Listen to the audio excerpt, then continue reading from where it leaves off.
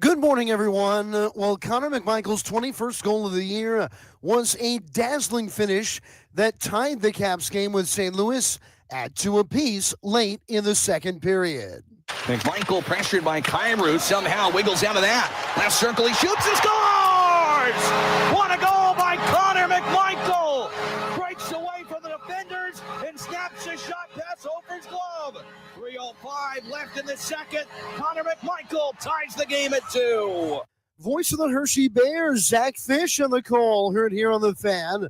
But things did go sour soon after. The Blues scored on the following two shifts, and the Capitals could not battle back in a 5-2 loss. The defeat is second straight in regulation for the Caps, who remain at home to host the Tampa Bay Lightning tomorrow afternoon, a 12:30 puck drop. You can listen to it here on The Fan. Nationals prospect Robert Hassel goes 3 for 3 in a 4-3 Nats spring loss to the Atlanta Braves. Now Washington back at it today. They'll take on Juan Soto and the New York Mets at 1-10. The NFL salary cap is official now. It's up $24 million this season from 2024, and incredibly nearly $100 million per team in just the past 4 seasons. In college hoops tonight, Mount St. Mary's is at Fairfield at 7, and winners of 5 straight, JMU will be at Texas State, tipping off at 8. From the Crump Metcalf 5-Star Sports Desk, this is Adam Pohl on The Fan.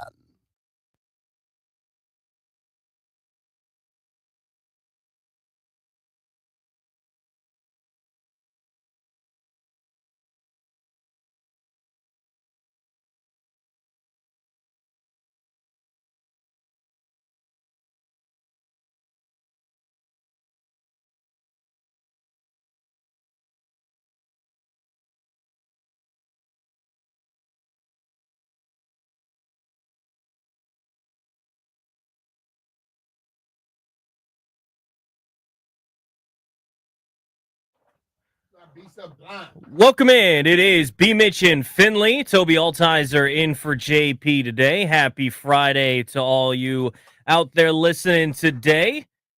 We'll check in with the chat early. We got Tay already in there saying morning fam, so appreciate Tay checking in. You can check us out always on the free Odyssey app and on our YouTube channel at 1067 The Fan. Toby Altizer alongside Brian Mitchell.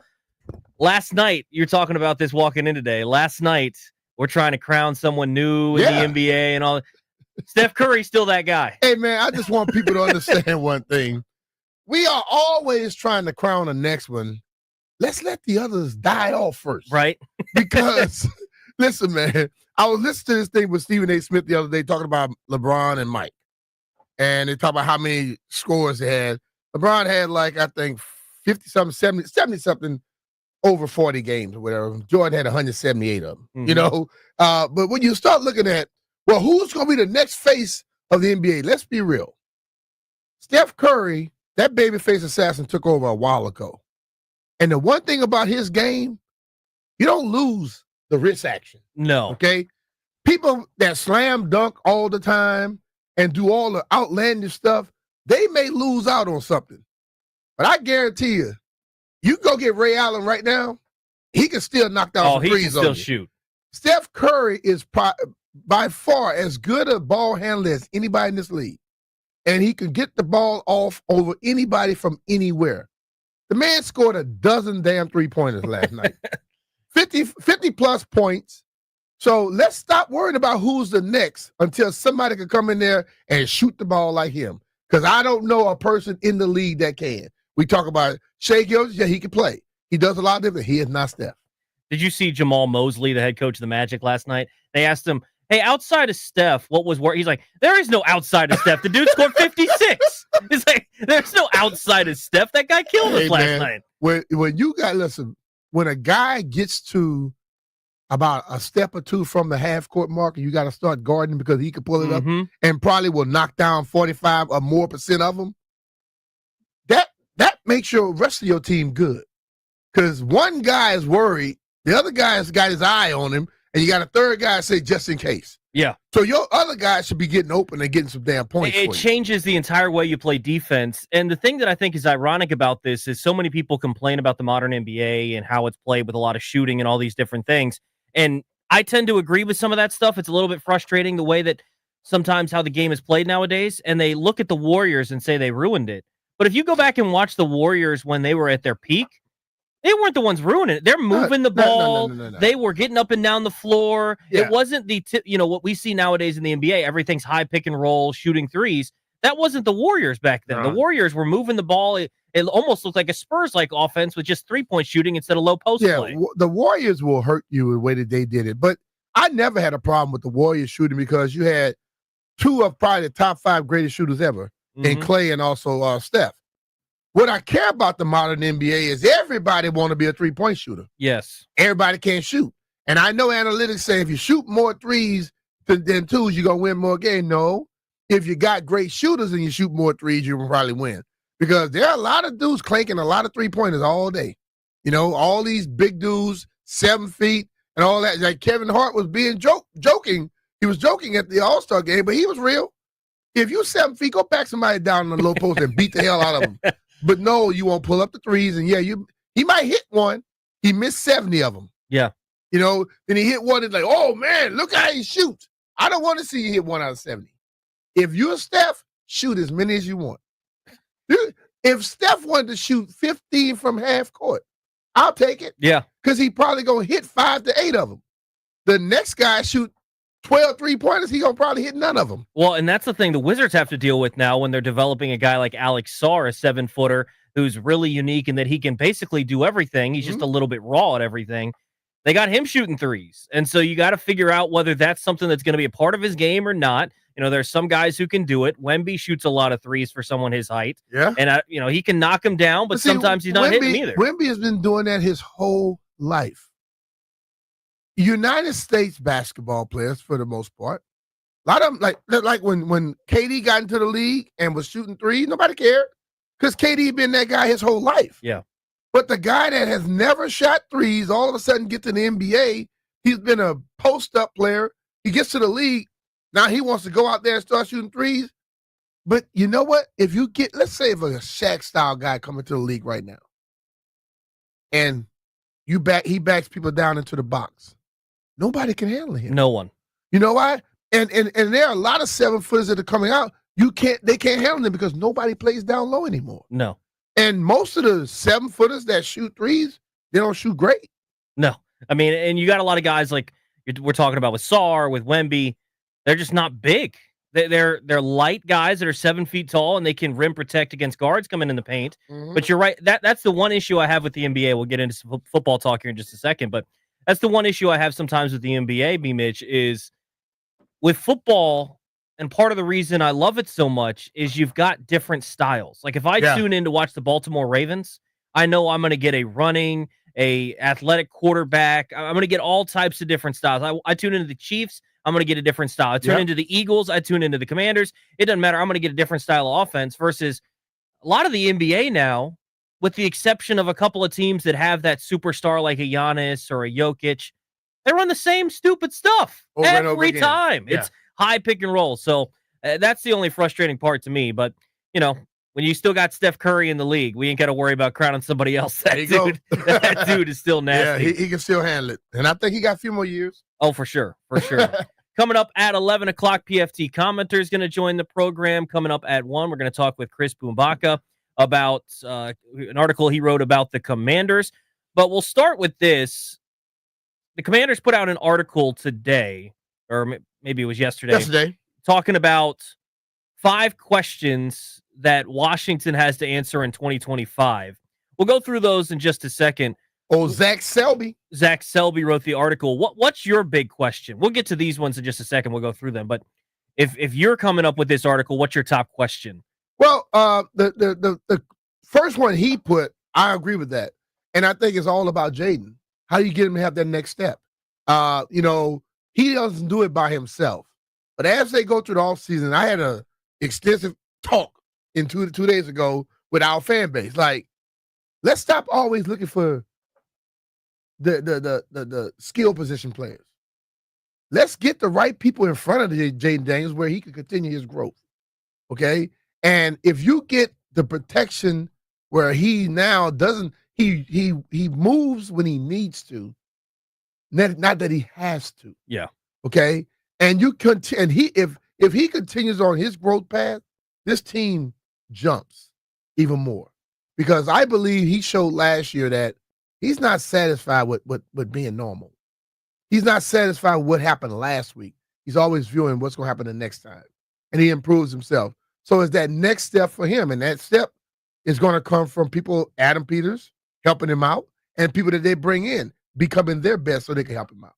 Yeah, I think my big question would be, how do you get some pass rush? What way are you going to do that? Next. Yeah, that's the next thing I was going to discuss. You know, those are up there, right? The offensive line, like you're talking about, I think really the line of scrimmage is the big question. And this, again, comes off the Super Bowl where you saw Philadelphia dominate on both sides. Hell yeah. Defensively, I just need to find a consistent pass rush. And I don't really care who it comes from. If it needs to be Johnny Newton and Deron Payne, if you're keeping John Allen, if you're going out and drafting a guy at pick number 29, if you're signing a big free agent, if you're trading for Myles Garrett, I don't really care what the answer is. I trust Adam Peters to figure it out, but you need to find a way that you can get some consistent pass rush. Yeah. A way that you can get after the quarterback without having to blitz all the time. Watching the Super Bowl, and I've discussed this many a times, everyone just talk about the edge rusher. You know who's the probably most disruptive people in football when they can rush real well? The interior guys. Aaron Donald rushed from the interior most times. Mm-hmm. He wasn't outside on the edge. Chris Jones rushed from the interior. Let's go back a little bit. The Minister of Defense, Reggie White. Yeah. He came from the interior because quarterbacks can slide up in the pocket if you come from the edges. And the offensive linemen are known to push you past. But in that Super Bowl, the big dude, Williams, every time Pat meant to step up, Williams had either was in his face or the offensive lineman that was blocking him was in his face. That's what Reggie did. That same thing Chris Jones does. That same thing that what was the man Aaron Donald. Saw him last night on talking to a little kid at the combine.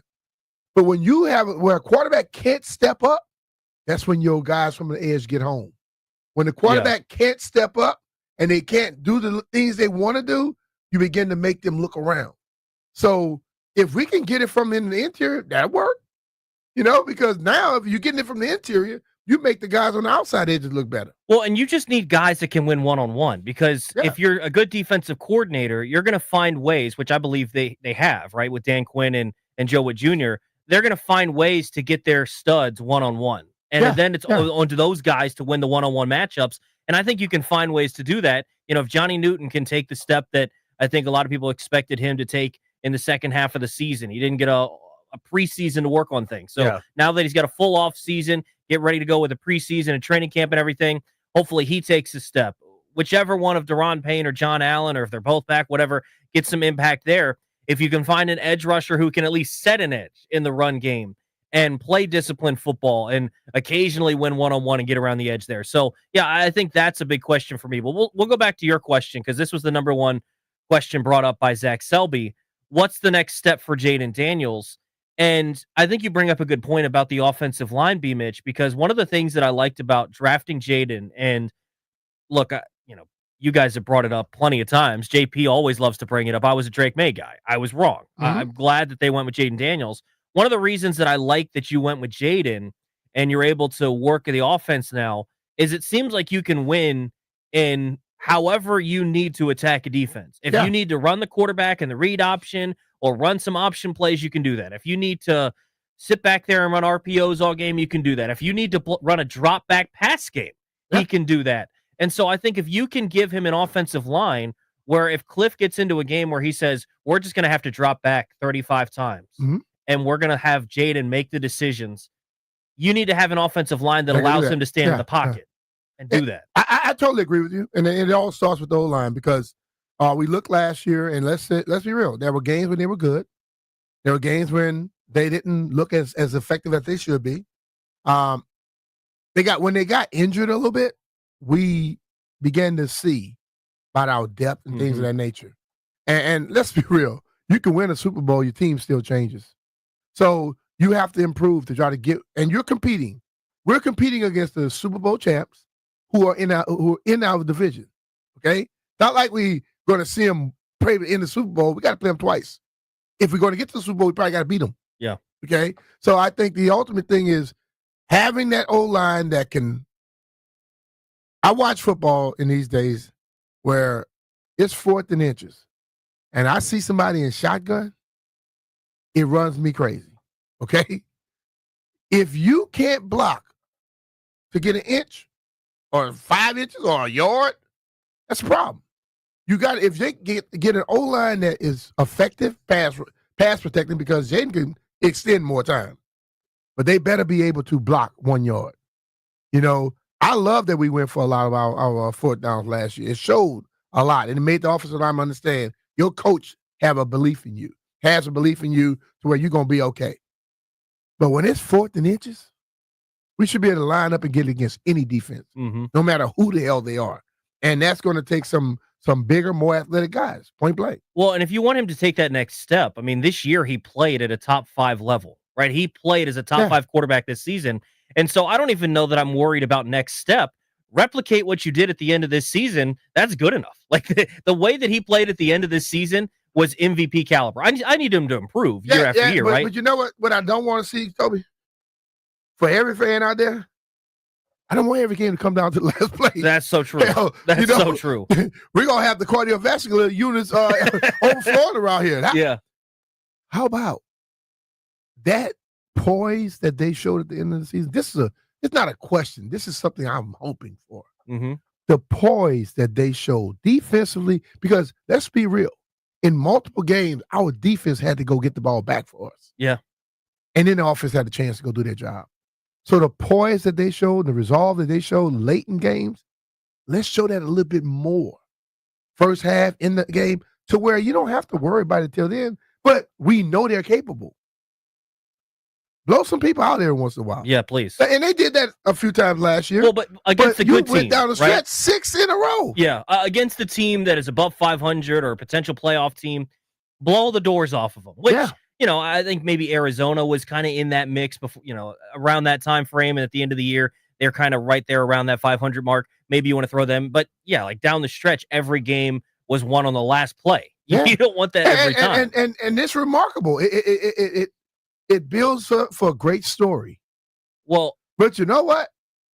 Sitting in the stadium, I wish I could have had a monitor on me to let me know about my heart rate and stuff. Oh, yeah. I guarantee it got up to 160, 170, and then it would calm back down, because you go through those emotional things, and I am so happy. I know he has that gene, that clutch gene. And he didn't have it by himself. He had guys making the right plays for him. But how about being able to tap into that for a longer period of time? Yeah. And if you tap into it for a longer period of time, you'll be amazed at what you can accomplish. Well, and this to me is how you can go from being a good team to a great team, is when you look at the top quarterbacks in this league. When it's Mahomes, you look at Josh Allen, you look at some of these guys, their teams help them out so that they don't have to pull their cape out and be Superman for all 60 minutes. Yeah. They need that for specific plays throughout the game. You never know when it's going to pop up, and Jaden has that ability. The problem is Jaden had to be Superman a little bit too much. And so you talk about improving the O-line. I think if you can improve the O-line to help him in pass pro, that's obviously huge. But if you can get a run game that actually works, that's part of the reason the second half was so hard last year in terms of the season, was because everything was on Jaden. The run game included was all on Jaden. And so if you can actually get a run game where they can turn around and hand it to Brian Robinson, and not every play is, hey, 5, go make a play, or whoever's going to be the running back, make it so that Jaden doesn't have to do everything. And I think you'll be able to replicate some of this stuff, because last year was tough when you get down the stretch. Cliff couldn't even look at the run call sheet. Like he was just looking at, all right, well, let's see how we can let Jaden do this and do this. And everything was Jaden. We talked about multiple things, and I think that all those things we discussed has one answer. Improvement on the offensive line. Improvement means it could be the same people becoming better or other people to make you better. But it's easy for everyone. Every time something happens, they point at the running back. That's the easiest thing in the world. But nothing happens without the O-line. I don't care. And let's be real. The most dependent, like, quarterback is a great position. They can't do nothing by themselves. But it starts with the O-line. So that improving that, to me, answers the first question for him. There are 5 offseason questions for Washington, according to commanders.com. The first one, what's the next step for Jaden Daniels? We'll get to the next 4. You're listening to B. Mitch and Finley on the Fan.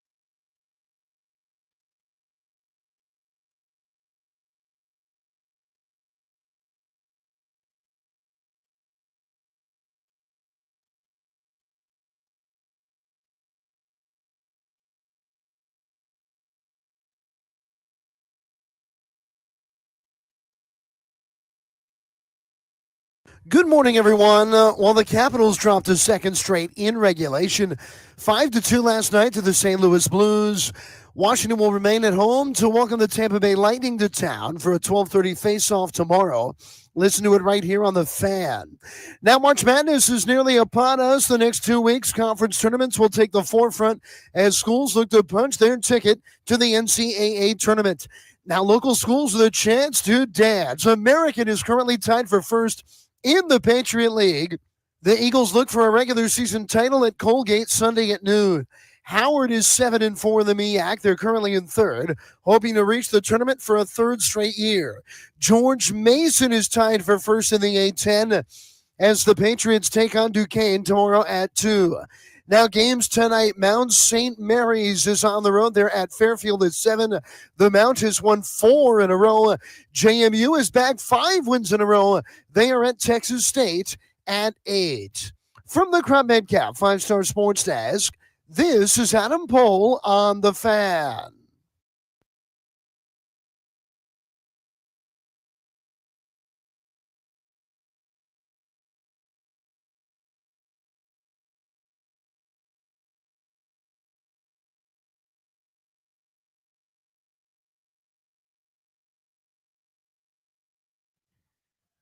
Welcome back. It is B. Mitch and Finley. Toby Altizer in for JP today. Easiest way to tell that is the song didn't play for about 3 minutes. So we're taking a look. Toby, you punching him in the stomach, huh? Hey, I mean, JP's got the day off, right? On a Friday, having a nice long weekend, so good for him. JP have days off all the time. It's true. It's true. Yeah, I work with him. I'm starting to realize, does he have motherfucking? Nah, I just save mine for extended periods of time. Well, if the day ends in Y, then JP's got a day off, right? Oh, yeah. Don't worry. I will catch up. 5 off-season questions for Washington to answer in 2025 from Zach Selby of Commanders.com. Number 1, we talked about that in the previous segment. What's the next step for Jaden Daniels? The next one he's got, what to do with the number 29 overall pick. And I think JP brought up a good point last week that I really agree with. When you look at pick number 29 versus where this team has been drafting in the top half of the draft the last couple of years, obviously last year we knew at number 2 they were going quarterback. But the last couple of years, you had a general idea of where they could go. This year, they could go almost any position outside of the quarterback position, and it would not be a shocker. It wouldn't be a shock, but as you and I just finished talking for an extended period of time, I think if you lean towards a big guy, it wouldn't be a problem. Yeah, I mean... they talk about how deep the D linemen are. Mm-hmm. You got some offensive linemen that could be sitting there, too. Hell, you got receivers that might be sitting there. So you could probably go either way, but I think you start off all of this with the big guys. When you hear Adam Peters talking about building from the draft, people make that whatever they want to be. There's a point in this league where you can go get some certain guys from teams that have not made that name yet. But if you build from the draft and you get the right guys, all of a sudden you start having that stable of guys that's hitting every year. And then you get that 4 or 5 year period going. Well, and I think things happen. A lot of people looked at, so last year, Adam Peters joined Grant and Danny, and he had said that they weren't going to go on a spending spree and that they were going to build through the draft and then supplement through free agency. And then people looked at him signing so many free agents last year and said he didn't stick to his word. And I think they're wrong. I think they still are trying to build. Look at the positions. How many people in their draft that they drafted last year played last year? Well, but look at the positions that they drafted. Yeah. The positions that command the most money in free agency are what? Offensive tackle, quarterback, corner, those sorts of positions. Those are the guys they drafted them. And so that's how you build.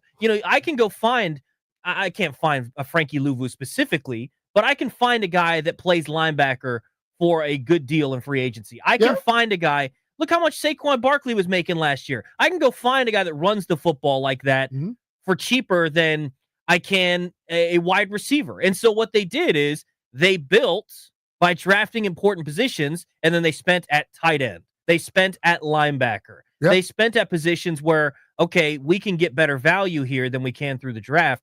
And so what they did is they did that. And this year, I think they could do the same thing where you try to build on that offensive line or D line, whichever one, like you said, that probably is the priority at 29. That's the priority position where Myles Garrett's going to cost you a lot. Even if you bring him in a trade, you have to pay him again, right? So that's going to cost you a lot of money. maybe the way to go there is you draft an edge rusher. I know a lot of people are looking at James Pierce kind of falling down the board. Ran a 4.47 at the combine yesterday out of Tennessee. Could someone like that be available? And I think that's the way that you address these things, and I think that's still going to be their philosophy going forward. But he's still built from the draft. Yeah. But I say it all the time. You're not going to have all young guys on your team. Not going to have all old guys on your team. You're trying to build a team, okay? And if you got 6 draft picks and you pick 6 people and 5 of them make it, that's building from the draft. But you're going to have to spend money. Yeah. People, like I remember when I went up to Philly, I forgot his name, the general manager will always brag every year about how much they were under the cap. And so they asked me that question. I said, well, maybe if he wasn't so far under the cap, maybe we would have won the Super Bowl instead of just being a contender for it. It's true. And then after Joe Banner, that's him, after he stopped being there and then they got the guy there now, they won Super Bowls. You know why? Because they wasn't that far under the cap.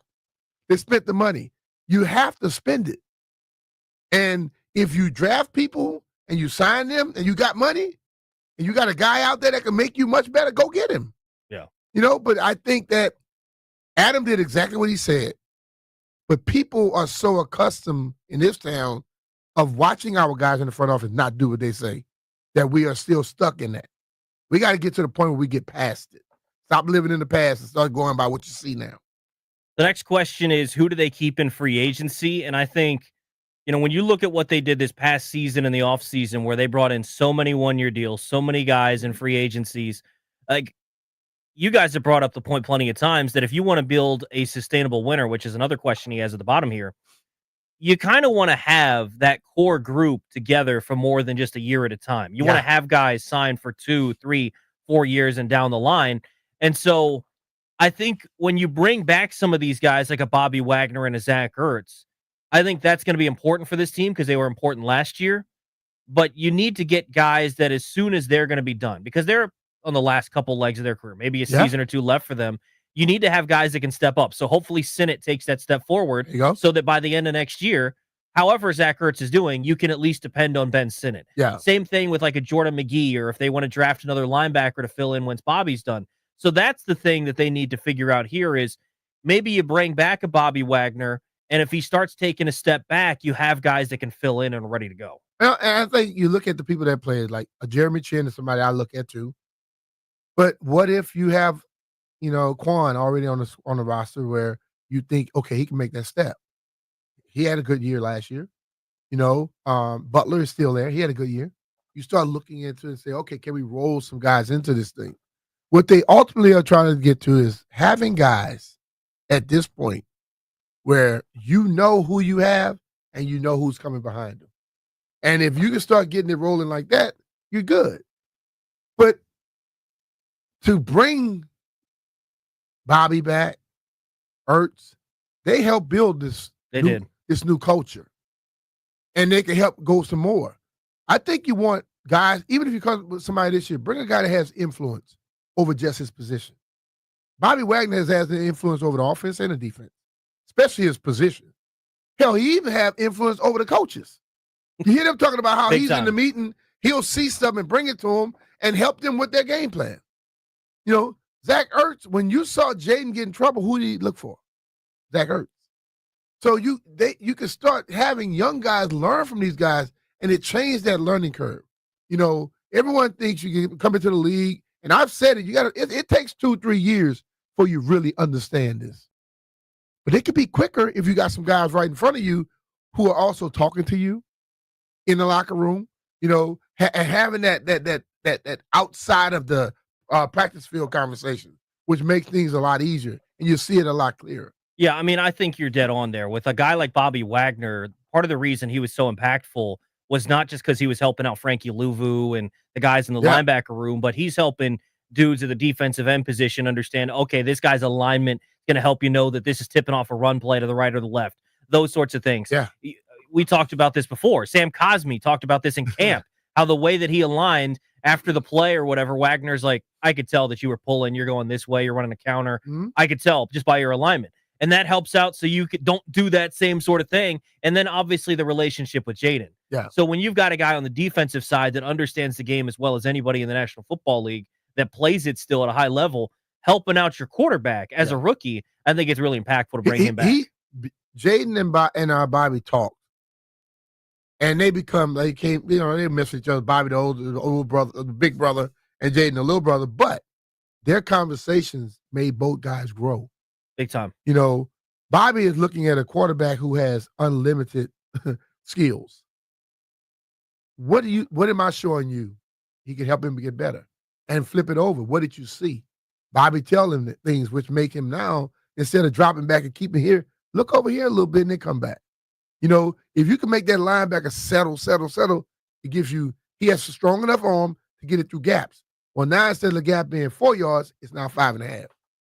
Yeah, well, and I mean, if you can get the mind games right for Jaden, which he, I think, started to get in the second half of the year, I mean, just imagine that, being able to play the nuanced drop-back passing game where I'm looking the safety off, I'm moving guys with my eyes, and on top of that, if nothing's there, I can take off and run for 70. Like, that's just the element that, some of these all-time great quarterbacks, they master the quarterback position and were able to do a lot of different things, but they didn't have that cheat code. Where I go back to the play in the divisional round against the Lions, and Tom Brady's on the call, and it almost sounded like Brady was a little bit jealous of Jaden, where he goes, they got a corner blitz off the left.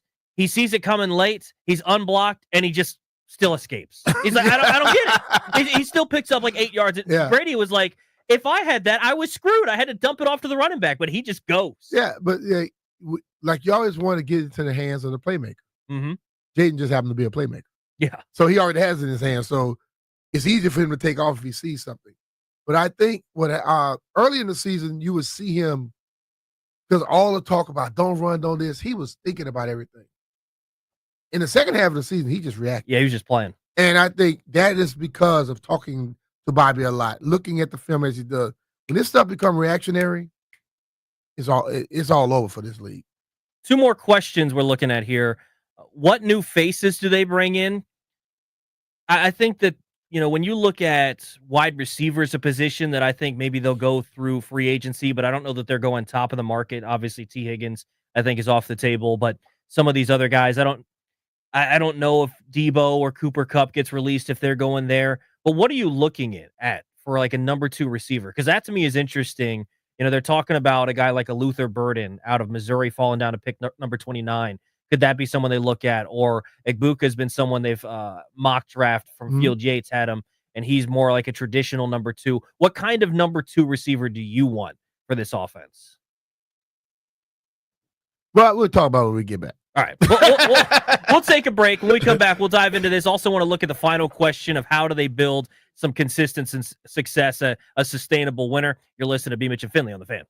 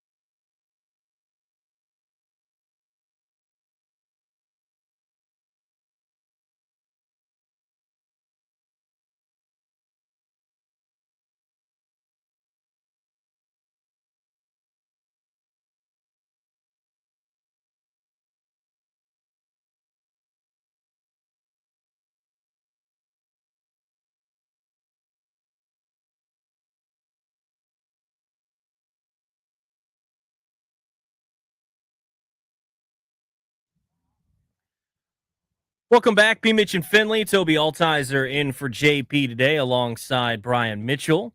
Taking a look at an article on commanders.com, 5 off-season questions that this team needs to answer in 2025. We'll get back to what we were hitting on before the break. What are some new faces they're going to bring in? One position that I think they're going to address this offseason is the wide receiver position, whether it's through free agency or the draft.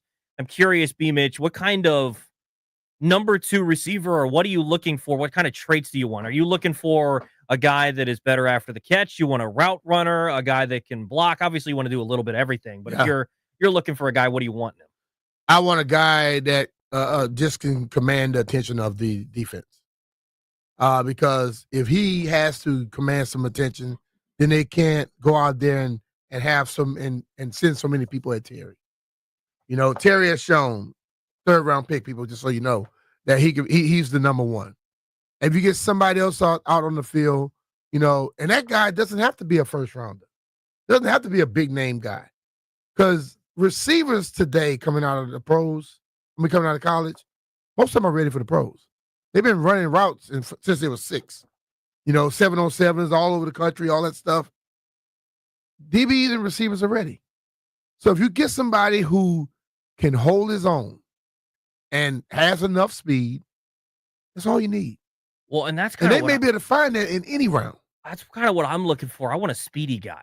Yeah. I want someone who Terry's really good down the field, but I don't want him to have to be the only deep threat. Because if they wanted to go deep, Diami did it in the playoffs. Yep. But outside of that, before you got into the playoffs, it was really almost exclusively Terry going down the field. If you can get another guy to allow Terry to do a little bit of everything, where if you want to go deep, you still can with Terry, but you can also use him on just the entire route tree, which I think he has. I think that would be really nice to have as well. Mm-hmm. Looking at the final question, how do they produce consistent success? And honestly, this one might be the number 1 question I have this offseason. I think it would kind of dictate everything I'm doing. You know, you talk about Jaden and how he improves, what they're going to do at 29, all those things. This, to me, works all into this final question, is how do they produce that consistent success? Now that you've figured out the quarterback position, you feel good there. You're going to feel good there for the next decade. That is the number 1 thing that they need to answer. That's the number 1 question they need to answer right there. 100%. So now how do you build around that? How do you make sure that he's protected? How do you make sure that he has the appropriate weapons? How do you make sure that he has a defense? So how do you build that so that they can be a consistent winner? And I think looking off of this, B. Mitch, that's why I think this offseason is pivotal, and some of these moves that we've thrown around, I don't know if they're prudent this offseason. When you look at going after a guy like a Myles Garrett, you want to build up the entire roster, and then you go after some luxury guys like a Myles Garrett. Not to say that it wouldn't be worth it if you traded 2 first-rounders, but for a team that has more holes than, say, a Philadelphia Eagles, obviously just won the Super Bowl, but they're rumored, if they gave up 2 first-round picks, that won't hurt them in the long term as much as it might hurt Washington, even though you get a big-time impact player like Myles Garrett. Looking at the draft and how they drafted last year, if they can continue to draft it like that, a Myles Garrett right now makes your defense much better. They have to double him, and he could be doubles. So I understand, but this team here has to be improved on both sides. Mm-hmm. But it's more prudent for the defense to be more improved. The offense showed last year what they were capable of with limitations. The defense didn't show what they were capable of. I think that the way you keep it consistently going is you got your quarterback already, and you have to have the right type of people coming in. People can start getting a mindset of, well, we don't just go after this guy, that guy, and then you got all these different mindsets on your team, and your team be screwed up. Because what's going to happen, the other teams are not going to stay the same. Your competition is going to get tougher. Because like we look at the schedule this year compared to what it was last year. So you have to improve yourself as a team. So instead of sitting here and being happy with certain things, where were we weakest last year? How can we bring that up some? And where were we weakest? Pass rush. Yeah, big time. That has to improve at some level. Then where are we strong? Is it a way to strengthen that without having to give up so much? Because we know our signal caller is the key to all of that. Mm-hmm. So if you could probably get a draft pick or a guy that may not be the top name, bring them in so you improve both sides, because it's not about just one side being better than the other. It's about improving your team as a Sure. whole. And I think once they do that, then they can compete with anybody. Well, and I think one of the hard things that I think a lot of fans are looking at is they want to go all in for this season, which is understandable. You were Yeah. just in the NFC Championship, but I think you also have to understand the long approach where this is something where Jaden's under contract for a rookie deal for 4 more years. Yeah. 3 of them really cheap, a good bargain. That 4th year is going to be a little bit more, but still a bargain compared to what other quarterbacks are making. So I don't know that you want to go too crazy in that first year when you've got a lot of the roster to still build up because of the fact that your draft classes before you got here Yeah. are basically non-existent. Like that, That's the draft true. classes are gone. So, you go through the roster and you go position by position, with the exception of quarterback, you almost feel like, okay, we could upgrade here, we could upgrade here. And you look at some of the other teams that are perennial playoff teams in the conference championships doing those sorts of things. They don't necessarily feel like that. There's only a few positions. And so, not to say it would be wrong to go after Myles Garrett, but when you consider that they need to upgrade so many spots, maybe that's a next offseason thing versus this offseason. But Well, when you look at it and Myles Garrett's available, see, the thing of it is, getting to Myles Garrett is not necessarily going all in. That's answering a question that you definitely need sure. to answer. And then when we look at this thing, you want to make sure. I think if you go all in, still it doesn't guarantee a Super Bowl No, win. absolutely not. So you improve the places where you're weakest at. And if you had to say offensive defense, you would think if offensive line, defensive line, which was the worst? Yeah, I mean, honestly, if you told me they were going to spend all of their resources on defense this year, I wouldn't be mad. Yeah, because you're looking at there is what $80-something million Mm-hmm. Somewhere around there. in Yeah. salary cap space. You still, if you go get a Miles, the way it'll be worked out, you probably still have 60, 70 left, and you can still address a lot of issues. I really think that they have to try and improve in increments, but protecting a quarterback and getting after a quarterback are probably the 2 most important things other than the actual quarterback. Yeah. And they have the quarterback, and we didn't get after a lot of quarterbacks. We had some individual guys did some things along the way, but if Myles Garrett step on the field, his defensive coordinator knows they're gonna have 2 people watching him. He's gonna probably beat them most times too. How can I attack him from another angle? Without somebody like that on the field, you don't know what you're gonna get. Yeah, and I think when you look at it, you're talking about building that sustained winner, whether it's going after Garrett or someone else. Building through the trenches, Philadelphia showed you. Building through the trenches is huge. So I think that's got to be the big-time focus this offseason, regardless of what you want to look at with the skill position guys. You want to look in the defensive backfield. Those need to be improved, but you need to build through the trenches so that you can have that sustained winner. I agree with that. B. Mitch and Finley on the fan. Toby Altizer in for JP today. Coming up next, we'll talk with PFT Commenter. Keep it tuned right here to the fan.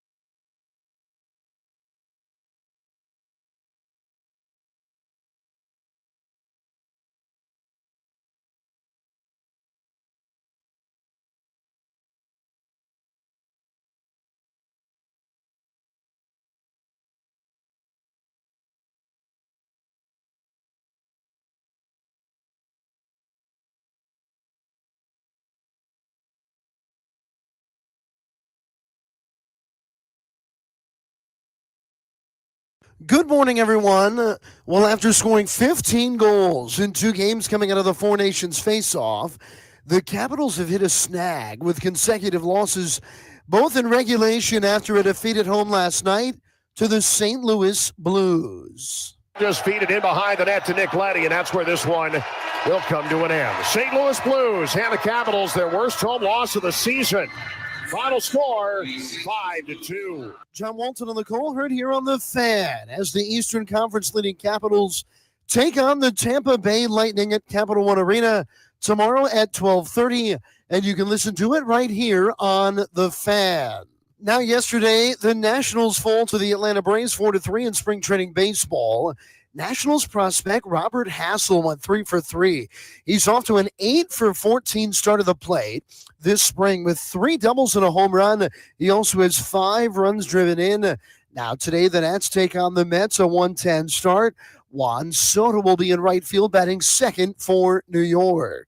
And the NFL salary cap is swelling by $24 million in 2025. Incredibly, the cap has gone up close to $100 million in the last 4 years alone. The Commanders enter the offseason with the third most cap space in the National Football League. And the free agent tampering period is less than 2 weeks away. From the Crop Medcap 5-Star Sports Desk, this is Adam Pohl on The Fan.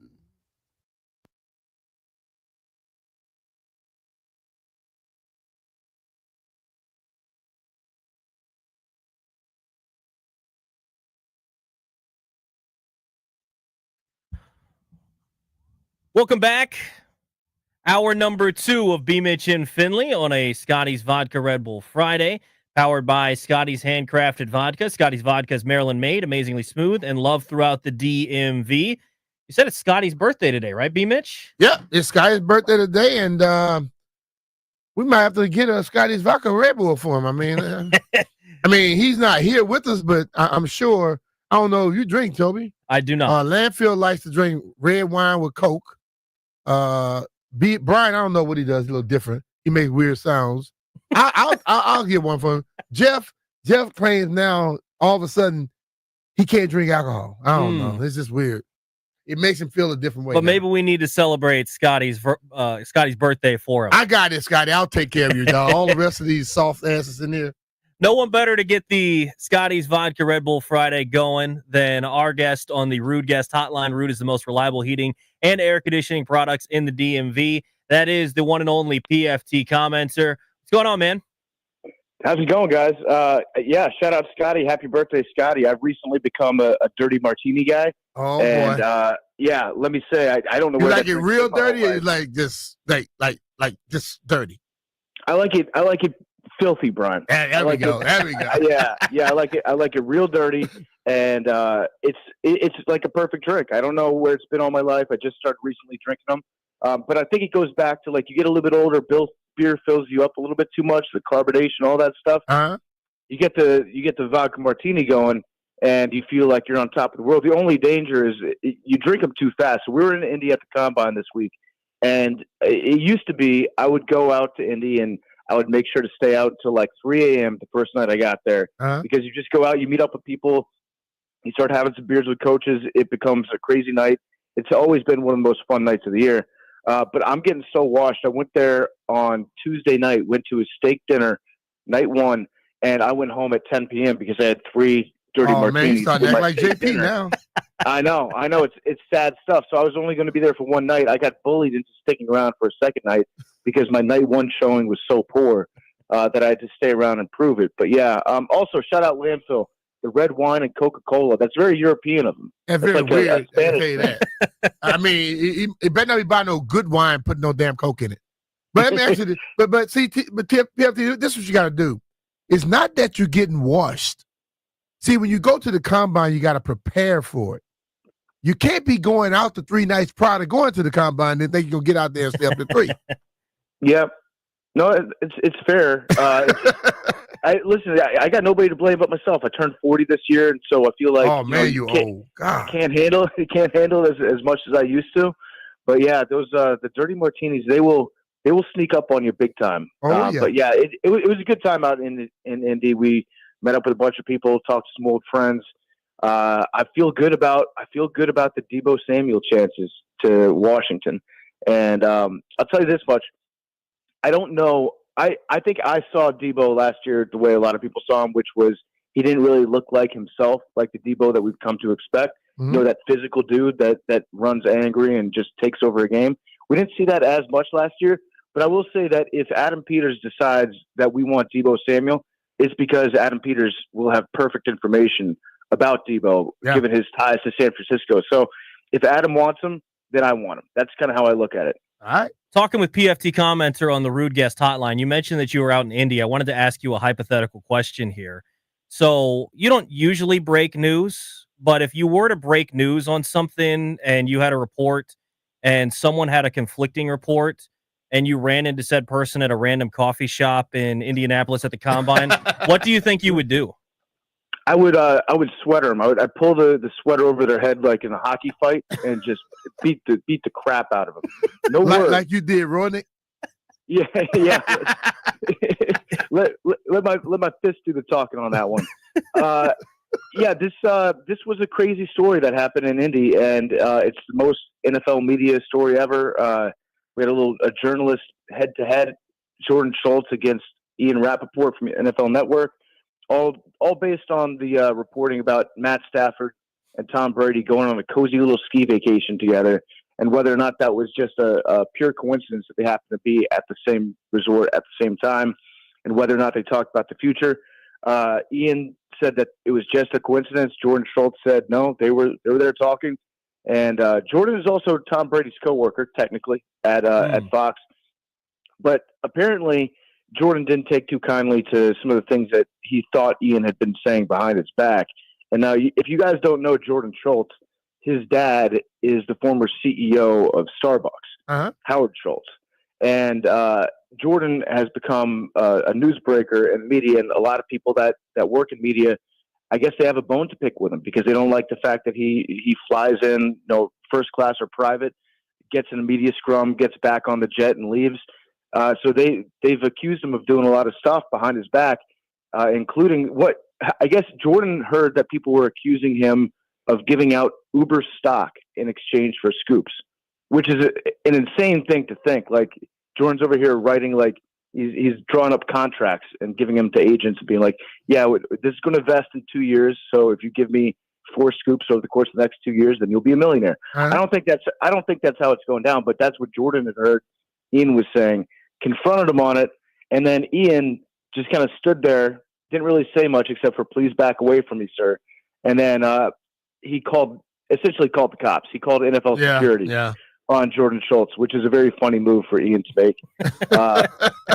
I personally, if I were Ian Rappaport in that situation, I would have said and done anything that I possibly could to get punched in the face by this guy.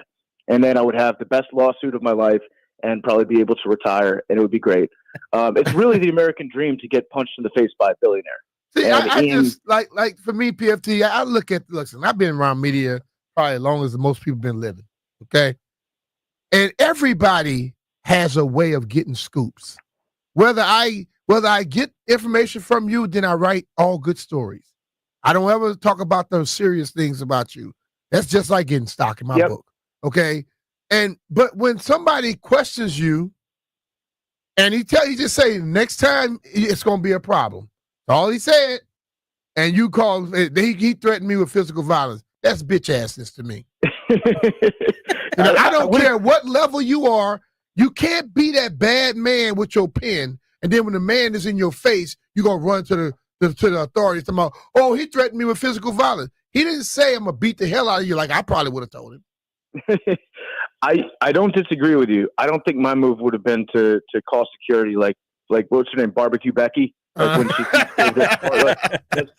I would not have taken that route. I would have simply tried to get punched in the face. But yeah, everybody's got their own way that they get scoops. Yeah. Some people do it because they will give favorable coverage. Some people will do it because they will inflate the numbers in a contract. If you've gotten a scoop before, you've done something for somebody. Everybody does it, but they get mad when somebody else seems to be getting the better scoops than they're getting. I get scoops because I got a great ass, and sometimes they look at that and they're like, "Yeah, let me give PFT a call, give him this tickle here." my Lord. He's got that thump that just won't quit. Oh, Lord. Talking with PFT Commenter on the help, Rude dude. Guest You need help. Hotline. Hey, so I saw that you guys had Ben Johnson on your podcast.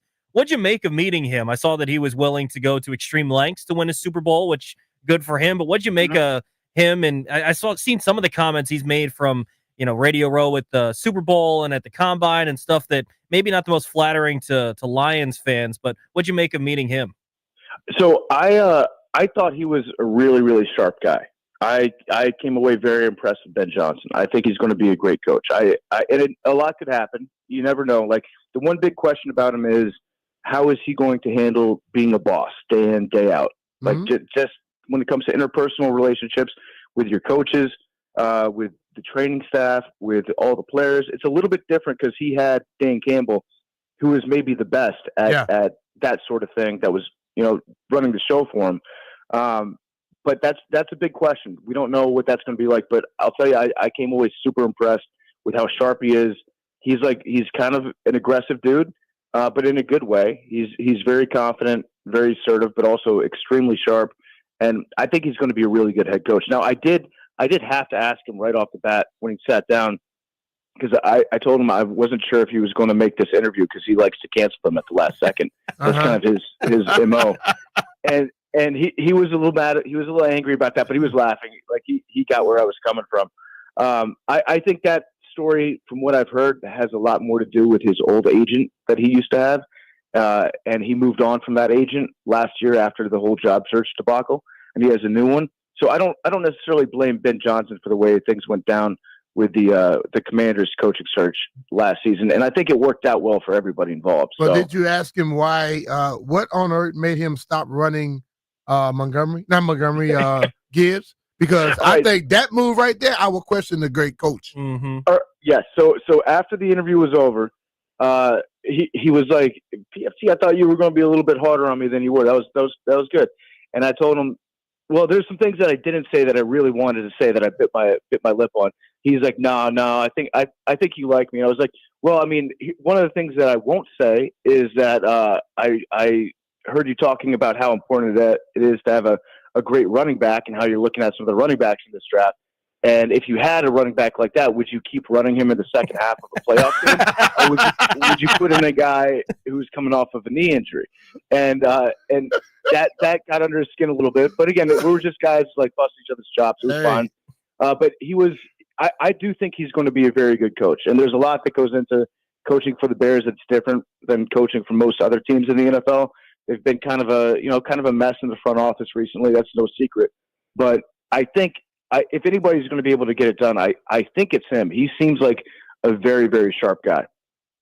So looking at I saw you also tweeted about OV and the goal chase and everything going on with him. How closely are you following the Caps run right now? And when do you think he breaks that record? You think it's this season, or are you going to try to be in the building if that's the case?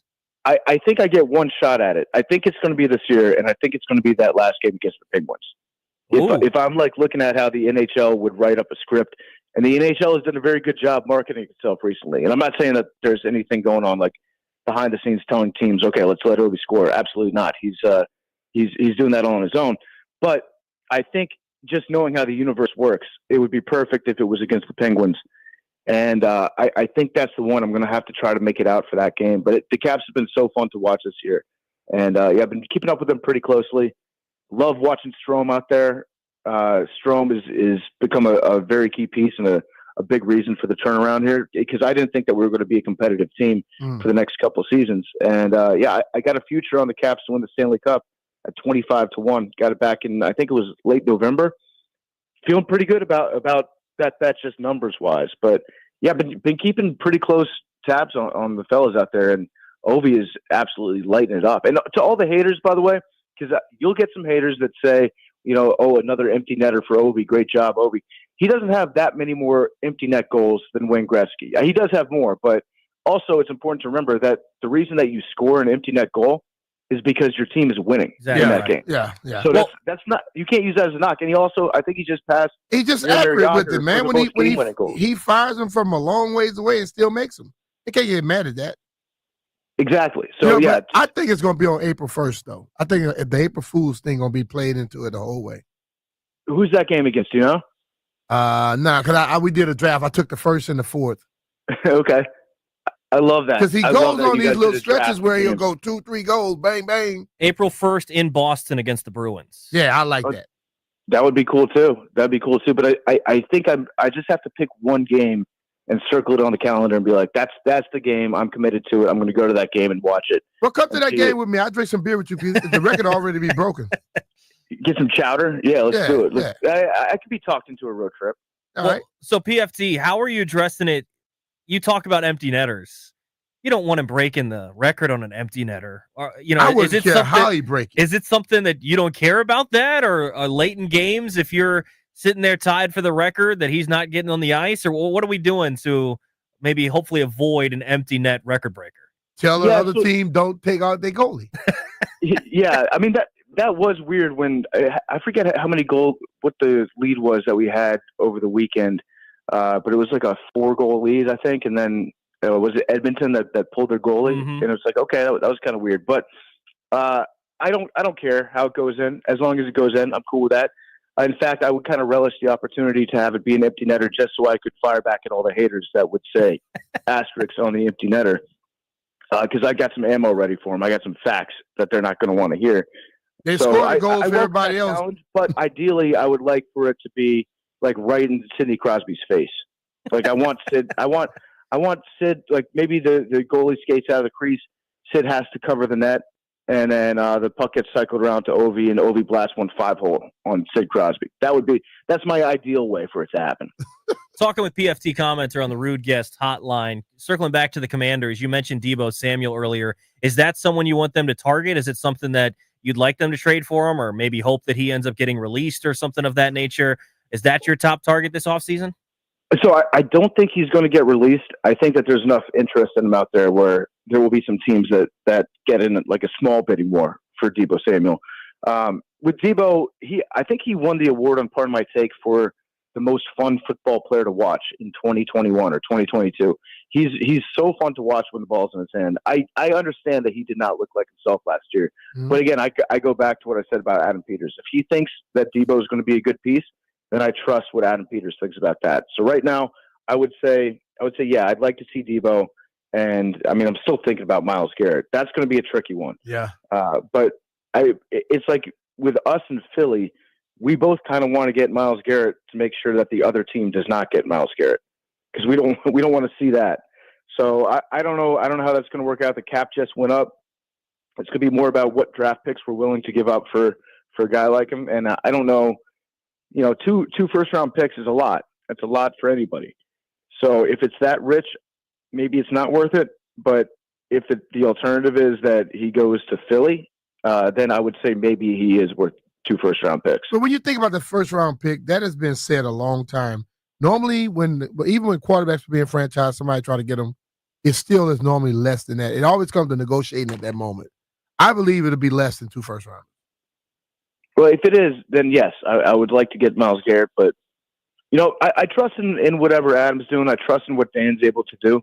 On the NFLPA report card, I think Dan Quinn had 100% approval rating, which is crazy. Yeah. And also, shout out the Commanders. We got an F- last year for treatment of families.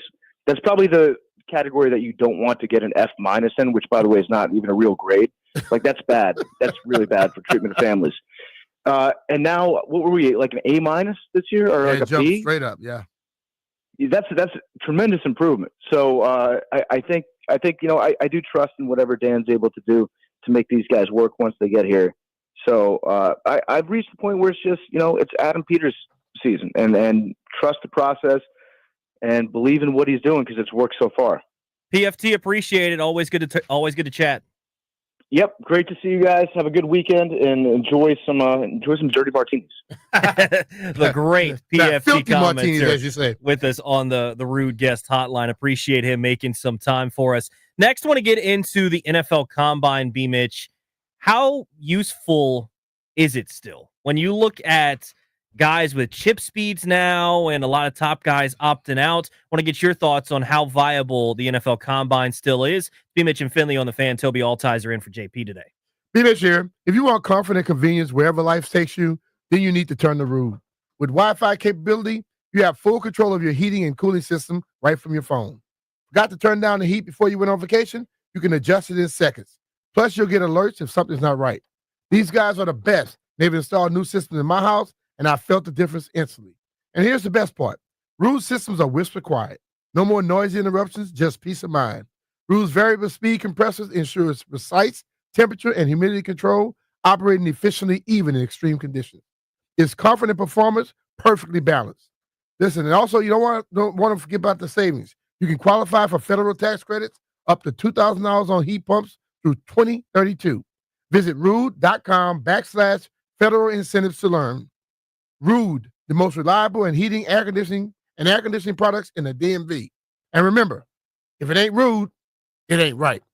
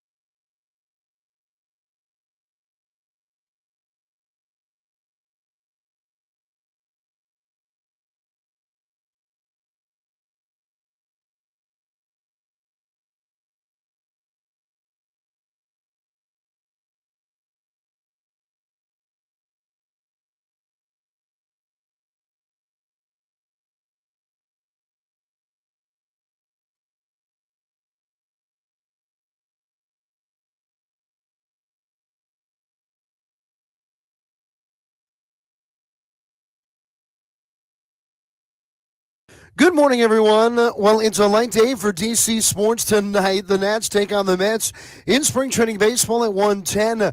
Juan Soto and Wright hitting second for New York. Local college hoops. The Mount is at Fairfield tonight at 7. JMU's at Texas State at 8. Tomorrow, though, it's going to be a busy one. The Cavs, now they fell last night to the Blues 5-2. Washington hosts the Lightning at 12:30. Listen here on the Fan. It's a noon tip for Syracuse at Virginia Tech tomorrow on Bloomberg 99.1 FM. And the Terps look to get beyond their Wednesday loss to Michigan State. They're at Penn State tomorrow at noon on the Team 980. Now tomorrow night, the Wizards are at Charlotte for a 6 o'clock tip on the Team 980. Georgetown welcomes Marquette to Capital One Arena for an 8 o'clock start right here on the Fan. And the MLS season underway. DC United is at Chicago for an 8:30 kickoff. From the Crop Metcalf 5-Star Sports Desk, this is Adam Pohl on the Fan.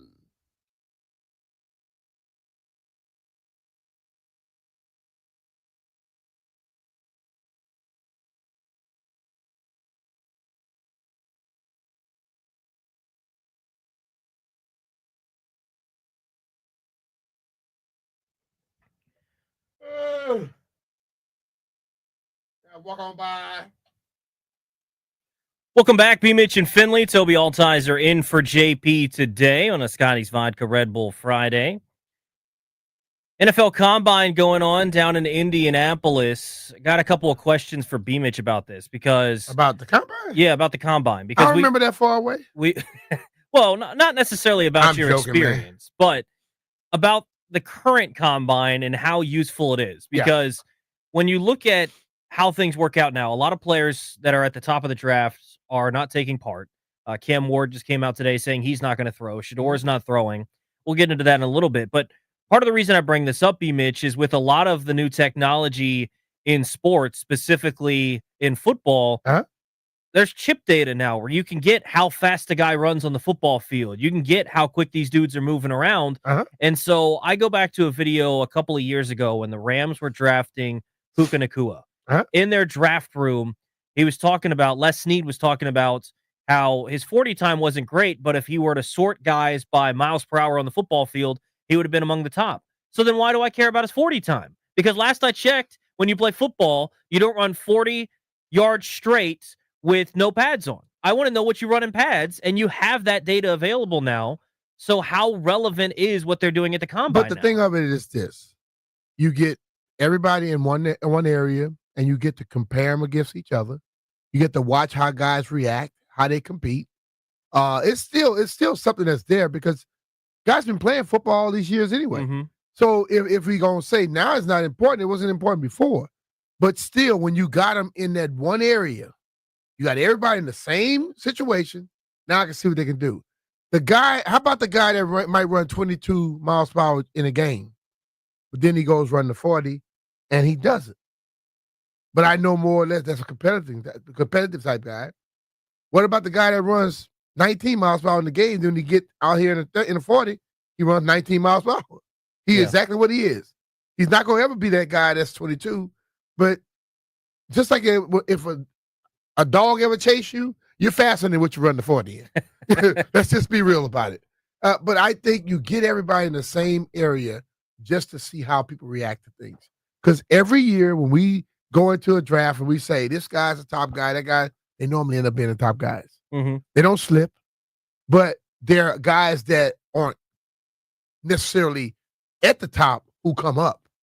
So it's still there for the people that did not play on TV all the time, did not come from the bigger school. Those guys can open eyes. Well, and I think that's where it's big, obviously, for guys that are going to get drafted outside, say, the top 25, somewhere around there. You know, some guys can maybe raise their stock a little bit and get into the back end of the first round. I think it's still big for them. But for some of these top guys, you have any issue with them not taking part, like a Cam Ward or Shador? I don't have an issue because in 1990, they weren't taking part. They went to the draft. They did the interviews. They went through all the testings. And then when they had their pro day, they did the work. Like, I didn't do a lot of the stuff at the Combine when I went. But on the pro day, I did everything under the sun. You know, hell, they had me doing running back stuff, receiver stuff, defensive back stuff, catching punts and kicks. You know, hell, I wish I had done all the stuff at the Combine because I damn near died in some of these pro days, you know. Then when I went to travel to the New Orleans Saints, hell, you would have thought I was 10 people.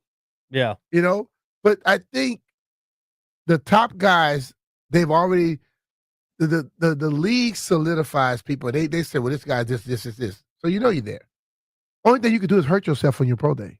Because the pro day is all controlled by who? You.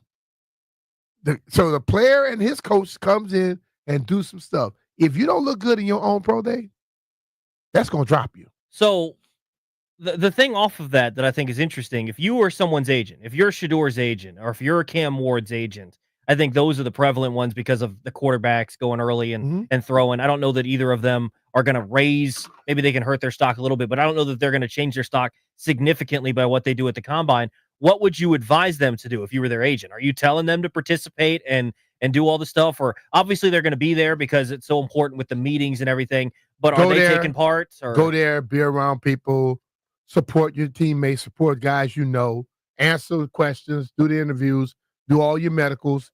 We're going to do this. We're going to work out for the pro day. Because the pro day is more controlled by you. Mm-hmm. See, if you go to the combine, they're going to more or less put you in a situation where they know you're not good at. At your pro day, you could do everything you're good at.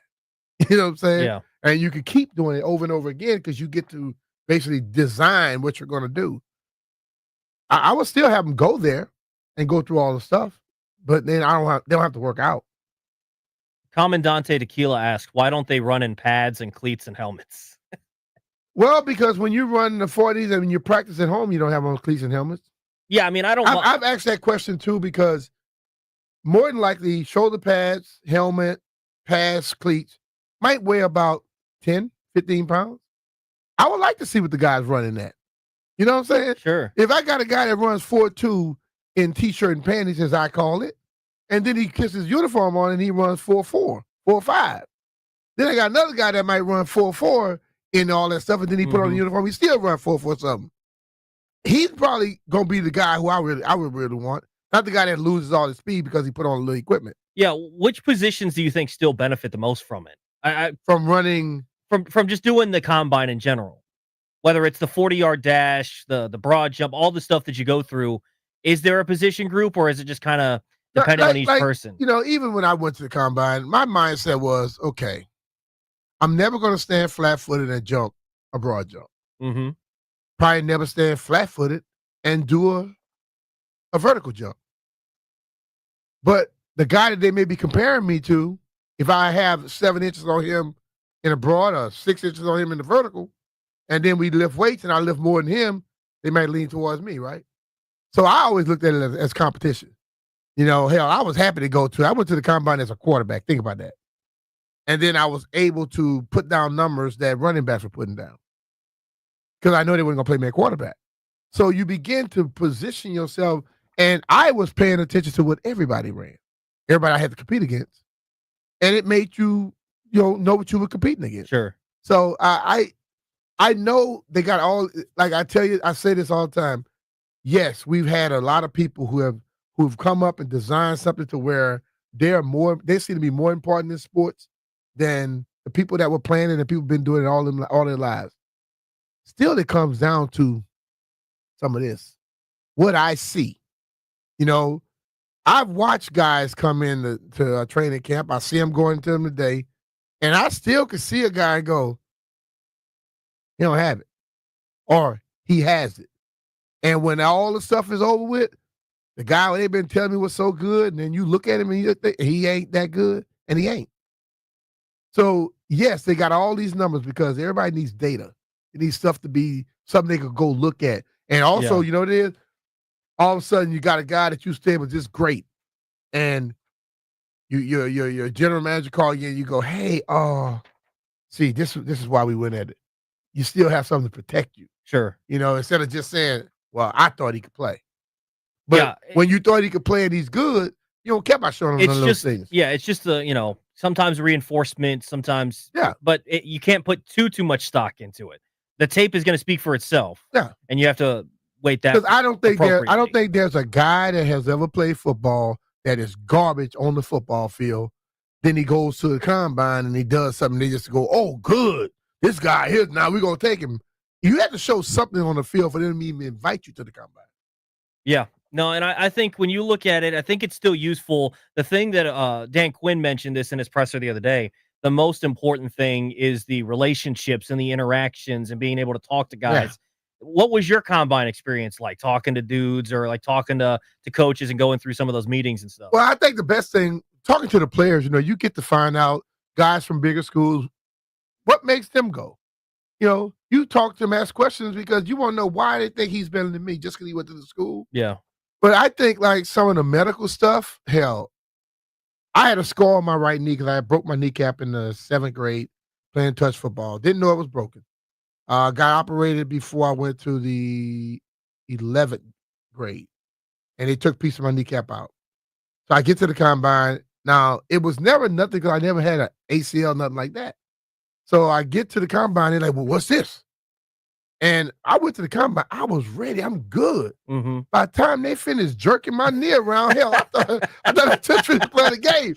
The next day we got to run the 40. I am sore as hell. You know what I mean? So that part scared me, but everything else to me was just like, cool. I'm here with all these dudes. It was that type of thing where I've always been a competitor. So I was basically sizing dudes up. My guy was Tony Rice, quarterback from Notre Dame. Whatever you do, I'm going to be right next to you. He couldn't throw the football. I was way better than that. He ran a 4.7 something. I was faster than him. I killed him in the shuttle drills. He had about a little bit more of me on the vertical, and I killed him in everything else. So I feel I had a successful combine. Yeah. Neil O'Donnell was the big dude. He was supposed to be a big dude quarterback. Every time Tony Moss got up from LSU, Neil, let B. Miss throw to me. Because Neil couldn't put it where I could put it. So that made me feel good that another receiver wanted me over this dude that's supposed to be the guy. So, that's fun. That's Brian Mitchell. I'm Toby Altizer. Coming up next, we'll figure out what Brian Mitchell ran in the 40, and we'll get you those numbers. Jeff Walker will give them to you next. 416.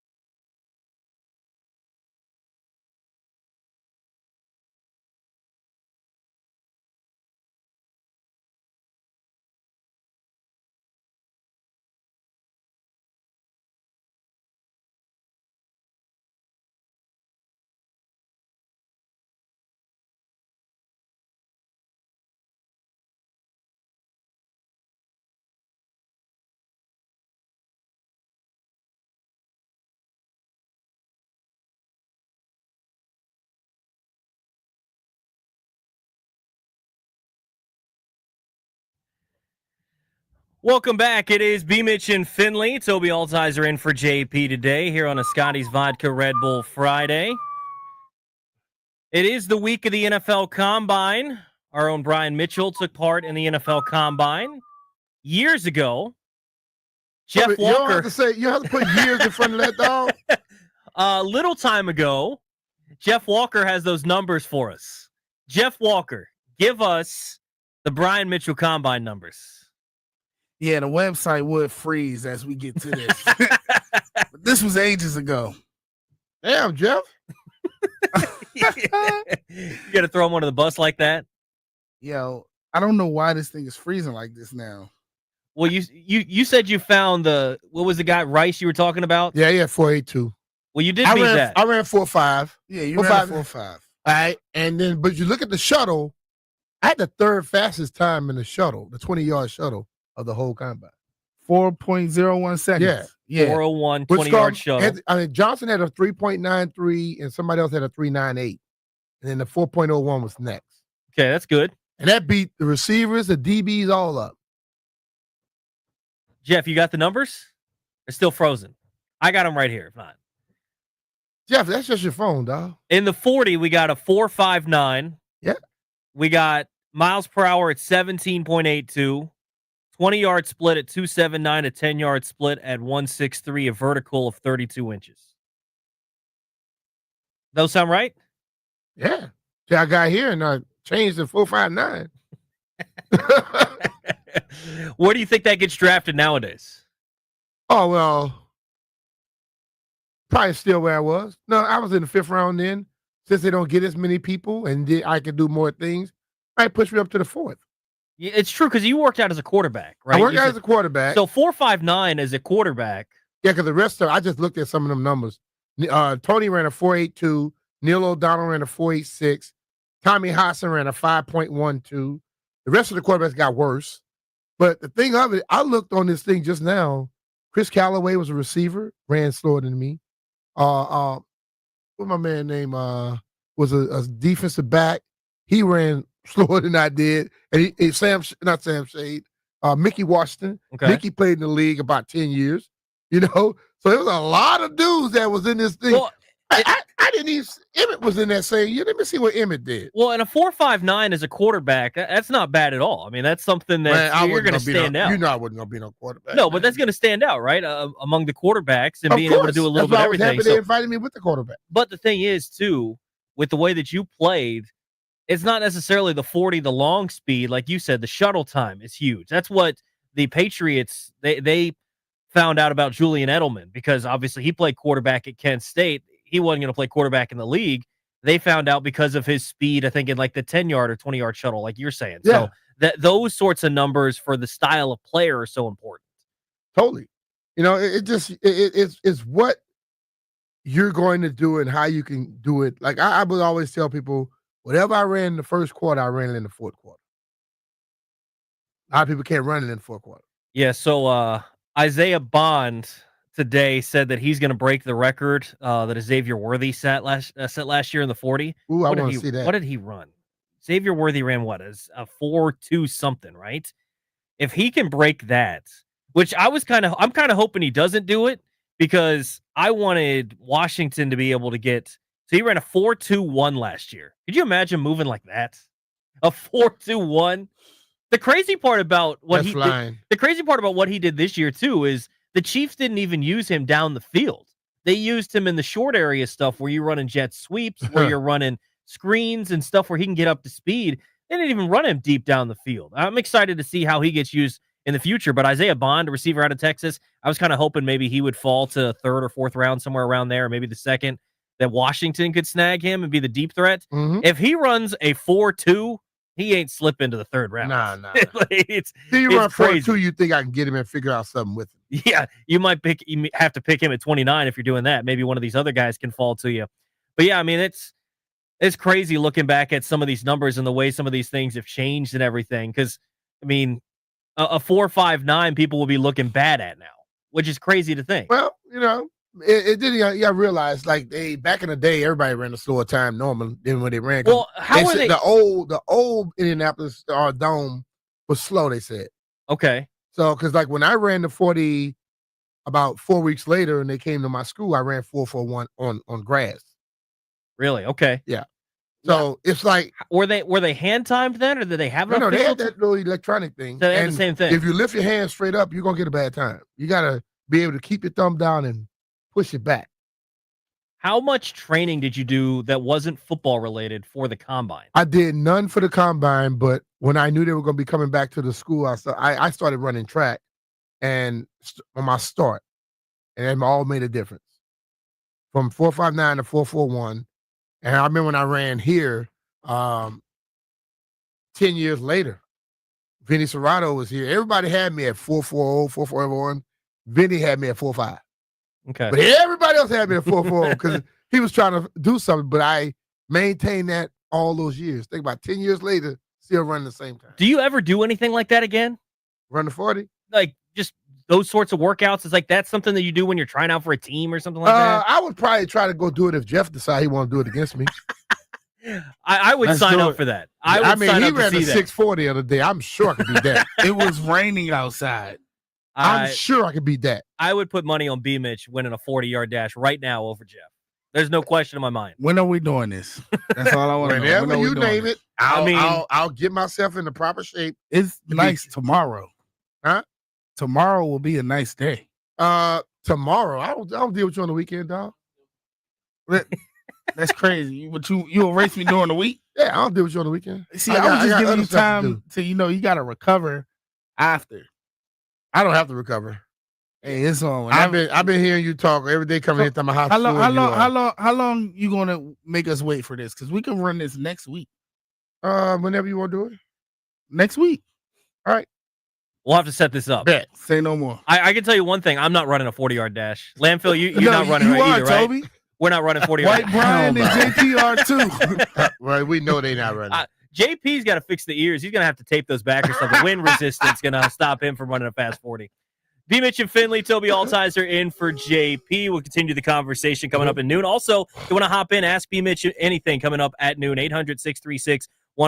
You want to hop in on the MGM National Harbor listener lines. Get your questions ready. Ask B. Mitch anything comes up next here on The Fan.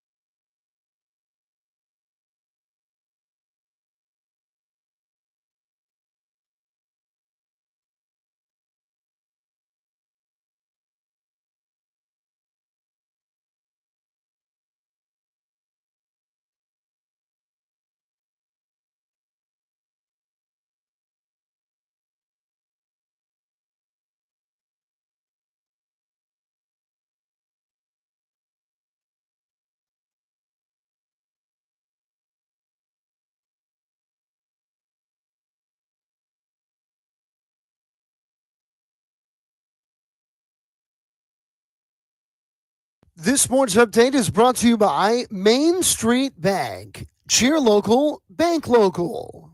Well, it is a light day on the docket today all around DC sports, but tomorrow will be a busy one. Tomorrow at noon, Maryland looks to get beyond the half-court heave at the buzzer that beat them against Michigan State. As they're back on the court, they'll be at Penn State tomorrow at noon.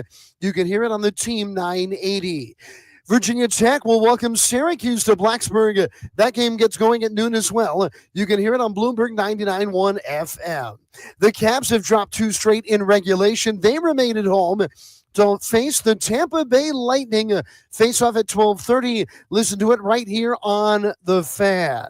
Now tomorrow night, the Washington Wizards are going to be in Charlotte taking on the Hornets. Tip time at 6 on the Team 980.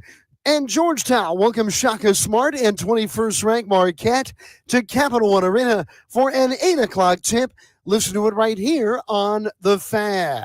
Main Street Bank is a business-focused community bank proudly serving the DMV since 2004. Visit mstreetbank.com to learn how to put our team in your office. Main Street Bank, member FDIC, equal housing opportunity lender. From the Crump Metcalf 5-Star Sports Desk, this is Adam Pohl on The Fan.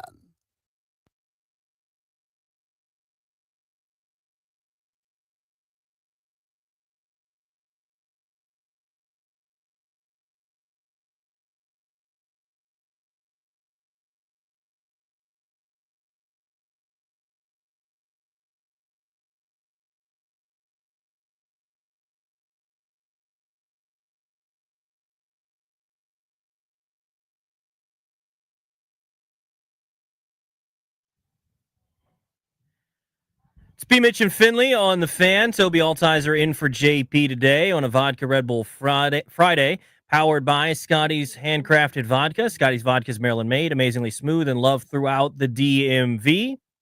It's time for Ask B. Mitch Anything. You want to hop in, 800-636-1067 on the MGM National Harbor listener lines. Ask, hopefully, a future Hall of Famer anything you'd like to ask him. Again, 800-636-1067. We'll start off with the boys in the aquarium. Any questions for B. Mitch? I actually do got a question. All right, B. It's combine time. You know, all these guys step closer to their dreams. You participated in this before. Mm-hmm. What was the hardest thing that you had to deal with? Was it, because I know it probably physical wasn't, no problem, but I know mentally you going in there, how was that process? Was you worried about things? Nah, I wasn't. I know back then I was up with the Cybex machine. So we used to have to do this leg thing. They want to get the power of your legs. So you do this routine the night before the 40. And I was like, why the hell we do it the night before the 40? And the next day, everybody was like, man, my legs hurt. I'm like, bruh, it's the worst. After I did the Cybex, that's when they really did the knee thing. So I was like messed up the next day. And, I was like, bro, don't run no 4.7 or nothing like that. Yeah. I was able to still get a good enough time compared to like the other people I'm competing against, but it makes you worry because like you want to be on point in that situation. Yeah. I mean, you want to put your best foot forward. And then I found out that guys that I say, so what y'all do for the combine? Oh, yeah, we've been training for the combine. I'm like, what you mean training for the combine? They go to a place where all they did was combine work. So they were able to improve their thing. I didn't know everything we were going to be doing. I just was running and I went to the thing and did it. Just show up and do it, yeah. So, C-Dub has a question here on Twitter. He said he took your advice and started implementing cycling into his workout routine. What's your recommendation for a seat? Because long rides can be a pain in the butt. See, you gotta. I don't know where you live. Wherever you live, if you got a cycling place close to you, go to the place. If you don't find a place, you can go to the Green Lizard, or you can go to a place called Richardson Bike Shop and get fitted for your bike. Okay, the seat you have is probably okay, but you're not in the proper angles and all, so you're gonna be getting butt gonna hurt, your feet go numb, that area goes numb, your hands will go to sleep on you. But once you get fitted for your bike, you'll be amazed how the exact same bike, same seat in the right measurements and stuff will completely change. They may have to move your seat up a little bit or drop your pedals some, but it'll help you out. 800-636-1067. You want to hop in on the MGM National Harbor listener lines? It is Ask B. Mitch Anything. Let's get out to Mark in Largo. Mark, what's going on? Hey, what's up, B. Mitch? How you doing? How you doing, man? How's it going? Hey, man, let me ask you something, B. Mitch. I think with the numbers that are going into the NFL Hall of Fame, we know about you, but shouldn't Ricky Sanders and Gary Clark be under consideration? Hell yeah. Or at least under the senior circuit for something like that? If you look, they should at least go ahead. If you look at their numbers compared to Michael Irvin, hell, they right there. Let's be honest with you. Crazy, bro. Oh yeah. Appreciate it, Mark. All right, bro. All right, brother. Let's get out to Toothpick. Pick, what's going on? Hey, what's good, Toby? Thanks for taking my call. B. Mitch, question. You got a 53-man roster. You got your practice squad. But on game day, why do they only shoot up that number instead of the whole 53 that made the roster? I don't know. That's something I always wondered. You got a whole 53-man, but I think, I guess the people on the sideline. That's all I can understand. But I always wondered that we had 53. We would dress out 46, 47. But I think as they go to 18 games, you may have all 53 on the sideline. Hey, and let me ask you this too, because you made that 53-man roster and you are not playing that day. You just on the sideline. Do you get your full check, or do you just get a? If you're on a 53-man roster, you're getting that full check. All right. Okay. Yeah. Okay. Yeah. All right. Thank you, Lee. That's that payment on payment mindset right there, bro. Let's get out to Andre in Alexandria. Andre, what's going on? Hey, what's up, guys? Hey, B. Mitch, they be killing me, man. I gotta lean on you on this. It don't matter who Patrick Mahomes in the Super Bowl receivers were. He didn't have time to throw it to him. Yeah. That shows you that what you get. It don't matter who your receivers is. If you got an offensive line that can't block the defensive line, you can have all kinds of the best receivers in the world. He can't throw it. Yeah. Yeah. Because he's running for his life. So why is everybody talking about let's the Redskins get this receiver and that receiver? F them receivers and everybody who keeps saying receivers. Get that damn offensive line straight. Hey, I'm with you because he had Xavier Worthy, Hollywood Brown, dudes that can run. Yeah. Hopkins, guess what they couldn't do? Couldn't get it to him. Appreciate you, Andre. I don't know that he asked a question in there, but I don't disagree with what he was saying. Yeah. Let's get out to, is this Vince in C Pleasant? What's going on, man? What up, Vince? What's going on, fellas? How y'all doing today? We're good, bro. B. Mitch, man, I know you're a great offensive player. I know you got a great offensive mindset. So, I think we got a little issue on the slot receiver that we got. And I know we've been talking about, trying to get some stuff together as far as like the O-line and edge rushers and stuff like that. But Cooper Kupp and Deebo Samuel, who you think would be a better slot receiver for, I guess you want to say for possession purposes. You know what I'm saying? I think Kupp is a better slot receiver, but he's going to command a lot more money and he's been around longer, so he's been injured more. Deebo is like that Swiss Army knife where you can put him just about anywhere. And I think that gets him in trouble because he has the mindset of a running back with the body of a receiver. So in Jada's case, you think that Deebo will be more reliable, or do you think Cooper will be more reliable? I think any one of them with Jaden, they'll be cool for him. Okay. Yeah. I think you can figure out ways to make both of them work, but I look at Cooper as way more expensive, and I would question the amount of money he would cost at this point than a Deebo would cost. Hey, that salary cap went up, just saying. Yeah, it went up. It went up, but you ain't trying to give it all to, what that means, to that receiver. The cost of players is going to go up too. Appreciate it. Yeah. The thing I would say about that is if you want a true receiver that's a route runner, you go with Cooper Kupp. Yep. If you want a guy that's more electric after the catch, you go with Deebo Samuel, depending upon what you want to do in your offense. Let's get out Cooper catch it and go down. Let's get out to Thomas. Yeah, Zach Ertz. You're not getting hit. Yeah. Let's get out to Thomas in Alexandria. Thomas, what's going on?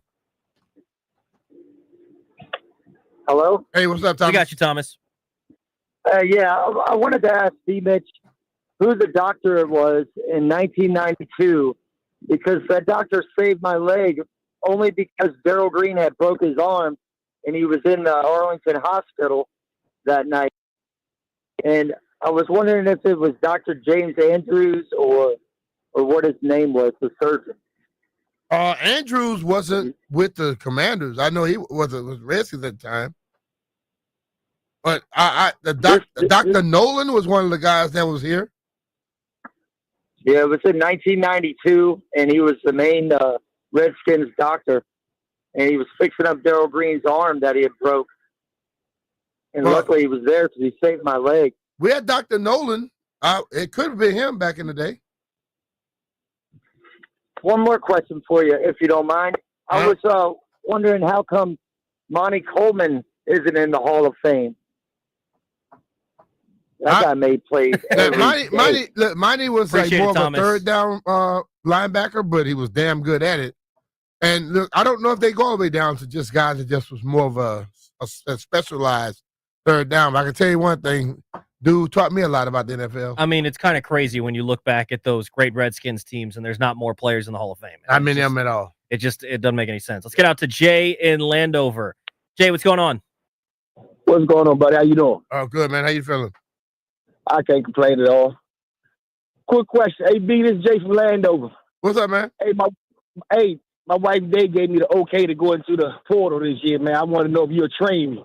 I figure I've been getting back on the bike this year, so I figure. Hey, Jay, you not finna go do nothing, man. You bought a bike and don't ride a damn bike.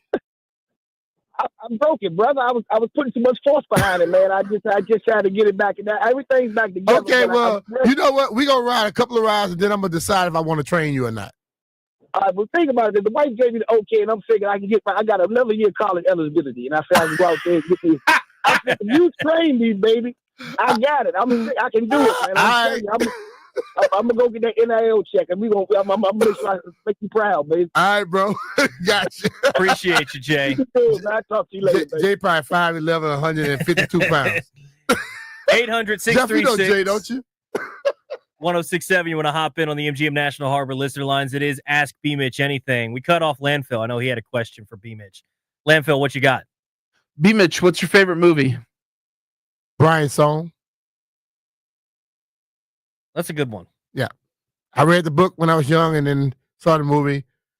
You know, had my name in it, and I fell in love with it young, and that's been my favorite movie ever since. And then after that, I like Godfather, all of them. I watched all three, the trilogy. I watched all that in my basement one night.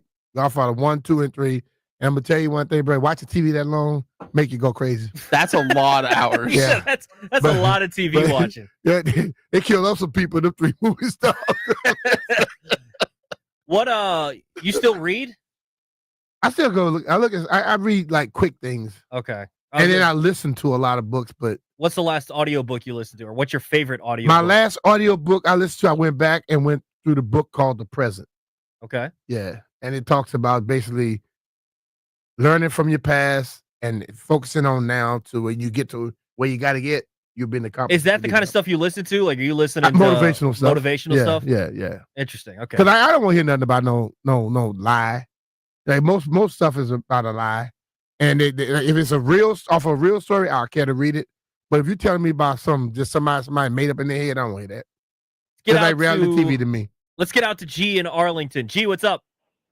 Hey, what's going on, fellas? What's up, brother? Hey, Brian, let me ask you a question. What do you think about us picking up that free agent safety from San Francisco, the 25-year-old? I can't pronounce his name. Talanoa Hufanga. Hufanga? Yeah. They letting him go? I don't know. But if he was, I understand him to be a free agent. I'm not sure, Brian. I don't know if they're going to let him go, but that kid can play, man.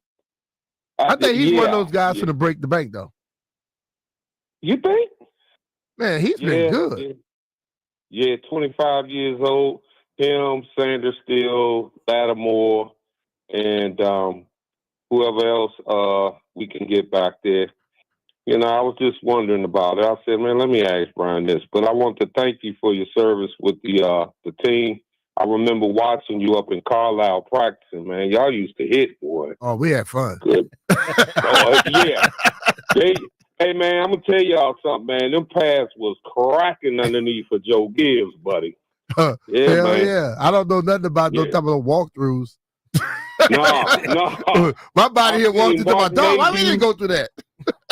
I seen Martin Mayhew hit Donnie Warren so hard one time, and it was so funny. He covered half of the field like in a blink of an eye, cracked him, and Donnie just wiggled a little bit, put his hands down, and kept going for. Man.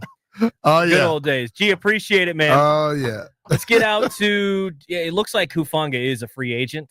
So it says they're most likely going to let him walk. So they gonna let him he's walk? someone coming off some injuries, but yeah, it'd be interesting to see if they're going to be in on him. I like him, though. Let's get out to Jason in Woodbridge. Jason, what's going on?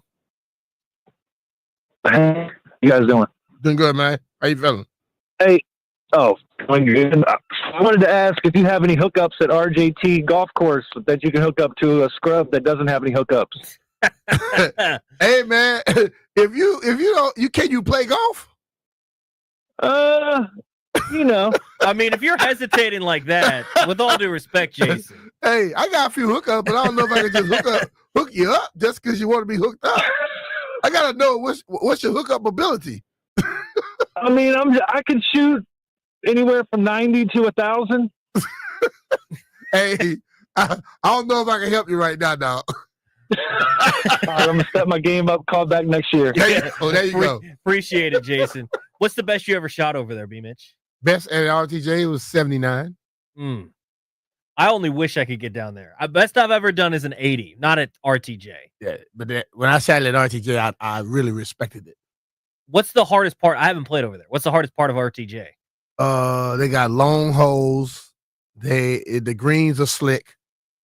A lot of trouble. It's not like this. You go to a regular course where you can spread and you'll be okay all the time. You gotta be accurate. You spread, you're gonna add a stroke onto it. If you start hitting the traps, you're gonna add another stroke. If you're not very long, you just automatically say you're gonna get a stroke a hole. And they've lengthened it since. They've made it longer now. What's the favorite course you've ever played? Favorite course I ever played. Oh man. I was amazed by Cascada because when I went out to Vegas, because you only on one hole, you don't see nothing else. You know what I mean? Yeah. When you're on a hole, you don't see anything else. When I went over to Scotland playing the old course, that was But when I went to Kingsbourne, I was like, okay, I realized I'm not one to like just old look, the Scottish link look. So you're not a links golfer? No, I played it and I enjoyed it because I had seen the history of it. But Kingsbourne over there looks more like Pebble Beach. Okay, so you prefer that. But it had some of the aesthetics of links golf, but it was I like that course better than I did the old course. Let's get out to Ricardo in Brandywine. Ricardo, what's going on? Hey, what's going on, guys? Thanks for taking my call. Thanks for taking my call. The legendary Brian Mitchell. Thank you. Appreciate you, bro. My question is, what do you think about them keeping everybody and going back to the old school with Joe Gibbs? You know how they put everybody on the taxi squad, and then because all we need is some line. We was 1 inch away from the Super Bowl, man. And just keeping everybody and just getting the line, getting some new fresh linemen in there. And you know what I'm talking about, B. Yeah, I mean, if you're going to get fresh linemen, you can't keep everybody. You got to get rid of somebody. Yeah, I mean, the rules have changed. And the rules are very different than what they were back in the day. I know. Because a lot of people that were on injured reserve were not injured. Yeah. Because it's a lot of free agents they got out there with us that are good. Yeah, that we got on our team. Yeah, it's gonna change though.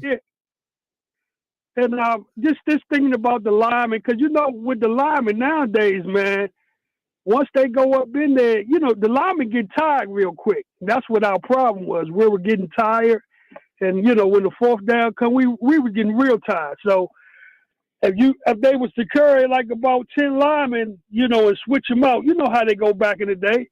Man, the issue is appreciate it, Ricardo. The Hogs didn't switch out. They were out there the whole time. But look, we living on a different breed now. Hey, they better get in shape. Is all I can say. Appreciate it, Ricardo. One last one. Let's get out to Kent in Rockville. Last word. Kent, what's going on? Hey, guys. Thanks for taking my call. In regards to the parking situation downtown, has anyone suggested that they designated the top of the parking garage for tailgating? You could put a big women's and men's restroom up there and let them cook out. You got big, you can get great views of the city and the stadium. Has anyone suggested that? I don't know if anybody suggested it yet. We haven't really gotten into it a lot today, but believe me, dog, if there's a stadium, they're going to have some level of tailgating. Well, and we're going to dive into this next, but I mean, when you have a stadium built where Northwest is right now, and there's literally just parking lots around, it doesn't matter what you do, unless you build it right there, there's going to be less spots for tailgating. Because the whole area around there is a tailgate area. But the Superdome, we know where it's at, right? Yeah. They have still tailgating. Yeah. There's some level of tailgating. Yeah. So you can say, well, we don't want no tailgating, but it's going to be some level of tailgating somewhere. If you got a parking lot, they're going to tailgate. Exactly right. Okay? People going, if you got a parking garage, people going to tailgate. If you got like restaurants and bars around it, that's a level of tailgating. Yeah. Let's dive into that next. The new RFK Stadium, we learned yesterday from Eric Flack of WUSA 9 that they could build parking garages, which could end a lot of tailgating. If you don't like that, give us a call, 800-636-1067. We'll give you our thoughts next here on B. Mitch and Finley. There's tailgating in Maryland in the parking garages. All right. Hey, it's Brian Mitchell here. When the game tips off, the NBA action is just beginning on FanDuel, America's #1 sports book, because FanDuel is your home for NBA live betting. So even if you miss the first few minutes of the game or want to bet on the fourth-quarter comeback, you can make your picks from the first whistle until the final buzzer. Plus, you can even combine your live bets into a same-game parlay for a shot at a bigger payout. However you want to play, now is the perfect time to join. New FanDuel customers get started with $150 in bonus bets if your first $5 bet wins. Just visit FanDuel.com/Brian to join today. That's FanDuel.com/Brian for your shot at $150 in bonus bets. Make every moment more with FanDuel, official sports betting partner of the NBA. FanDuel Sportsbook is the official partner of 106.7 The Fan. You have to be 21 years old and present in Virginia. First online real money wager only. $5 first deposit required. Bonus issued as a non-withdrawable bonus bet, which expires 7 days after receipt. Restrictions apply. See terms at sportsbook.fanduel.com. Gambling problem? Call 1-800-GAMBLER.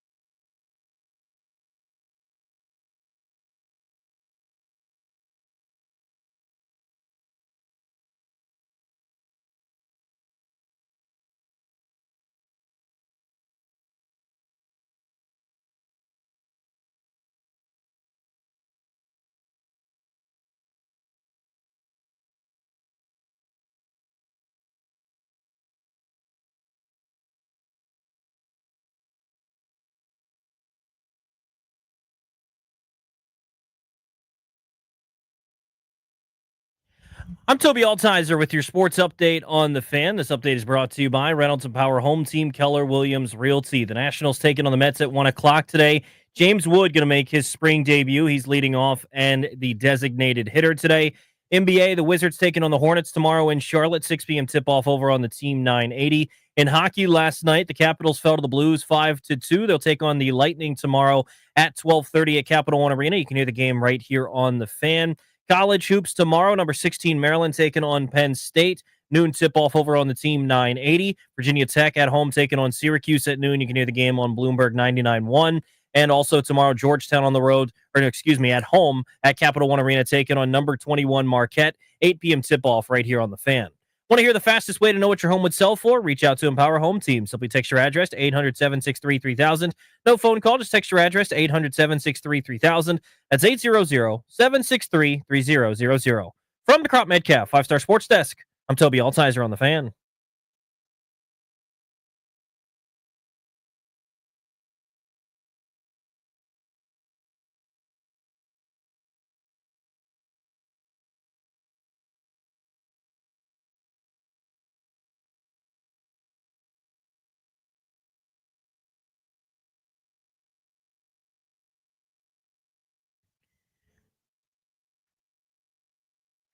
Welcome back. It is B. Mitch and Finley. 106.7 The Fan. Toby Altizer in for JP today. So yesterday we found out from Eric Flack of WUSA 9 that around the stadium, new stadium at RFK, if that's ultimately the site of the new stadium, that they're likely to build parking garages that would get rid of surface lots, which means a lot of tailgating is going to be gone. If not all of tailgating would be gone around the new stadium. Plenty of people up in arms about this. If you want to hop in, 800-636-1067. Get callers into Grant and Danny. That's not final. That's a negotiation tool. Grant and Danny had callers yesterday saying that this would be a deal breaker. They'd rather stay where they're at, and they don't want to go to RFK if that's the case.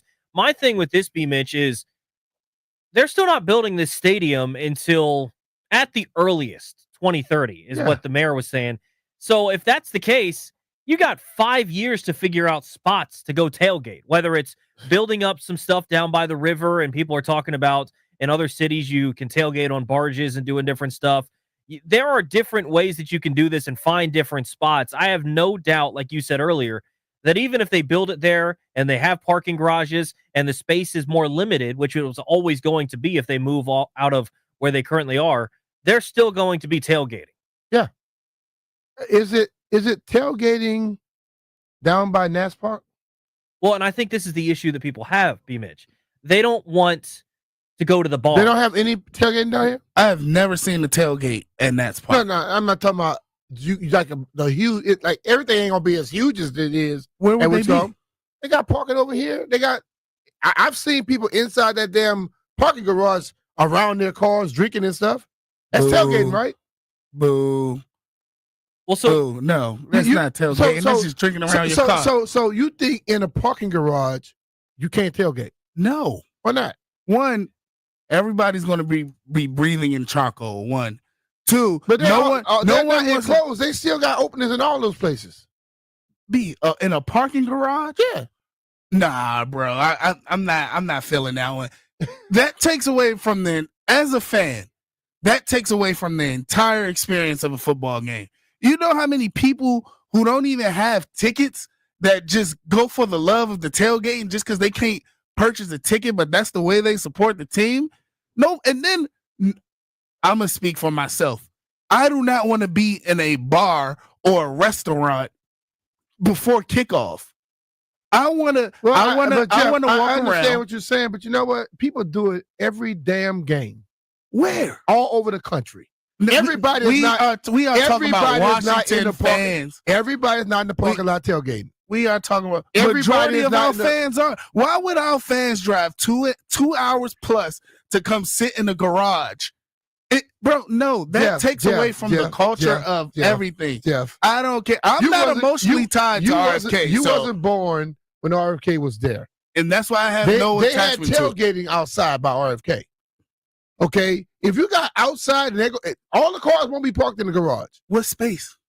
Dude, right around the stadium. If they take all that and build that in garages, where are they going to have space? They're not going to build all garages. This is something that somebody mentioned what they want to propose. Yeah, and the thing is, it ain't final. If it's no tailgating, I am against it. I'm sorry, Jeff. I'm glad it's not DC final. anyway. You already said no, that. The thing is, I'm cool with it being in DC. If we could, I don't want it to go nowhere if they say we can't tailgate. No, that is a prime. When the last time you tailgated, Jeff? I tailgate every. No. I want to know when the last time you held a tailgate. Oh, my family. My family. What are you talking about? We had. Specify the question one more time. But when was the last time you held the tailgate? Dude, I'm telling you, you're trying to negate it just because I said I threw it with my family on the Cowboys Commanders game because that is our thing. We all get tickets there and we tailgate there. Okay. We have done it for the past 4 or 5 years. Well, I'm gonna tell you, and when my grandmother was living, we did that. We did that all the time. And you're gonna see it's gonna be tailgating. What if it's not, B? That's the thing. I don't think about what if it's not. We can play the optimism side all you want, but who wants to tailgate and they got to look over their shoulder to make sure no one is coming to shut it down? I mean, I think that's a big part of this, right? They do it right now. As soon as the game over, they make you run out of the stadium. Well, but I think that's a big part of it is people are going to still tailgate. But like you said, Jeff, I don't want to have to worry if I'm tailgating that I'm going to get yelled at to move or the tear it question I down. ask is this something final right now or is this something they mentioned? I mean, it's still something they're working on. Until No doubt. it's final, then you don't know. And I believe it will not be final because a lot of people, just like you're saying, are going to feel the same way. So they're going to have an area to tailgate. It's going to be an area.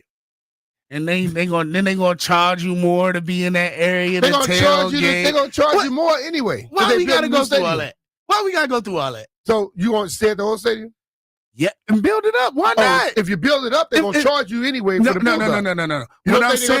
What I'm saying is, you got to pay for parking. All right, and then if you got to pay more because you want to park and tailgate. That's crazy. Well, to be honest with you right now, if you look at the tickets and how the tailgate, how the parking is, they charging some people more anyway. So it's going to always be people charged more. So whether it's like a tailgate area or not, you're going to be charged more no matter what when you build a new stadium. Well, and I think the reality is no matter where they go, you're going to have less tailgating space regardless unless they stay where they're at because the fact is they're just built in the middle of a parking lot. So there's going to be less tailgating space. But I do think that there needs to be a way that they still have a large area. And the caller before had brought up that maybe the top of the parking garage can be a designated tailgating space. And Jeff, I mean, you could explain this more than I can. I don't know that that's nearly enough space, just the top of a parking garage for the number of tailgates that you have. There are certain people that have tons and tons of people. There are some people that just want to tailgate with their family. It's, 4 or 5 people. But there are huge tailgates, a big part of what they do over at Northwest Stadium. And some of the callers brought up a point yesterday, B. Mitch, that said, this team has been bad for so long that tailgating, it still happened at RFK back in the day, but it became even more prevalent with the surrounding area around FedEx and now Northwest Stadium. And the team was horrible, so that became the highlight. Now that the team is good again, they don't want to give up the tailgating, which became a highlight of their game day. I understand all that, but this is where I'm a little different than most people.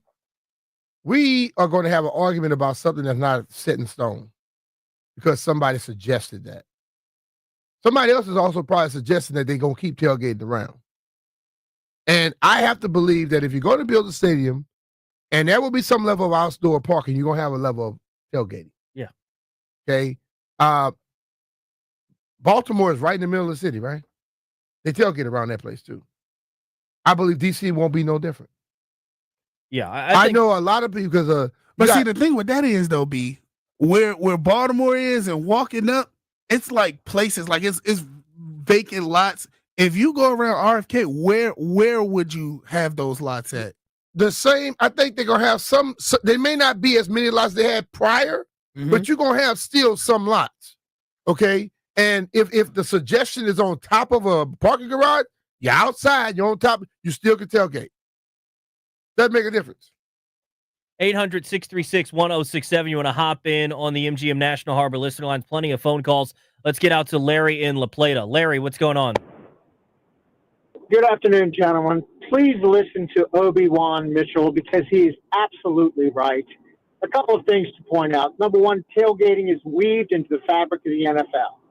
However, number two, a famous ABC executive once said, the answer to all your questions is money. They can build more parking spaces into the sky than they can on land. However, there will be a designated tailgate area, but it won't be that big, and it will be very expensive. They will want to encourage you to patronize the bars and the restaurants around. So, like Brian is saying, there will be a space. But at the end of the day, the answer to all your questions is money. Well, and Larry, Okay? appreciate the phone call. The issue that people have with that is that part of the reason tailgating is so prevalent is I don't want to pay $15 for a beer. I don't want to pay $12 for a hot dog when I can go down to the local grocery store, buy one of those things much cheaper, and then enjoy it out at my own tailgate where I'm grilling my own hot dogs and drinking my own beer. And then that's the issue. Have you ever been to a bar in D.C.? You know what you're going to spend for a single shot drink, and you don't think that price is going to be upped around a new stadium? Nah, I'm not with it. I'm gonna tell you like this here. Not me with it, but it's gonna be some tailgating. Well, around and look, I tend to side with I don't personally tailgate. I tend to side with it's not as big a deal, but I do understand that it is a big part of game day for a lot of people, and you're going to frustrate a lot of fans who already feel like they've been piled on. Yes, this season was great, and hopefully there's plenty more to come, but they're frustrated. You're talking as if this is what the team is suggesting. This is not the team suggesting this. No, it's not. So the team wants the tailgating. And I think eventually if the team, like they're saying, we're not going to use public funds. If the team going to use a lot of their money, there's going to be tailgating. Yeah. Okay? If we just go with you have a lot of people who have moved into D.C. from all these other areas that could give a damn about the whole football team altogether. And it's people now living in that area that weren't there before, that don't want anything around. They just want to live and walk around with their little dogs all day. If the stadium goes in D.C., tailgating is going to follow. Believe me. I mean, I went to a game. I don't know a stadium where there is no tailgating. Yeah, we get that it's going to follow, B, but it just sucks as a consumer that you already got to pay for the tickets to go to the game. You got to pay to park. And now if we want to tailgate on top of bringing all the food that I've bought, all the drinks that I've bought, on top of that, I have to pay to get into a smaller lot. That's just crazy for the consumer. That's a suggestion I made. That's not a guarantee of that. But the whole thing is like you say you and your family do one game a year. Yeah. Okay. So you think anybody's gonna do it based off of that fact? No. No, but you got people who tailgate every day. Those people who tailgate every day will find a way. They don't give a damn about what they do. Yeah, see, that finding a way thing is the part that rubs me the wrong way. And granted, this is all hypotheticals. That's what I'm saying. That so find a way. I'm telling you, that's why I don't like having discussions about hypotheticals. But B, this is a prominent thing in the offseason. We're talking about the location of our stadium in which we're going to pay for. Who said y'all gonna pay for it? No, what I'm talking about, we're going to pay when this location and stuff change. We're going to pay. If we got to go to a bar to tailgate, that's us paying for that. The thing is, you're not paying for the stadium. I think the stadium already been set. What I'm saying, the team is not. It's going to not be just tax dollars. No, but what I'm saying, B, because if you take tailgating away or limit it and charge more, that's still more on the consumer. That's still more that the consumer is playing. Because that's the American way, bro. Yeah, but the thing is, new. If that is what we have to sacrifice for that to go to RFK, I'm gonna close out with one more statement. I don't want to go When have there. you ever paid for a damn ticket, Jeff? Because you just stated we gonna pay for the ticket. No. Listen, B, when I speak, I'm not speaking for, because I worked my way to get in this position. I'm talking about the everyday people who love this team, who got to spend their hard-earned money. And I'm with them because that's some of my folks. If that is a part of the sacrifice that we have to go to RFK and we're going to have limited tailgating, I am not for it. And that's it. That's me. 800-636-1067. Jeff's fired up. He wants to keep tailgating. And it sounds like if the stadium moves to the RFK site, there's a potential that most of, if not a lot of, the tailgating is gone. What are your thoughts? 800-636-1067. We'll get to more of your phone calls next. You're listening to B. Mitch and Finley on The Fan.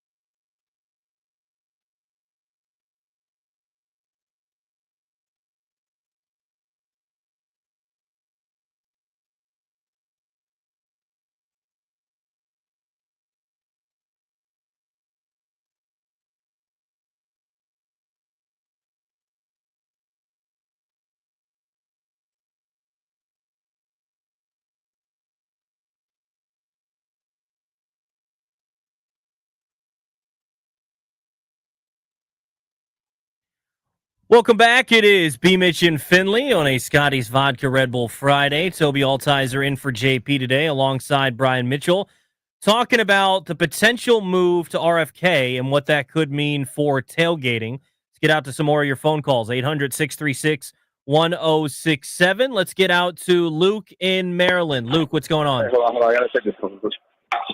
What's up, Luke? Hey, how you doing? Good. I was just calling in to say about the tailgating is I have season tickets and I pay so much money a year. You know what I mean? It's like $3,000 for 2 tickets and a parking pass. And the experience of tailgating is one of the funnest things that I have to do. I mean, now we're winning, so it makes it even better. But I would prefer to stay in Landover and build a stadium there if it enables us to have enough tailgating. Luke, appreciate it. I want to give the flip side of this thing real quick, B. Mitch, because I'm someone that I don't have season tickets. I've never had season tickets. I understand that season tickets are, the season ticket holders in general. A lot of people are like Luke, right? People that go to games all the time, they're tailgating. That's a big part of it. For someone that doesn't tailgate, the things that are important to me are there's literally nowhere to eat if I wanted to go somewhere to eat after a game, B. Mitch. There's nowhere, there's no way I'm riding the metro to walk a mile to get to the stadium. Like, those sorts of things, we can talk about tailgating, and that's going to be important to part of the fan base.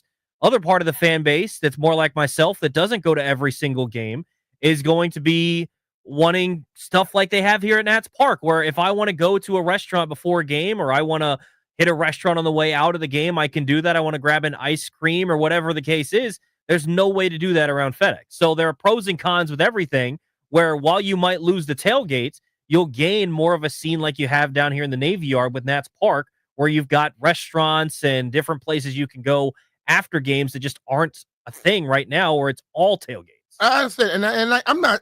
What I don't believe is that they're gonna get rid of tailgating altogether. Correct. But the guy Luke that just called, I would ask him this question: if they build a new stadium at FedEx Field, you think your parking is gonna stay the same? You're gonna pay more money anyway it goes. Sure. So, I mean, I understand, like, if I got to pay, like Jeff said, $15 more, you might have to pay $25 more for the parking pass. You may have to pay $30, $40 more for the parking pass. So no matter how we put it, you're going to pay something. Yeah. And I think the ultimate thing is, this is like we get into these discussions all the time about everything around the game. The game comes down to, if the game sucks, everything else sucks. I don't care what people talk about, oh, yeah, the tailgate became it. You were pissed off at the tailgate because you lost. If you're winning more, you know what? You'll get past it. But I do not believe that they're going to have a new stadium in D.C. and there will be no level of tailgate. Let's get out to Zeke in Southeast. Zeke, what's going on? Hey guys, I love your show. I was just laughing with Brian when you and Jeff was going at it. Of course, Brian, ain't no way in hell we're gonna have a stadium with no tailgating. If you look at our ownership, do you think they're gonna build a stadium with no tailgating based on how they want the fan experience to be and how they're trying to improve it at a dead station now? It's crazy to think that. There's 175 acres that we got to build on at RFK. Yeah, you got to do some housing, but like you mentioned, look at what happened at National Park. Yeah, our stadium be built, but man, they got about 1,000 restaurants, 20,000 homes. It's so much around there, and that's only on 50 acres. So I think it all can be done. We're going to have a tailgating because you got to have parking, and I think everything is okay. But I don't want to hear from the media. Let's hear from the ownership. Appreciate it, Zeke. So from the article by Eric Flack that this is kind of based off of, I want to read you this quote here, B-Mitch, about a Vikings fan. So when they moved from their old stadium to where they're at now in the middle of Minneapolis, this is his quote. We really didn't know until almost right before the new stadium opened where we were going to be able to tailgate, and it was very limited compared to what it used to be. You know what that sounds like? It sounds like they're still tailgating. Yeah. There's going to be tailgating available. So the idea that it'll just all be gone, I think, to your point, is foolish. Yeah. It's going to be still a part of it. I mean, people report on stuff before it's final, and then people have all these reactions. Report when it's final. Report that this is what we're going to build and you can't do this. I doubt it's going to be like that. About a minute here. Let's get out to Byron in San Antonio. Byron, what's up? Hey, gentlemen, thanks for taking my call. Hey, like I was telling Jeff, the young fella, You got all those houses around there. Everybody drives these expensive cars. Where do you think they parked at before? Hey, sir, can I park in your driveway for $50 each Sunday, knowing that your car is safe? You got Spin On that's down the road that you can park. It's not a school day. It's parking area. Even if it's a Thursday night, you can park. It's parking spot, and it's a subway, so you can have it at a metro station. You're using the metro, park at a metro. The bottom line is the team needs to come back to Washington, D.C. They're the Washington football team, the Washington Redskins, the Washington Commanders. They need to get the hell out of Maryland. Sorry, Westmoreland, but you suck. Y'all have a good one. Byron, appreciate the phone call. Don't necessarily agree with all those remarks, but we're going to talk to Chris Bumbaca next about the article he wrote about the Washington Commanders and their big offseason ahead. We'll talk with him coming up next here on B. Mitch and Finley on the Fan.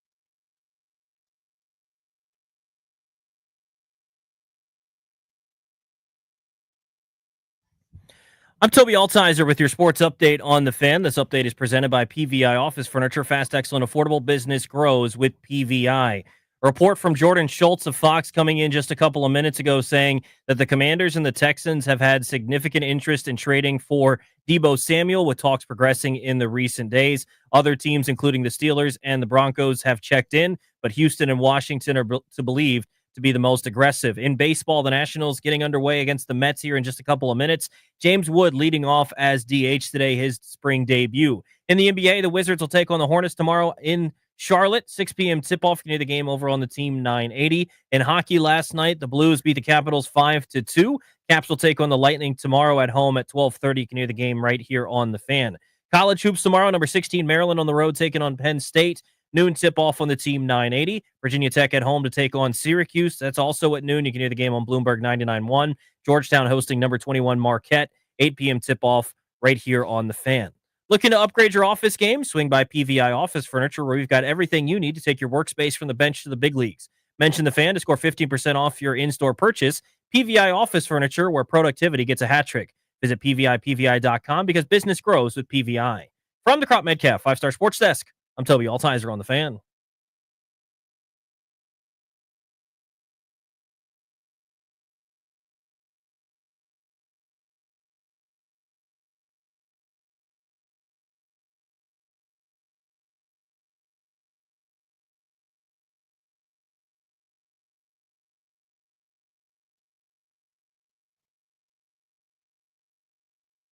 Final hour of B. Mitch and Finley. Toby Altizer in for JP today alongside Brian Mitchell. Set to chat here with Chris Bumbaca in just a couple of minutes. We're good to go now. Yeah. He's joining us on the Rude Guest Hotline, the most reliable heating and air conditioning products in the DMV. If it ain't rude, it ain't right. Chris, what's going on? Appreciate you giving us some time. Hey, guys. How are you? Thanks so much for having me. Happy Friday. Same to you, brother. So we just get this report from Jordan Schultz a couple of minutes ago about Deebo Samuel potentially coming to Washington and renewed interest in him. And the front runners right now in terms of interest for trading for him are the Commanders and the Texans. What update can you give us on that? Yeah, look, I think it kind of falls in line with the fact that this receiver class is not particularly strong. So in the 20s there where the Commanders are picking, like late 20s, you got probably not the best crop compared to other years. So I think a trade at the receiver spot makes the most sense for Adam Peters. And the general manager was saying just this week how you make your decisions about whether you add in free agency, you add in the draft based on where the positional strengths are. So I think it makes a lot of sense for him to go this route and upgrade the offense via a trade at a skill position like receiver. What are you expecting the trade package to look like for a guy like Deebo, or even if Cooper Kupp, what do you expect to happen there? Yeah, I mean, it's tough to say with these things. I feel like you go all over the board with them. But, you know, probably a healthy diet of maybe second and third in there. I don't really see a first for Deebo at this point, just given the injury history. And based off conversations I have, that would be a lot, in my opinion. But, yeah, probably a combination of, second, third, in that range as a starting point, and then probably a couple more mid-round picks, like a fourth and a fifth, just to get it over the finish line. That's what you're saying for Deebo? Yeah. Talking with Chris. Multiple picks? Yeah, like a second and a fourth, second and a fifth, something like that. Yeah, and that's tough. Do you think he's really worth that? Like, how much of last season is Deebo Samuel now versus – do you think that he can get back to the guy that was the weapon for the 49ers versus last season? He wasn't very effective, obviously some of the injuries, but wasn't super effective when he was on the field either. Yeah, no, I think that's definitely like a major factor in moving him, and why I think like San Francisco will definitely take what I just mentioned. It's probably on the aggressive side, but I think that, yeah, Deebo's injury history is like a major consideration, and probably, it's been something that's been checkered him for last couple of years, honestly. So I think that, it's something that whoever trades him is going to have to bank on their training staff really working with him and making sure that they can keep him on the field and keep him healthy, especially when it matters most, right? Like down the stretch as these teams are trying to make playoff pushes. Talking with Chris Bumbaca from USA Today, you recently wrote a piece talking about the Commanders' offseason, what do you think their top priority needs to be? Is it a specific position or something that they need to address? What are you looking at for their offseason? Yeah, I'll go with a basic answer like pass rush. Right, like they definitely need to make some moves on the defensive line there, an edge particularly, right? Being able to generate pressure with 4 is like the name of the game in the NFL. I'm not breaking any news here by saying that. So I think the front office and the coaching staff definitely has their work ahead of them, in terms of building that unit up and making sure that they A, have depth, and then B, guys who can get after it. I think, Armstrong, came on really strong last year, but Kenny repeated. Fowler, same thing. Those guys are up there in years a little bit, so maybe trying to get younger there would be wise and build for the future at D-line, I think, is a major priority for them. As you look at him, does a lot of what Philadelphia did this year and how they showed in the Super Bowl make them have to try to combat some of those things? Yeah, I think it's a twofold thing, B-Mitch, in terms of A, they're going to have to strengthen their own offensive line, right? And then B, I think there's going to be an Eagles effect across the entire league where the Super Bowl performance is going to be sticking out in everybody's minds, where everybody is saying what I'm saying right now, let's go get guys up front who can rush the passer, and let's do it with 4 or 5 guys rather than sending exotic blitz packages, so that way we can play our coverages and keep these elite quarterbacks really uncomfortable. So, yeah, I think those two things. And then, Washington's got a little bit of, who knows with Sam Cosmi, so maybe something at the right guard spot. And I'm interested to see, how long or what they do at tackle depth as well. I think that's going to be really interesting, too. So a lot of people, when they talk about this draft, talking with Chris Bumbaca from USA Today, a lot of people, when they talk about this draft, say it's a meat and potatoes draft, a lot of depth at both O-line and D-line that you can get throughout this draft. Do you think at 29 is where they need to address someone that they can get maybe a more immediate impact edge rusher, or if they wanted to go tackle, or what position do you think they can get the most impact out of at pick number 29? Yeah, I think those two things you hit the nail right on the head there. D-line for sure. I think there's going to be guys even in the second round that can come in and be immediate impact. So certainly when you're at 29, I think you could get a day one starter there in this draft class on the defensive line. And then there's going to be a couple interior guys. I like the guy Jackson from Ohio State. Will he still be there at 29? I feel like he might be rising up some boards. So, going to be interesting to watch, but I like him a lot as far as a guard or even a tackle. In your article, you mentioned John Allen and what they're going to have to make the decision on. They can save about $16 million on the cap if they were to move on from John Allen. What do you think they should do there? And also, I think a big part of this is how much do they believe that Johnny Newton can be the player that they drafted that was, a fringe first-round guy they got early in the second round? What do you see them doing at the defensive tackle spot?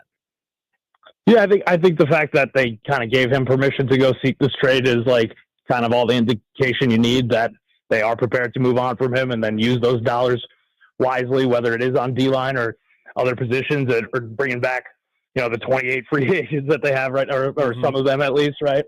So, yeah, I would say, there's a better chance than not that he leaves just based on that alone.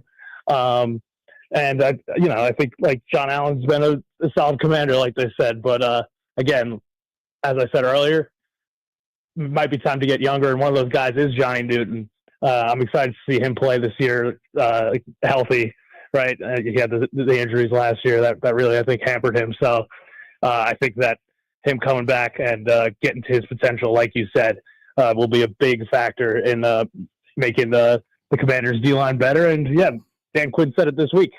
There's guys from that rookie class that they're going to need to take that next step. Yeah. So I think Newton is maybe one of the guys that he was certainly talking about. We saw them run into some problems last year with the offense. I would say offensive line. A lot of people wanted to blame the running backs, but I'm feeling you don't have a hole, you can't run through it. How much do you think they need to address on trying to strengthen the offensive line? Yeah, no, I think you can never have enough offensive linemen, in my opinion. I think it's kind of like a bullpen in baseball, right? Without it, your weaknesses are really highlighted. So, yeah, I think whether it's on the interior there at either of the guard spots or maybe even right tackle with Wiley, I think upgrading at any of those are going to be things that Peters takes a hard look at, and it might not make sense in the moment, but I think that because of these things that we're saying here, they could be wise moves for sure. And yeah, you're right. Like, I think Brian Robinson's a good back. Eckler came in and did his thing, but there wasn't always room to run, and it starts there. And I think that getting the push, creating the holes, especially against the Eagles, right? Like, that's going to be the competition. That's the standard going forward is paramount. I want to take a look at the NFL broader in just a second here, but last one on the Commanders for me. Looking at, you talked about finding weapons for Jaden Daniels is going to be a big part of this offseason as well. And we're getting reports like we just talked about a little bit earlier that maybe Deebo is going to be a big part of that, or what's going to be the answer there. If they don't get one of these guys, like they're not going to get Deebo, or maybe they don't get Kupp, if they miss out on those dudes, who are some other names? Because other reports are saying that they're probably not going to swing big outside of them. Is it a Christian Kirk if he gets released, or is it someone else that you're keeping an eye out that could be a Commander's target at wide receiver? Yeah, I mean, I'm not too sure, like, as far as like cut candidates and things like that. But I think it's going to be guys who probably had down years, right, in 24, and see what I would pay attention to guys that Cliff has worked with in the past, whether that's in Arizona. That's why Kirk might be a great fit there, or other guys in that vein where they come in, they're nice in the screen game, the quick pass game, and give Jaden some easy throws to work with, because he can't always do it himself, right? Yeah. Scrambling around and making the deep connections with Terry and things like that. You need that mix in the offense. And I think Cliff ended up finding a really good balance of it toward the end of the year. At times in the beginning, it was a little touch and go where either there was too much of it or too little in the games, but I thought he really balanced it out down the stretch, and it showed. And Jaden really like meshed with it. So I feel like finding guys who give Jaden those quick throw opportunities would be a really good fit for him. Talking to Chris Bumbaca from USA Today, taking a look at the NFL as a whole. We'll go back to the Super Bowl champs, Philadelphia Eagles, because I think this kind of connects to Washington. There's been talk about Washington maybe going after Myles Garrett. There's talk about Philadelphia going after Myles Garrett. Yeah. How real is that? How real a possibility is it that Philly gives up the whatever it takes, a couple of ones or whatever it ends up taking to go get Myles Garrett? Yeah, I mean, Howie Roseman is always the big question mark, right? But I mean, it would be tough to see it, like a package like that to I don't see Howie really parting with that many picks, but you never know with Howie, man, come draft time. And I think that's really when this will all go down, in my opinion, because the Browns GM, Andrew Berry, drove a pretty hard stance here that, he has no interest in moving Garrett. So it's probably some hardball there on his end, right? Mm-hmm. But you got to think that, once we get down to the draft, I could definitely see that being a time where Garrett gets moved. And yeah, it's probably to the NFC, right? So I think that the Eagles will always be a threat there. And it depends on how their free agency kind of shakes out. Like, can they bring back Milton Williams and Josh Sweat? So that'll have to happen first. And another reason why I think it's going to go down closer to the draft. So if they were to sign either one of those guys, Milton's or Sweat, I think the whole Garrett thing is thrown out the window. Yeah, no, you're probably right. Yeah, especially Sweat, probably Sweat more so, just because he's more like an edge guy. But Milton plays a little bit more on the interior, but still, yeah, I'm with you on that, B-Mitch. And how he's giving up a bunch of ones, like, just the thought of it doesn't make a ton of sense. Like, not that doesn't make sense for Garrett. That's probably the wrong phrase. I have a hard time seeing Howie doing it. So you look at the other big story right now is Matt Stafford. What's the realistic possibility he gets moved? Is it better than 50% chance that he's out of LA? It sounds like more reporting today sounds like they're working on deals for these other teams that could trade for him. Is that something that's realistic? And what's the Rams' plan if they do move on from Stafford? Man, those are good questions. I think it's probably like closer to 50-50, which is a boring answer right now. Like, the meetings going down today are going to be like very informative. Real quick on that. Like, where would you have said this possibility was when we first heard the report that he could go look around? Was it 50-50 then, or is it increased as time has gone on? No, I think it's probably maintained. Honestly, I think we were waiting for this point for him to kind of sit with the Rams and really hash out the future and what he's looking for. And yeah, I think Sean McVay's a guy who's not afraid to change quarterbacks. So maybe it's a little bit higher than 50, but yeah, I think we'll see in the next 24 to 48 hours because reporting will start coming out of that meeting. But obviously the Giants were involved, but they're starting to leak that they're not the favorite, right? So that's coming from them, and I think that's a pretty good signal that he won't be going to New York. So keep your eye on the other spots, and then where the Rams go. I mean, Sam Darnold, maybe LA guy, could probably fit well in the McVay offense, where it's hey man, throw the ball here. Here's your read. Here's your throw. Go make it happen. So I think that makes sense. I mean, people connect Rodgers. I don't know anything about Rodgers, man, and his future plans and what that looks like for him, other than the fact that he won't be on the Jets next year. But his market is kind of slow to develop right now.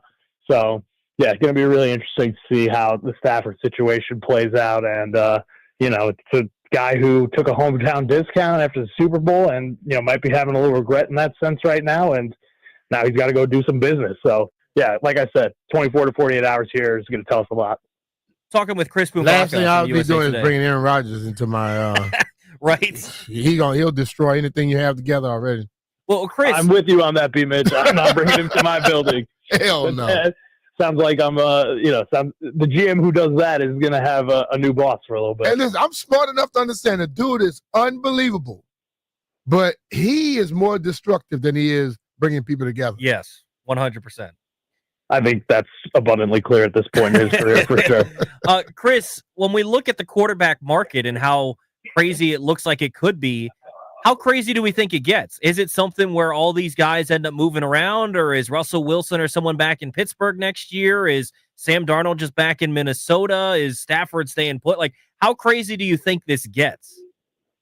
I see Darnold leaving Minnesota. I see Russ going back to Pittsburgh. So just to answer those, and then the Stafford remains a big question. I feel like it's going to shake out in a way where James Williams. Oh my goodness, James Winston is starting somewhere. By the end of the year, whether that's Jets or Giants, I feel like James to New York at this point is almost an inevitability because of the fact that these teams don't have a ton of reason unless the Giants draft a quarterback, right? Sure. So we'll see. But I feel like that's gonna have that just has written in the stars for Jameis right now. But yeah, I think it's gonna be interesting. It reminds me of the offseason a little bit where Goff and Stafford got traded for each other. So whether we see a quarterback swap to that effect, it's gonna be interesting. Chris, appreciate the time, man. Thank you, Chris. Always enjoy your coverage. All right. Thank you guys very much. Have a great weekend. Appreciate you, bro. There you go. Check out Chris Bumbaca on Twitter @Bumbaca. Want to talk about this report next about Jordan Schultz saying that the Commanders are big time in on Deebo Samuel. Them in Houston. What do we make of that? We'll give you our thoughts next here on B. Mitch and Finley.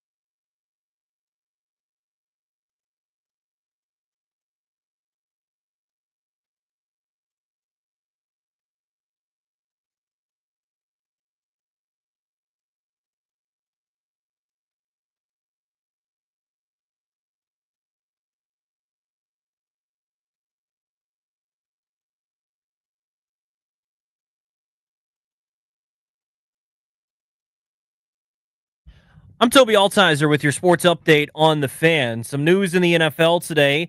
Report from Jordan Schultz saying that the Commanders and the Texans have significant interest in trading for wide receiver Deebo Samuel that has increased in the last couple of days. Also, just a couple of minutes ago, Ian Rappaport reporting that Matthew Stafford and the Rams are closing in on a deal for him to remain in L.A.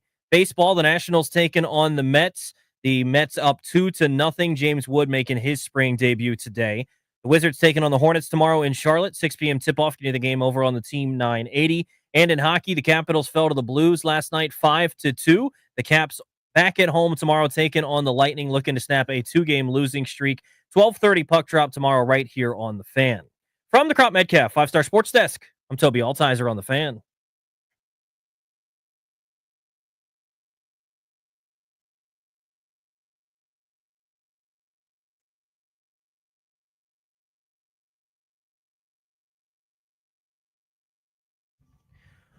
Welcome back. It is B. Mitch and Finley. Toby Altizer with you in for JP alongside Brian Mitchell. More time. Two big things of breaking news. We'll get to both of them here this segment before we get to Heard It Here first to wrap up the show. So we'll start with the one relevant to Washington. Jordan Schultz with a report just a little bit ago saying that Deebo has been a big-time target for both Washington and Houston, with talks progressing in the recent days. The other teams, including the Steelers and the Broncos, have checked in, but Houston and Washington are the most aggressive. All right. What's your thoughts on trading for Deebo Samuel? Are you in favor of it? You know, we take into account the cost that Mr. Bumbaca just kind of threw out. I don't know that I'd be willing to go that high, but if say you get him for a reasonable cost, what's your take on him in this offense? Reasonable cost, yes. I think everybody I'm looking at comes down to a reasonable cost. And looking at Deebo right now, coming off the year he had last year, you know, I think Chris said like a 2 and a 4. Yeah. I'm thinking that won't go that high. Too much. I'm thinking it might be a 3 plus something. But I don't know if it goes that high, because you start looking at the trades over the last few years I'm talking about guys that can command a lot. Some of them got less than that. Yeah. You know what I mean? So I just don't. I see a pick going, but I don't know about a second and a fourth. Yeah, I don't want to give up much, because if you second and a fourth to me is first. And I don't think Deebo's tradable for a first rounder. Yeah, 3 years ago maybe. Yeah, not right now. And when you look at what he does, I think he'd be fine in this offense, because I think the way that you would use him, De'Ami Brown last year was good on the screen game. I think immediately Deebo steps in, and I think you would think an upgrade in that spot. But outside of that, is he just running a lot of drag routes? Are you going to get him involved in some of the, the different things that Cliff can come up with in the offseason, where he's lining up in the backfield to do it? Maybe. I think he could, because I'll be honest with you. Luke McCaffrey, I watched him last year working out, and he was doing a lot of stuff, lined up in the back. He was, yes. I don't know if it came out to it, but I think Luke has a lot of potential to become something like that. But Deebo is that already. Correct. And let's say when you put Deebo on the field and you happen to have just Brian Robinson back there, or maybe it's Austin is back there. You got another running back on the field. He doesn't mind blocking like everybody else. So it's a lot of things you could do with him. I just wonder if they try to overuse him like the 49ers did sometime once McCaffrey got hurt. Yeah. He's not in his mind, he's built to just boom, run over everybody. Mm-hmm. His body is not built like that. He has to learn to be able to take care of himself more, to be there more often. So when you look at the 2021 season, 77 receptions for 1,400 yards and 6 touchdowns. He also carried the ball for 8 touchdowns, 59 carries, 365 yards. So 1,700 yards from scrimmage. Since then, he had 800 yards from scrimmage in 2022 in 13 games, Mm-hmm. And then 2023, he had 1,100 yards in 15 games. Last year, 806 in 15 games. I can't trade you the equivalent of a first-round pick for that. But if you can get me a guy who can come over and be versatile and I can use in different ways, I don't see a reason why you wouldn't do it for the right cost. Now, Mm-hmm. the issue becomes the contract and how much he's going to take up on the books and whether you're going to be able to get some of those things. But I don't know that for me, Deebo is my top target because he just, to me, I don't even look at him as a true wide receiver. He does a lot of different stuff, but if I want someone that can separate on the opposite side or someone that understands how to be, a route runner, that's not Deebo Samuel to me. Well, I think this is where someone said yesterday that he doesn't separate a lot in man-to-man. But guess what? You're not going to run a lot of man-to-man against Jaden Daniels anyway. Yes. You run man-to-man against Jaden Daniels just like you run it against Josh Allen, you're in trouble because you turn your backs, he's going to run on you. So if he's going to be playing a lot of zone, and things like that, you got him. And then when you go man-to-man, if that guy's running full speed behind him, Jaden has room, his lanes. That will enhance the offense. So if you just look at his contract according to Spot Track right now, his cap hit for this season is $15 million, just under 16, 15.8. I just don't know that to me he's worth that. And maybe because there's only 1 year left, sounds like there's 4 teams interested. You heard the Broncos, you heard the Steelers, and then Houston and Washington kind of leading the charge. PFT brought up a good point earlier, though, that if they're going to go after Deebo, there's no one, maybe with the exception of Houston with DeMeco Ryans, that has an innate understanding of Deebo like Adam Peters. He was there. Yeah. He worked with the only time he didn't work with him was this past season because he was here. So if he views it as they can get this guy in, they can use him. Because the thing is, I think he can still be a valuable weapon. And if you're this offense, we're talking about, they need to add a running back that's more explosive. They need to add a wide receiver. Mm-hmm. Deebo fits like half of both of those things. He fits half of both of them, but I believe you got to stop using him so much as a running back like the 49ers were doing. Yes. I think you could push him to a certain limit.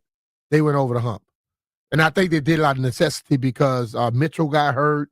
Then you had McCaffrey hurt. Then the other guy that came in, he got hurt. So they started using him a little more over the last 2 years or so. And you can't do that with him. But if you can have the right mix of people and put him in games where he can be that running back receiver type, where sometimes he lines up in the slot and the running back moves out, then he comes in motion, he's a running back now. He brings a different dynamic to an offense. Well, and the play I'm thinking of right now that you can immediately plug him in and you'd feel good about is you line up with a trips to the right or whatever, and he's the inside guy, and you got the running back in the backfield. You run an RPO off of that, right? With him running a little bubble. Uh-huh. I think that'd be perfect for him, right? Yeah. If you're using him like that. But you talk about limiting his touches or at least maybe not running him. What are you thinking? Give him like 7 touches a game? I mean, I don't need to limit his touches as a receiver. I don't need him running between the tackles. Yeah, I don't like that usage. See, that's what I'm saying. Like, the 49ers did it out of necessity, and he got worn down. Mm-hmm. If you're on this team here, they do enough moving around and things to where he's going to have a lot of one-on-one battles, and he's strong enough to beat the guys. He's strong enough to run away from to break a tackle. Most of the guys will be checking him on defensive backs and like cornerbacks or safeties. He can break that. Hell, he may break some of the tackles of a linebacker. But slamming him in there inside of the tackles makes no sense to me. So, and that's what the 49ers did a lot of, out of necessity, though. Yeah, what's the offer you're looking at? If you're Adam Peters, what are you offering? Are you going up to a second? And, you said no to the second and a fourth. I think it doesn't make a difference what Adam wants to offer now. It comes down to if you want him and you got other people involved. If Houston is involved and DeMeco knows him, just like you're going to have to try and beat that. And that's where it comes down to. When you're by yourself, you can manipulate the hell out of something. Sure. But once you get one more team involved, and now you got a team involved with someone who knows this dude, he had to deal with him in practice. He knows his physicality. He knows what he's capable of, which means on the offense, he goes like, okay, I get this guy on my offense. I know what he got. Defensive coaches like those physical, crazy-like people. Yeah. You already had Dan Quinn stated yesterday about he wants those people that are violent. Who's more violent than Deebo at receiver? Well, so the question is like, what's your we're out. What's your we can't go past that. You talk about if they're going to get into a bidding war with Houston, which it could turn into, at what point do you say, I can go find someone else? I'm not going second plus. I'll go third plus something. Okay. And I gotta go second, two picks and a second up there. No. And I'm damn sure not gonna ever look at it first. Yeah. No, I agree with that. I think that's about right because at this point in his career, he would be a nice weapon for you, but I just don't know that. Again, what I talked about earlier, when you're trying to build sustainability and you're looking long term, is Deebo Samuel a long term help for this team? I don't know that he is. I think he might help you for this year and next. Mhm. But if he's already looking diminished, you think he's going to suddenly get better in the next 2 seasons? I just don't know that he Good. is. He's been in the league, what, 4 or 5 years? 5 years, I think, something like that. Maybe 6. Yeah, somewhere around there. You can have that year where 6 years. things begin to fall off for you, but new place, Well, new attitude, new mindset, and the way that Dan Quinn takes care of his players. I think the big thing You here, can get a Mitch, resurgence. if this were your typical wide receiver, like you're saying, I'd have no issue because wide receivers now are playing well into their early 30s. That used to be kind of a cutoff date. Now, I mean, Terry McLaurin's about to hit age 30, and no Yeah. one's thinking, oh, he's going to fall off. But Terry came in, he's almost 24. yeah, when he got was a in little there. bit older. But But think about this, though. Deebo's game isn't the route running. Exactly whatever. right. So his game is getting passes in space, and he has an advantage over normally is people that's checking him. What does Cliff do a lot? Get the ball to the hands of the receiver quickly. Do we have anybody on the team you think is a better runner than no Deebo? chance. So I think that right there can be revitalized for like a year, 3 years or so, and that's all you want. Yeah. To be honest with you. Well, he gives you another weapon, which is something that they, frankly, outside of Terry, I don't know. Ertz was a good security blanket. I don't know that I would refer to him as, weapon, even though I think in that NFC Championship he was kind of used as a weapon. But if you were to get Deebo, I think he could be a legit another weapon. Oh, yeah. The other bit of news here that we just learned the last couple of minutes is that Matthew Stafford is going to end up returning to LA and that he has worked out his deal to stay with them. And I'm not shocked by this at all because They met with Tom Brady. What they have to do? They have to make sure they get him, man. yeah, so even the Rams have tweeted about this. They've already kind of reached an agreement. This is done. Matthew Stafford's not going anywhere. But this never made any sense to me anyways, B. Mitch, because they were right there. If a play or two goes differently in that game against Philadelphia, Washington could have been playing the Rams in LA in the NFC Championship game, and that could have changed a lot of different things. You have a coach that is one of the best young coaches still in the league, and he's been coaching now for a while, but he's still one of the younger guys. And you just had this guy flirt with retirement. You were going to get rid of his quarterback? That never made sense to me. I just think, listen, man, a lot of people in the NFL get very arrogant behind the doings of the players. Sure.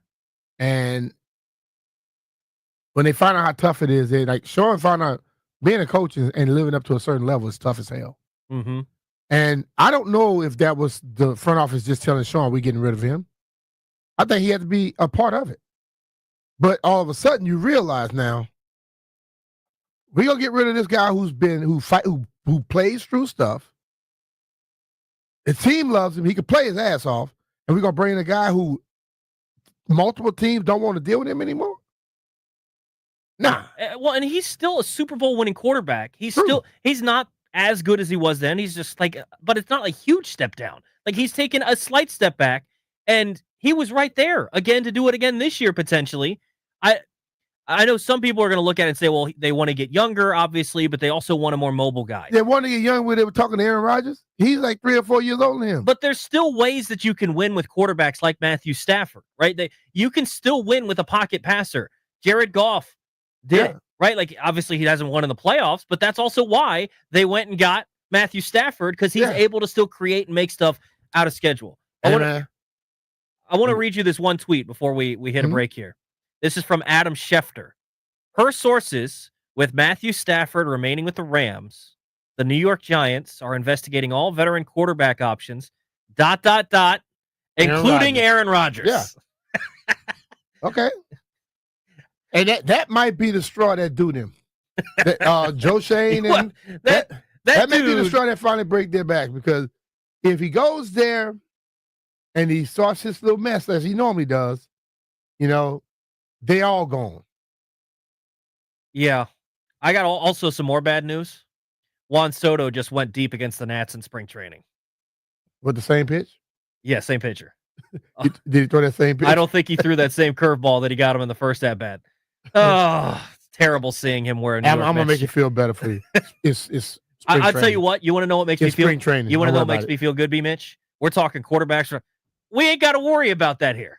We got our guy in burgundy and gold. We're good. We're good, and he's better than just about everybody else's quarterback. B. Mitch and Finley on the Fan. We'll wrap things up next.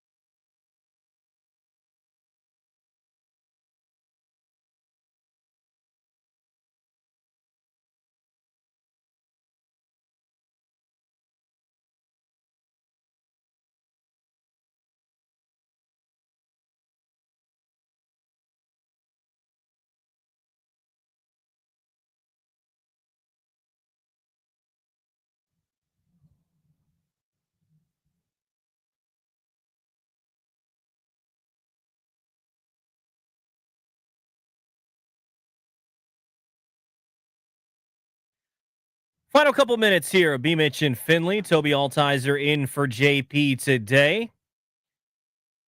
So, what does it say about this quarterback class that Tennessee's drafting number 1? They need a quarterback. Cleveland's drafting number 2 overall.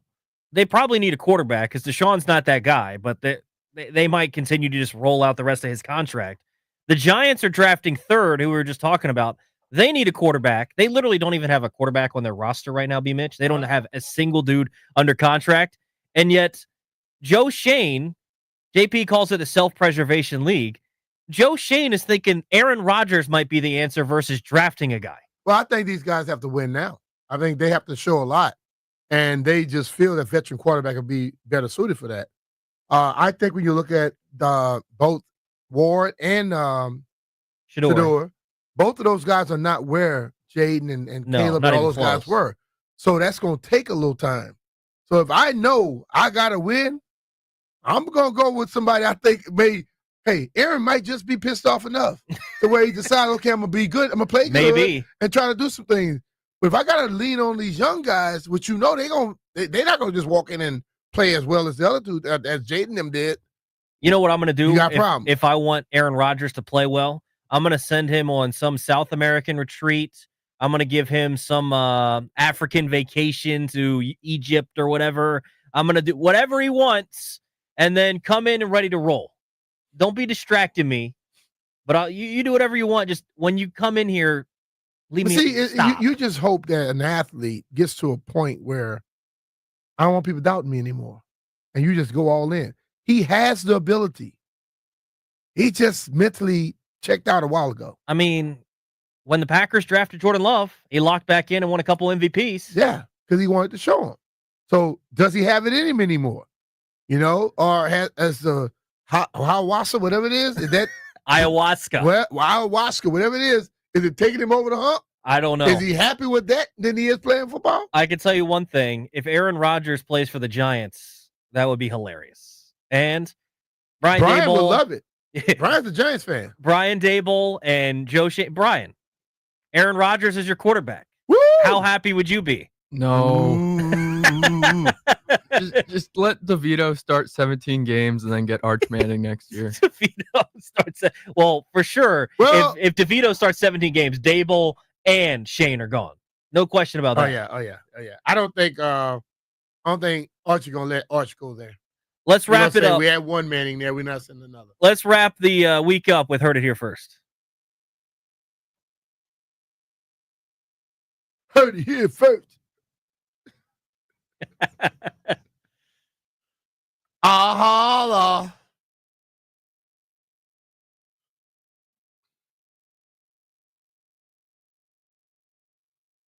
I won the week. No, you did not. I think I won the week. I'm not sure if Landfill won his bet yesterday. I'm not sure how to look up Shane Lowry and Singly Woo hitting the fairway.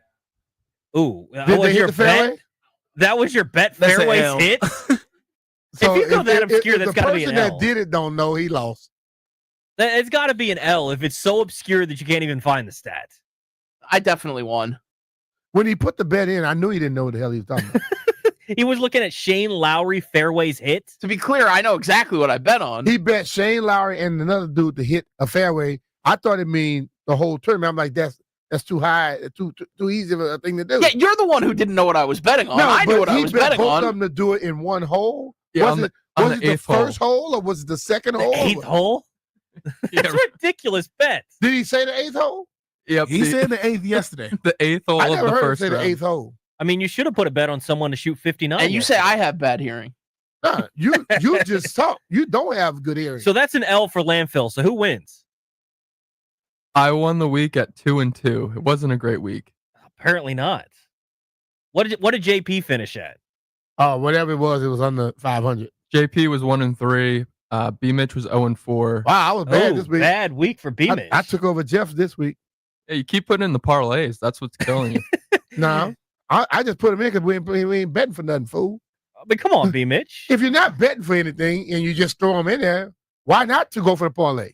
That's true. I am the only guy that has gone like 6-0, 7-0. Me. That's valid. But what did you do this week? I We ain't lost. talking about the history book. Did you win? Shut up. Hey, Brian. I finished in a higher position than you did. Well, I know overall you're worse than me. Brian, we got any good mid-major hoops this weekend? No. We have the A-Sun tournament is starting on Sunday. A-Sun tournament. You tuning in, B-Mitch? Hell no. And nobody better tell me I need to look for that. I don't even. Who is in the A-Sun? I don't even know. Lipscomb is the projected winner. I would not be talking about Lipscomb. You get a little bit fired up for Lipscomb? I think I'm going to pass on that. Appreciate PFT Commenter for joining the program a little bit earlier. Appreciate Chris Bumbaca as well. Appreciate everybody that called in and listened to the program. Thank you to the chat as well. I guess I've gotten to the point now, B-Mitch, where I don't get bullied in the chat. I guess that's a good They thing. like you, man. You just got to talk about them a little bit. They good. I think we got past that point. So appreciate everybody for listening to the program. JP will be back on Monday. That's going to do it for B-Mitch and Finley. G&D up next.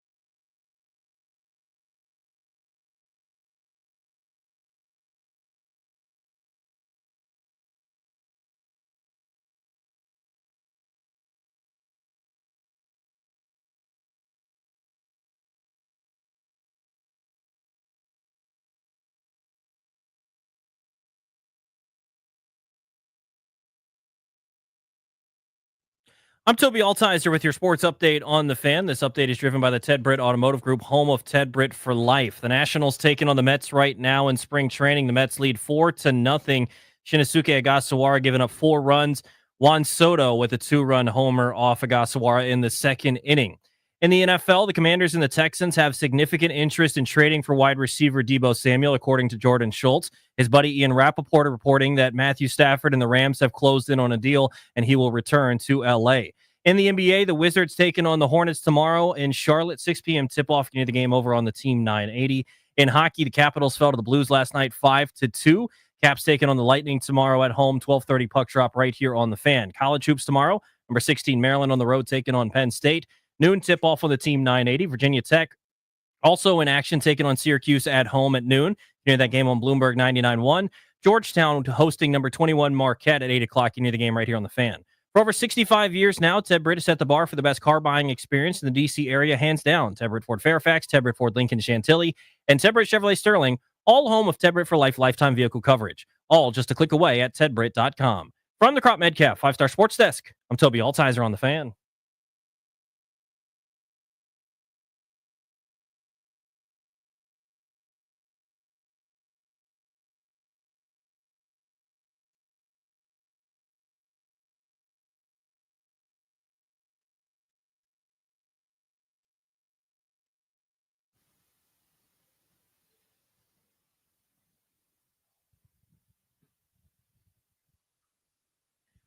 Yeah, Friday. What's up? Welcome in. We're Grant and Danny.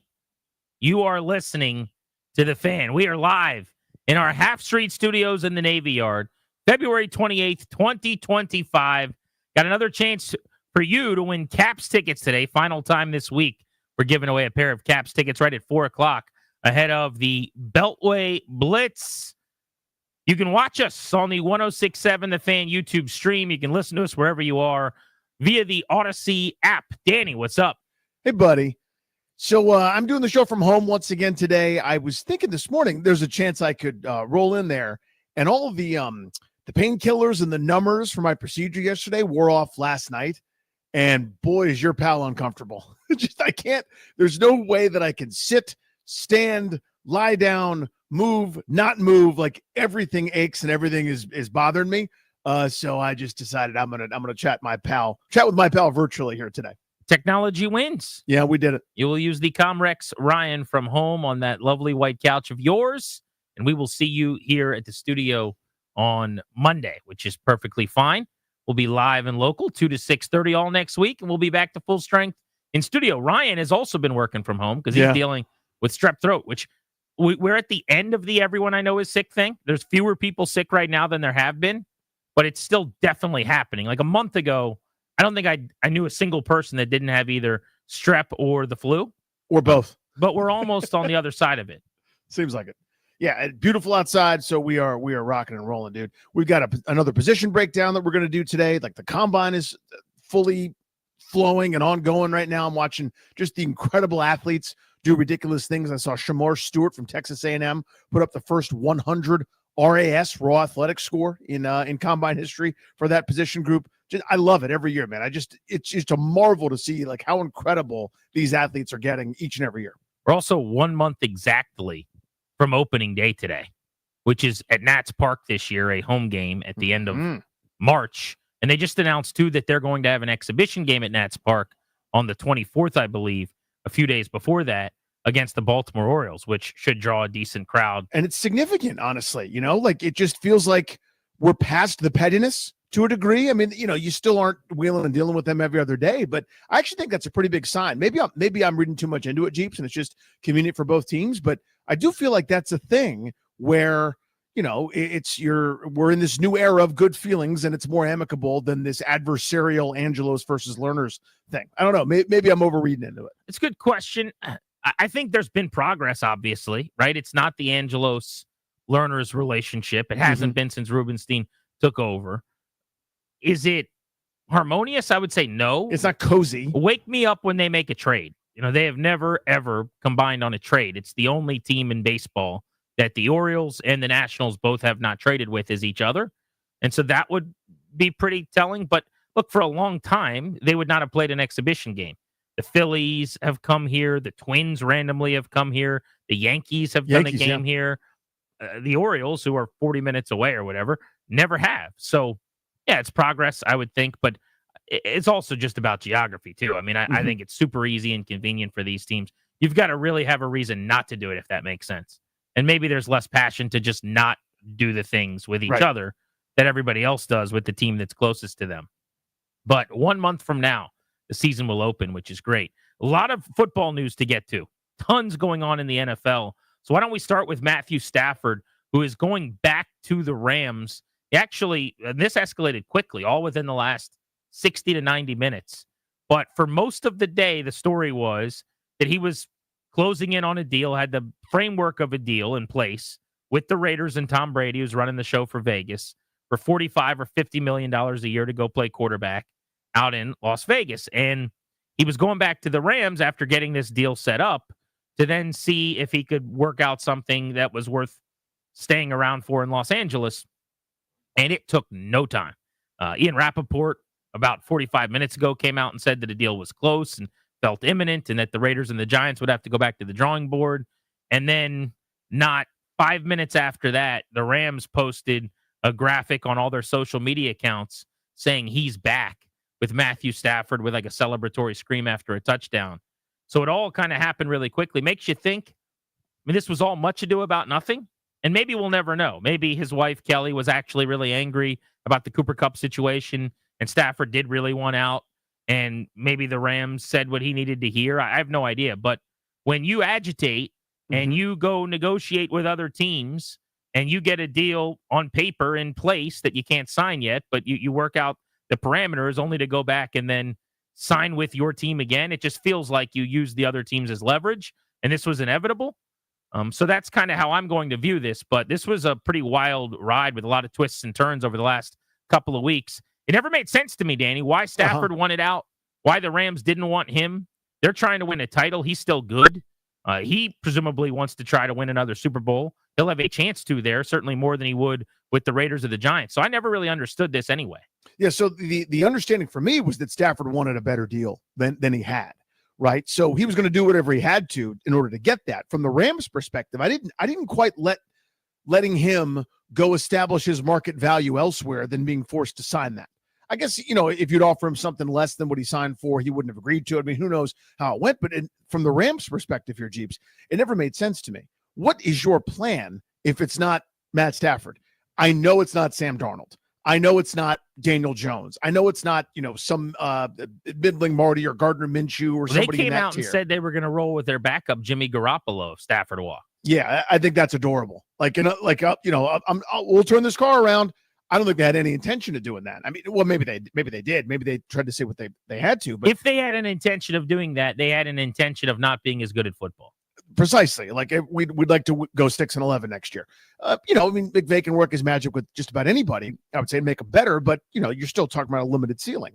So from the Rams, they didn't have a really good plan B there. So you calling a guy's bluff or telling him to go get his value, and then we'll come back and sign you. Who knows how the conversations went? But from Stafford's perspective, when you've got leverage, you use it. You've seen this in all walks of life. I mean, I'm sure anybody right now who's had a job that they've said they were going to leave, and all of a sudden there's a matching offer, or you've seen it happen with one of your colleagues who's in demand. This is time in memoriam. This is a normal thing. You have a job, you get offered one for more money, you go back to your company and say, hey, I just got offered this, and all of a sudden they come up with money that you didn't know they had, right? Or they claim that they didn't have, and boom goes the dynamite. You got yourself a better deal, or you can walk. I mean, one or the other. But for Stafford, it was the best situation, right? The Sean McVay nest, Puka Nacua, a rejuvenated defense that they rebuilt on the fly, a team that is, maybe some snow away from being able to beat the Eagles on the road in the playoffs.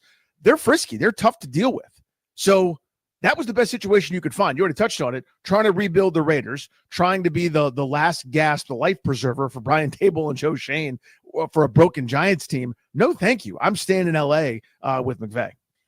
I actually talked to McVay since they lost that game to the Eagles in the playoffs. I think I'd mentioned this in passing on the show not long ago, but I mean, he really felt like, and was still kicking himself during Super Bowl week, that they should have and could have won that game. They could have, yeah. And I think that's often a thing that coaches do. But, I mean, truly, go back and watch the end of that game. They had the Eagles on the ropes, and it was in a game where they dropped 1 million passes because of the weather, and they turned the ball over kind of inexplicably. Kyron Williams had an awful fumble. Again, snow-related, I would say. So who knows if the weather's different, what happens there. That's a really, really good team. And Stafford is still excellent. His touchdown totals have come way down the last couple of years as they have become more of a red zone running team. Look at Kyron Williams' his fantasy value as an example, and go look at his back of his football card. I mean, every time they're inside the 10-yard line, that guy cashes in. And because of that, Stafford only has 44 touchdowns the last couple of years. But he dropped his interception rate massively. In 2021, back when he threw 40 touchdowns and they won the Super Bowl and went 12-5, he also led the NFL with 17 interceptions. This year, he threw just 8 picks in over 500 passing attempts. He still got it. You saw some dynamite throws at the end of that game in inclement weather against Philly. Remember a couple sideline balls he threw, one downfield to Puka Nacua on the sideline. That was a ridiculous catch. Cooper Kupp made a great catch on a ball in a tight window as well. He is a championship-level quarterback, in my opinion, still, if you can keep him healthy, even though he's been through some injuries and he's 37 years old. So the marriage ending just did not make sense to me. I couldn't figure it out either way. But as we're talking about it, maybe what happened was Stafford and the Rams possibly are negotiating, and he can't get close to market value because they're going, well, we'll give you this. He knows if he hit the market, I could get 50. More. Yeah. And that's where he goes, nah, I want out. I want a chance to get a trade, knowing that if he could do that, he could just at least establish a new market. Yeah, get his wife on board to tweet a couple of things or post an Instagram video. The agents. I don't think that's that difficult with his wife. She doesn't mind giving opinions or tweeting very often. Yeah, happy to share her thoughts. But, there's a whole PR team. I mean, again, I really do think these things are orchestrated, right? Where you instead of just saying, again, I keep using this analogy, like the dad going, when the vacation's already paid for, I'll turn this car right around. We're not turning around, dude. I already paid for Great Wolf Lodge. Like we're going to the water park. Like I've already paid for it. The tickets are done. We're doing that. I just want you to shut up. Like saying, I'll leave. I'll really leave. And now you do your unfollow on Instagram. But when you do that, Danny, you know this. You've got to be willing. You got to be willing to do it. Yeah. And he probably was, because it's kind of cool that Tom Brady's courting you, and Vegas is not a bad place to go play indoors, and bad city to be a part of on the up and coming NFL organization venues, right? But he's back in LA, and they're going to be the favorites going into the season, I think, pretty obviously, to win the West, because they got some really good players on defense. That kid they drafted, Jared Verse, their defensive end from Florida State, star. Inside, his college teammate, Brandon Fisk, they drafted in the first round as well, I believe. The big D tackle. Really, really good. So that D-line, even post Aaron Donald, is in a pretty good place. The offense has weapons and is good, even as they move on from Cooper Kupp now, that they'll reload.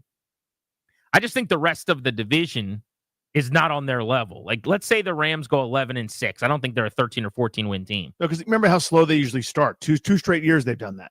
Seattle could push them. I could see that, but I'm not convinced on their quarterback situation. What's going on with Geno, who is not playing at the level he did a couple years ago when he kind of recaptured his career.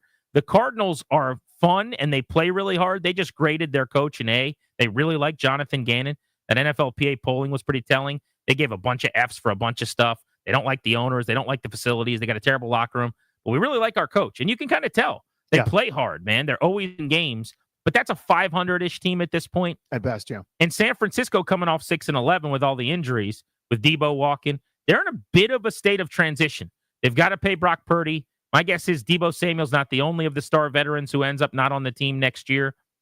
I think they could be a wild card team and a playoff team, but I would still say the Rams are the most likely team to win the West with Stafford back. I think I smell what you're cooking there. I mean, San Francisco to me is the variable. They're the wild card because there's some history now where they'll be an NFC championship contender.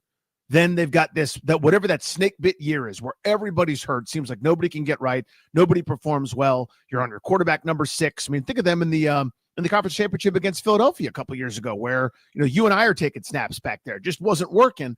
And they've had those, whatever the opposite of a charmed life is type years, and then they've rebounded. I could see them rebounding and being the juggernaut, or I could also see, the window's kind of closing here as some of these guys that, have healthier years or have had them in the past don't rebound, don't come back. The Trent Williams, George Kittle, Juszczyk, Deebo Samuel, he's not going to be there probably. But you know what I mean? Like it doesn't, the magic doesn't get recreated and then they kind of have to transition to a new era. That's entirely possible too. I have no good feel for how San Francisco is going to be. And obviously this is pre-offseason, pre-draft and free agency and the like and how they retool. But if you're just saying, if this core gets healthy, they're formidable. Is the core getting healthy? That's the big question mark. One angle about this Matthew Stafford story that I think is going to get lost in the sauce, and then it seems to me like I'm the only person that cares about, which is fine. But I just can't not be annoyed by this, is Tom Brady running the show with Vegas, which is great. I'm happy for him, and I think it's smart for the Raiders, honestly. I don't know if he'll be good at it or not, but I don't think it's a bad thing to have Tom Brady courting quarterbacks and making phone calls for you, as popular as he is in this game. But he is the A broadcaster for Fox, and he is, while not in on Friday meetings, that's kind of what they've taken away from him to make this all okay in the league's eyes. He is still getting unbelievable access to all of the teams in the league. He's still down on the field talking to all of the stars before every game. He's talking to coaches. He's getting intel on, first 15 scripts and things that they run and don't run and things that players do well and they don't do well.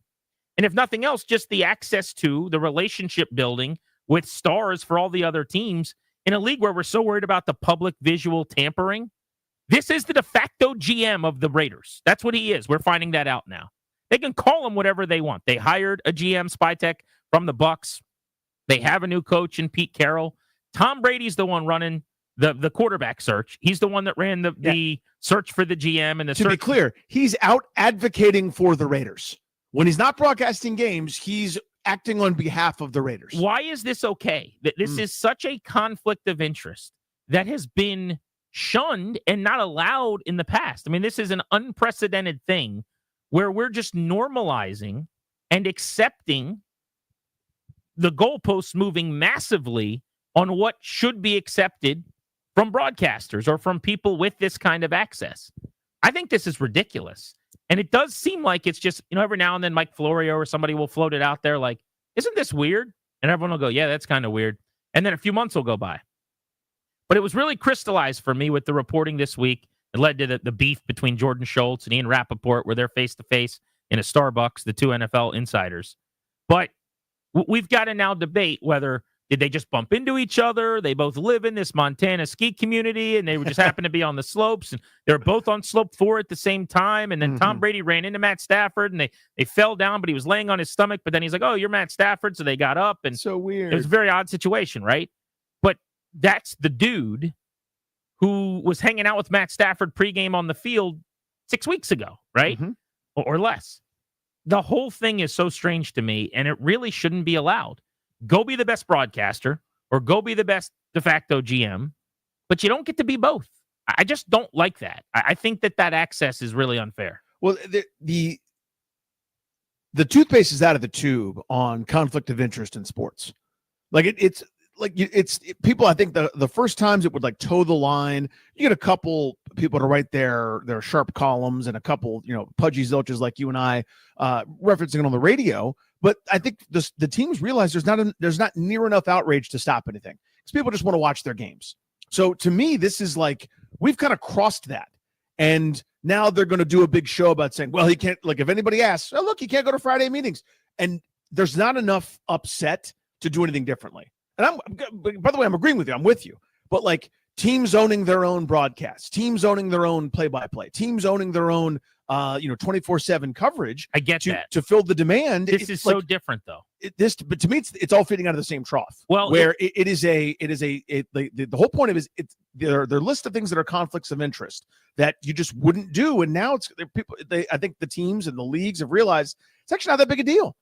Or in the minds of their fans. What they have in common, those two things you're talking about, is that they are conflicts of interest. But I think that's where it ends. Like, you running your own broadcast as a team takes away from some of the truth that you're going to get in that broadcast, right? That goes without saying. You're going to get a little more of a homer approach. This, though, is recruiting. This is the possibility of getting intel on an adversary, positively or negatively. Either finding out how somebody does something and going, we should do that, or the opposite, where you just get information on how they view something, whether that's philosophical, a paradigm. What do they think about the tush push? Oh, they hate the tush push. Well, now we know they're not using that on 4th and a foot. Like, there's just so many things that you can glean in his role. Let me ask you this, and I don't mean for you, Danny, to answer, although you could, but would it be weird if Mitch Rales called games on Fox? Of course. Of course it would be. Nobody would think that that was a reasonable thing. And it's really no different. Now, Mitch Rales is more rich and has more money invested in the Commanders, I'd imagine. It doesn't have 7 Super Bowl trophies, but yes, that's to me, I'm right with you. It's nonsense. Of course. And I don't know what annoys me more, that it's happening or that nobody cares about it. But both of them are irritating to me. But Tom Brady wanted Matt Stafford, swung and missed, it looks like. Stafford goes back to the Rams. So what's next for the Raiders and the Giants? We'll get into that next, playing a little quarterback carousel here. Grant and Danny with you, getting started. It's going to be a football-heavy Friday on the Fan.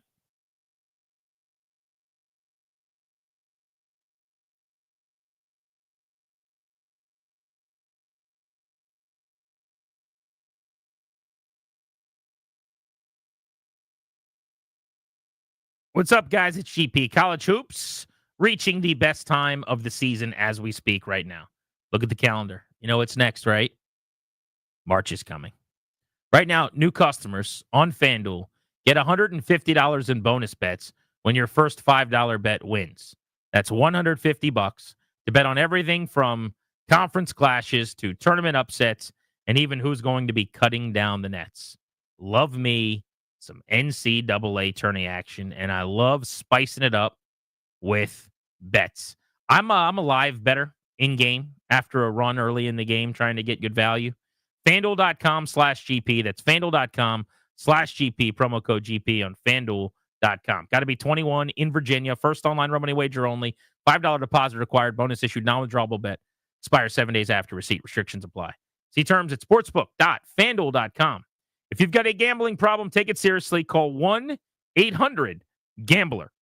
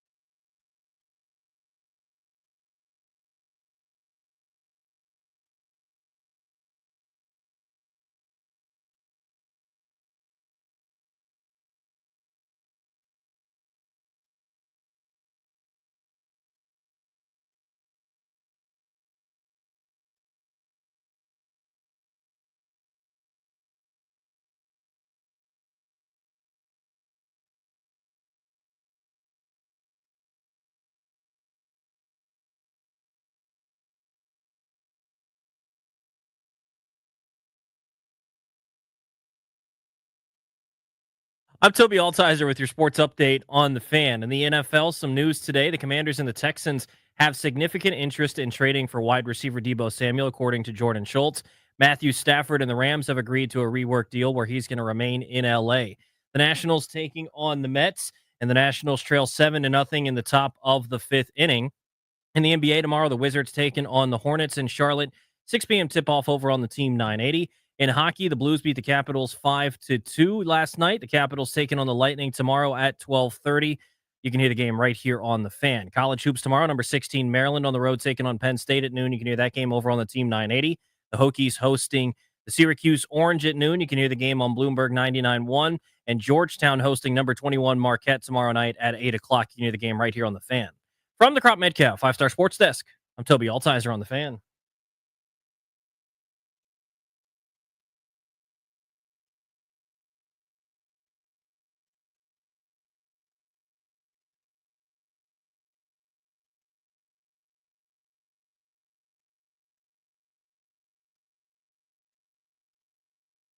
Matt Stafford is headed back to the Rams. That's the big breaking NFL news today. Welcome back, Grant and Danny, on the Fan. What does that mean for the two teams that thought they were signing him, or were hoping to at least be able to bring him in via trade? The Las Vegas Raiders and the New York Giants. Well, at least one of those teams is ready to pivot, according to Diana Rossini of The Athletic, Danny. The Giants are shifting their interest to Aaron Rodgers.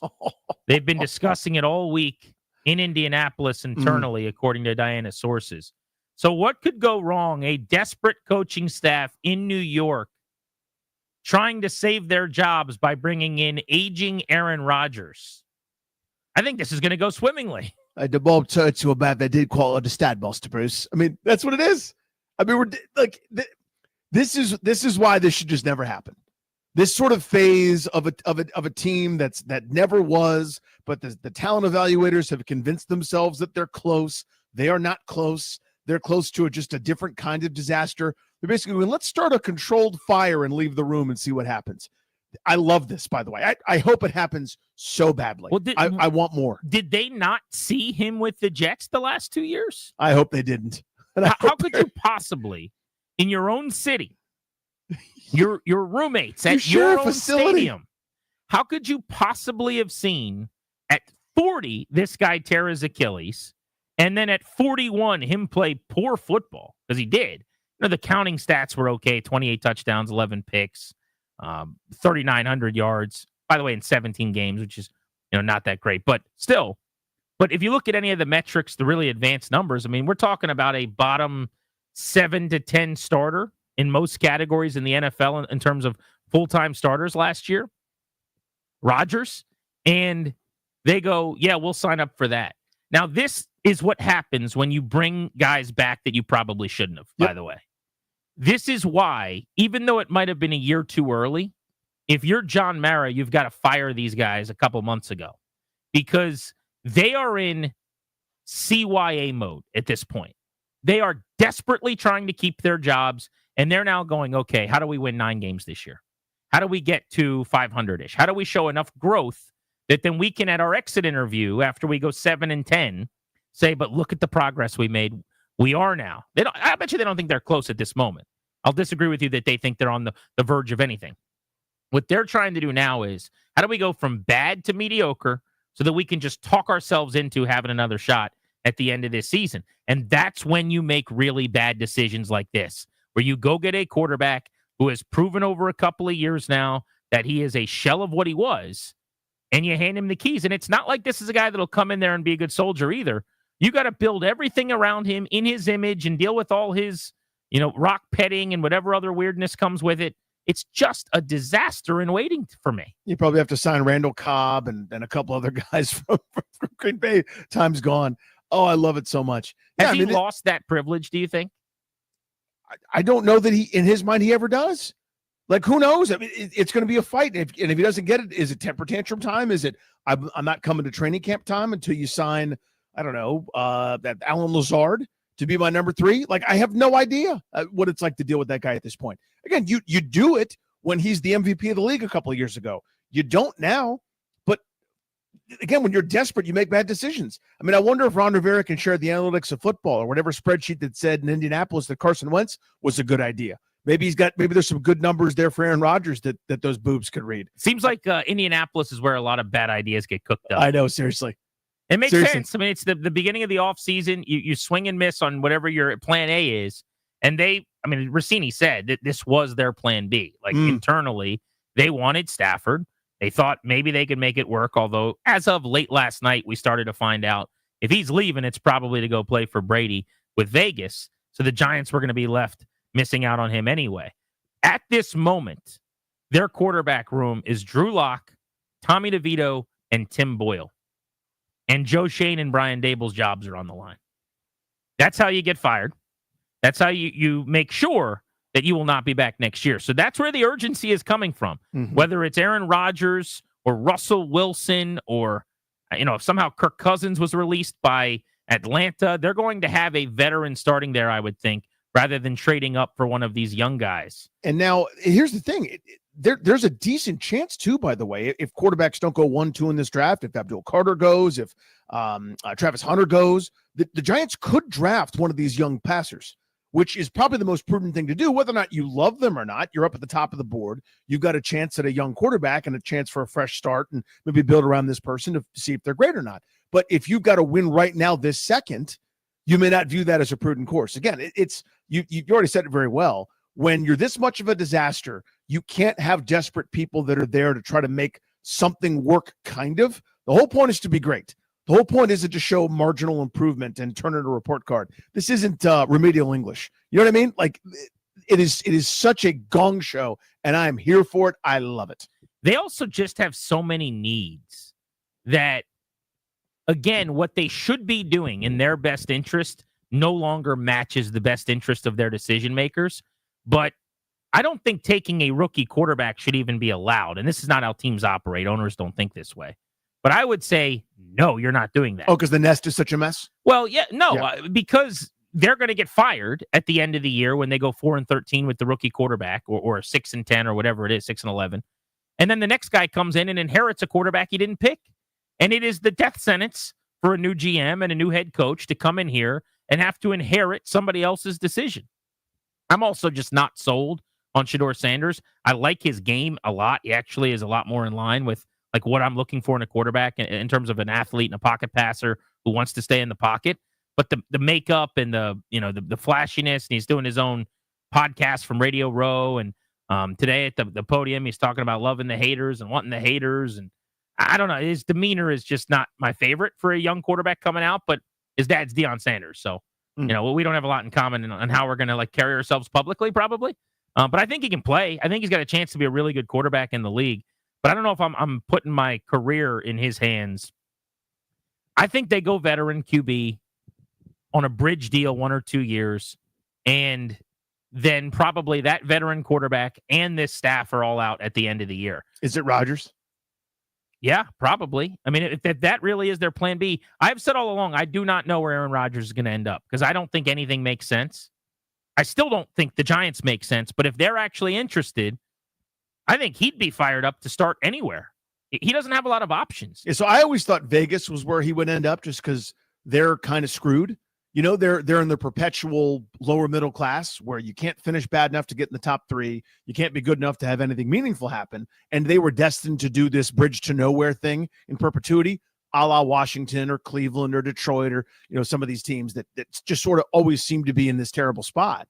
For so many years. I know Detroit's out of it now, but you know what I mean? Like just for a generation, you're always like Chicago, for example, just could never get that 1, 2, or 3 pick. And you're just trying with a bridge to nowhere. That's where the Raiders are now on that hamster wheel of nothingness. So I always felt like that's where he was going to go, where it's just sort of like, hey, this is a resident sideshow kind of a thing. It's like the aging star that sets up a residence in Vegas. Like you go see Celine Dion and then swing by afterwards and watch Aaron Rodgers orchestrate everything.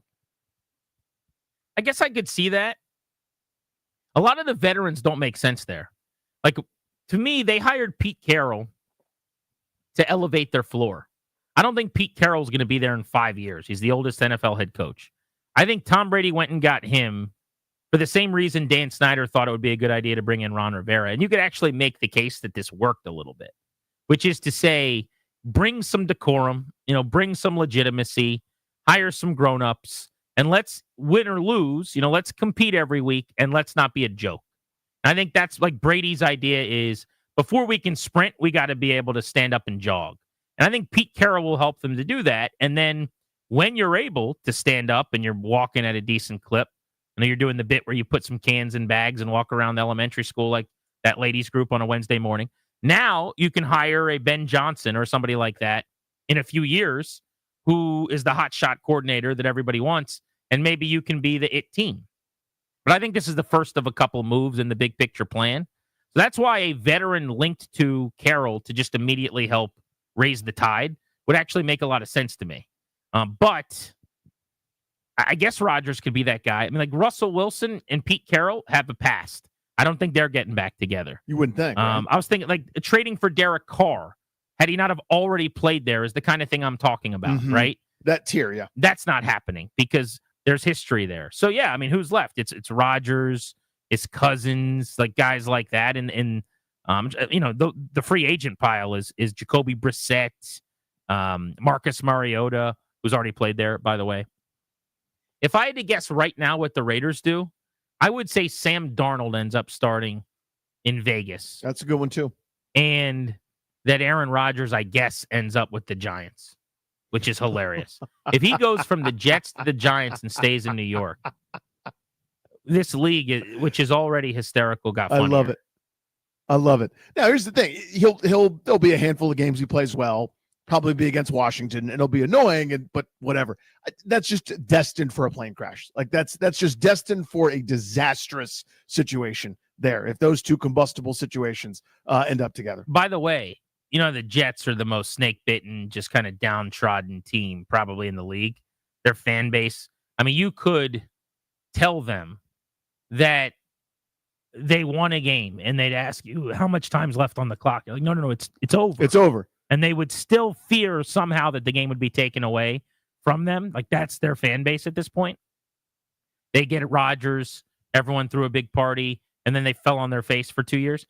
The most Jets thing ever would be if they have to watch him in New York lead the Giants to some, like, unbelievable renaissance season where Rodgers plays his butt off, and somehow the Giants go 12-5 or something. Can you imagine? And the Jets, after he tore his Achilles and then came back and played like crap last year, their fans are just listening to WFAN every day, where they also talk about the Giants and hearing about how amazing Rodgers, the comeback player of the year and the MVP candidate, is playing. That would be the Jetsiest thing that's ever happened.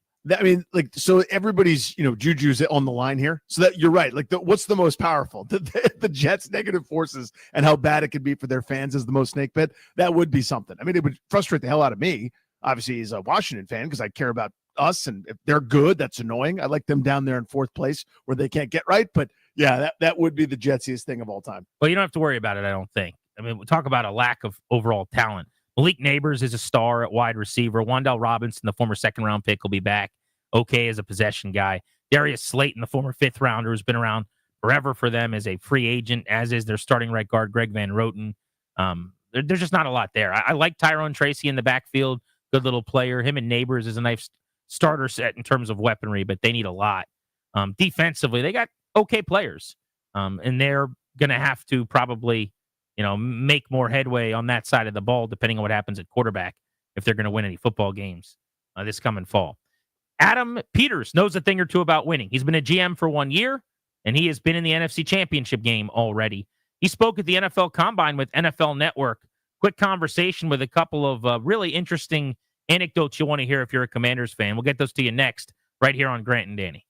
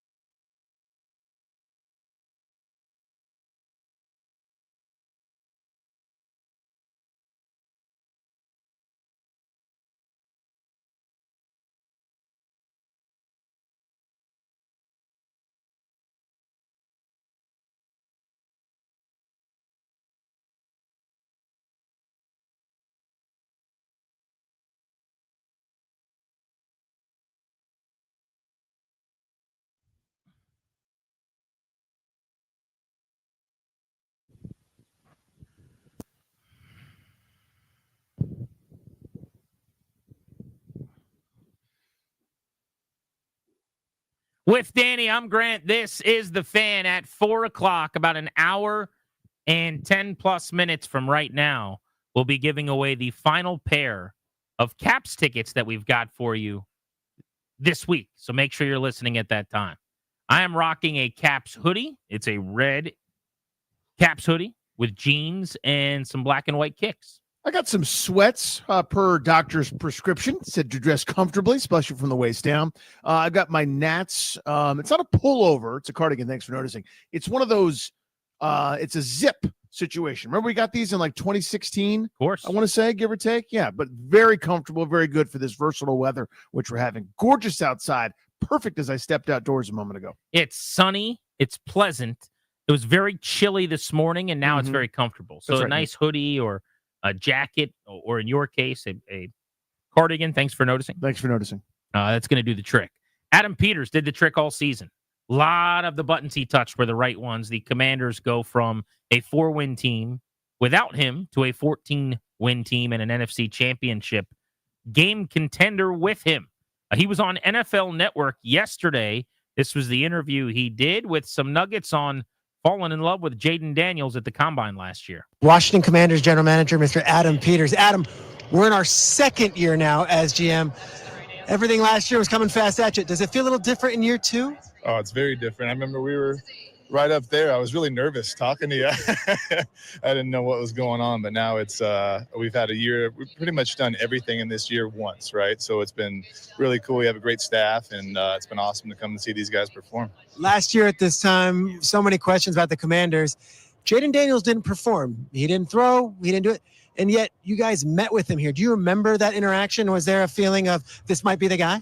Yeah, I remember it vividly. And we, at that time, we were pretty locked in on him. And cool story about him is we interviewed him really early in the morning, and it was like 8 or something. And so that's like 5 o'clock West Coast time. So, Jaden, he's chill. He's kind of relaxed and California cool and all that. But as soon as we turned on the tape, he sat up, perked up, and you could just see his eyes light up. And you could just see how much he loved football just by that little interaction. You've been here now a couple of days. You walk around. Do people look at the Commanders a little different, you think? Do you think you're brass and you guys are walking around and there's a feeling of, okay, there's a Super Bowl contender in the house? I don't know if we look at it like that. I think I'm really proud of what the guys accomplished this year and what DQ accomplished and what Josh has allowed us to do. And so it's really cool to have the team in the nation's capital have some success, and that's what we plan on building on. But, I don't see us any differently. We're still doing the same stuff. We're still working just as hard to find more Commanders. Okay. Adam Peters on NFL Network. That was Peter Schrager doing the interview. Somebody told me once is friendly with Cliff Kingsbury. So I'm going to have to do some due diligence on that. We find out about that, yeah. And ask around. I've not heard Peter mention that once or twice or a bunch. So we will get to the bottom of that. But good interview there with Peters. Couple things that I'll take out of it. I love the little story he told about Jaden Daniels. Yeah. That's one of those things that football guys like Peters get steamed up for, is the response to the football stuff. Like if players, he used the phrase perk up. If when you put tape on or when you get to the board, if you can tell the energy level pick up or they start frothing at the mouth to talk ball, like there's just a chip in a GM's brain that starts to sound alarm bells to say, this is a guy I'd like to work with. Yeah, a couple synapses start firing, the buzzers start going off, the alarms, but in a very good way. You could totally hear that where, like when that's what you're looking for basically, right? Because it's not just about this tough guy thing where it's like, you got to love the game. Like, yeah, of course you do. But that love doesn't just translate into having fun on the football field. It means, are you going to do everything all the time? In other words, like where you don't shut it off. You don't just say, I did my time at the field. I got to go play Call of Duty. Or, I'm here. I'm going to go home and put my feet up. It's are you dedicated to this thing? And that's really what that's evidence of. And Daniel certainly is. The other thing I liked out of that interview was the question about, hey, it's a little different now when someone's wearing Commanders gear walking around here. You'd see that last year, the team personnel, and you'd go, oh, that guy works for the Commanders. Poor bastards. It's something like that comes to mind. You're going, oh, he works for the Commanders. They stink. And now they just played in the NFC Championship game. They're the team that everyone's trying to figure out, how did they do what they did this year? We experienced it. Darius, myself, anybody that went to the Super Bowl, it's prideful, just being from DC. We're the DC station, and everyone's stopping us to ask us about the Commanders and Jaden Daniels and Dan Quinn and Adam Peters. So I'm sure there is some pride for him as he's throwing on his hoodie and he's walking around with that block W on his chest that didn't exist 1 year ago. There's no doubt about that. Yeah, it's everything from the whispers of people as you go by to the looks and the way you're treated. I mean, whether it's conscious or not, from folks where you've got a good rep, people treat you differently, right? When everybody thinks you're a joke, you can whether it's real or imagined, you can hear the snickers, you can hear the the kind of the sidebar conversations or somebody covering their mouth and saying something that everybody kind of chuckles for a moment. But if you're the homecoming king and roll in, it's just a different vibe, and that's what it is. They went from joke to darling, as not joke to mediocre, not joke to fun, not joke to hey, have you noticed this? To one of the stories of the league. And you could, I'm sure that manifests itself in a billion ways, whether it's the meetings they're taking, conversations they're having, the teams copying them, looking to steal some of the secret sauce. It's all there. 5 o'clock hour, we'll have an update on what's going on with the process to try to get a stadium at the RFK site. Next, though, one reporter is suggesting that the Commanders are very interested in and have already done some legwork on trying to add Deebo Samuel. We'll get you some details on Grant and Danny.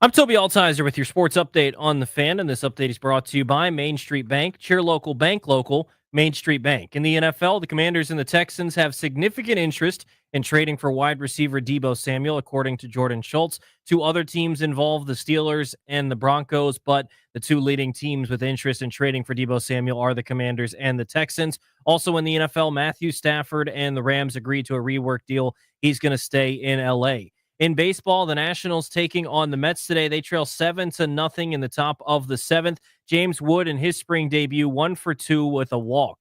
In basketball, the Wizards taking on the Hornets tomorrow in Charlotte. 6 p.m. tip-off. You need the game over on the Team 980. College hoops, number 16, Maryland, going on the road tomorrow, taking on Penn State at noon. You can hear the game over on the Team 980. Virginia Tech taking on Syracuse at home tomorrow at noon. You can hear that game on Bloomberg 99.1. And Georgetown welcoming number 21 Marquette to Capital One Arena at 8 o'clock tomorrow night. You can hear that game right here on the Fan. In hockey, the Blues beat the Capitals last night 5-2. The Caps back in action, looking to snap a 2-game losing streak tomorrow at 12:30 at Capital One Arena, taking on the Tampa Bay Lightning. You can hear that game right here on the Fan. Main Street Bank is a business-focused community bank proudly serving the DMV since 2004. Visit mstreetbank.com to learn how to put our team in your office. Main Street Bank, member FDIC, equal housing opportunity lender. From the Crop Metcalf 5-Star Sports Desk, I'm Toby Altizer on the Fan.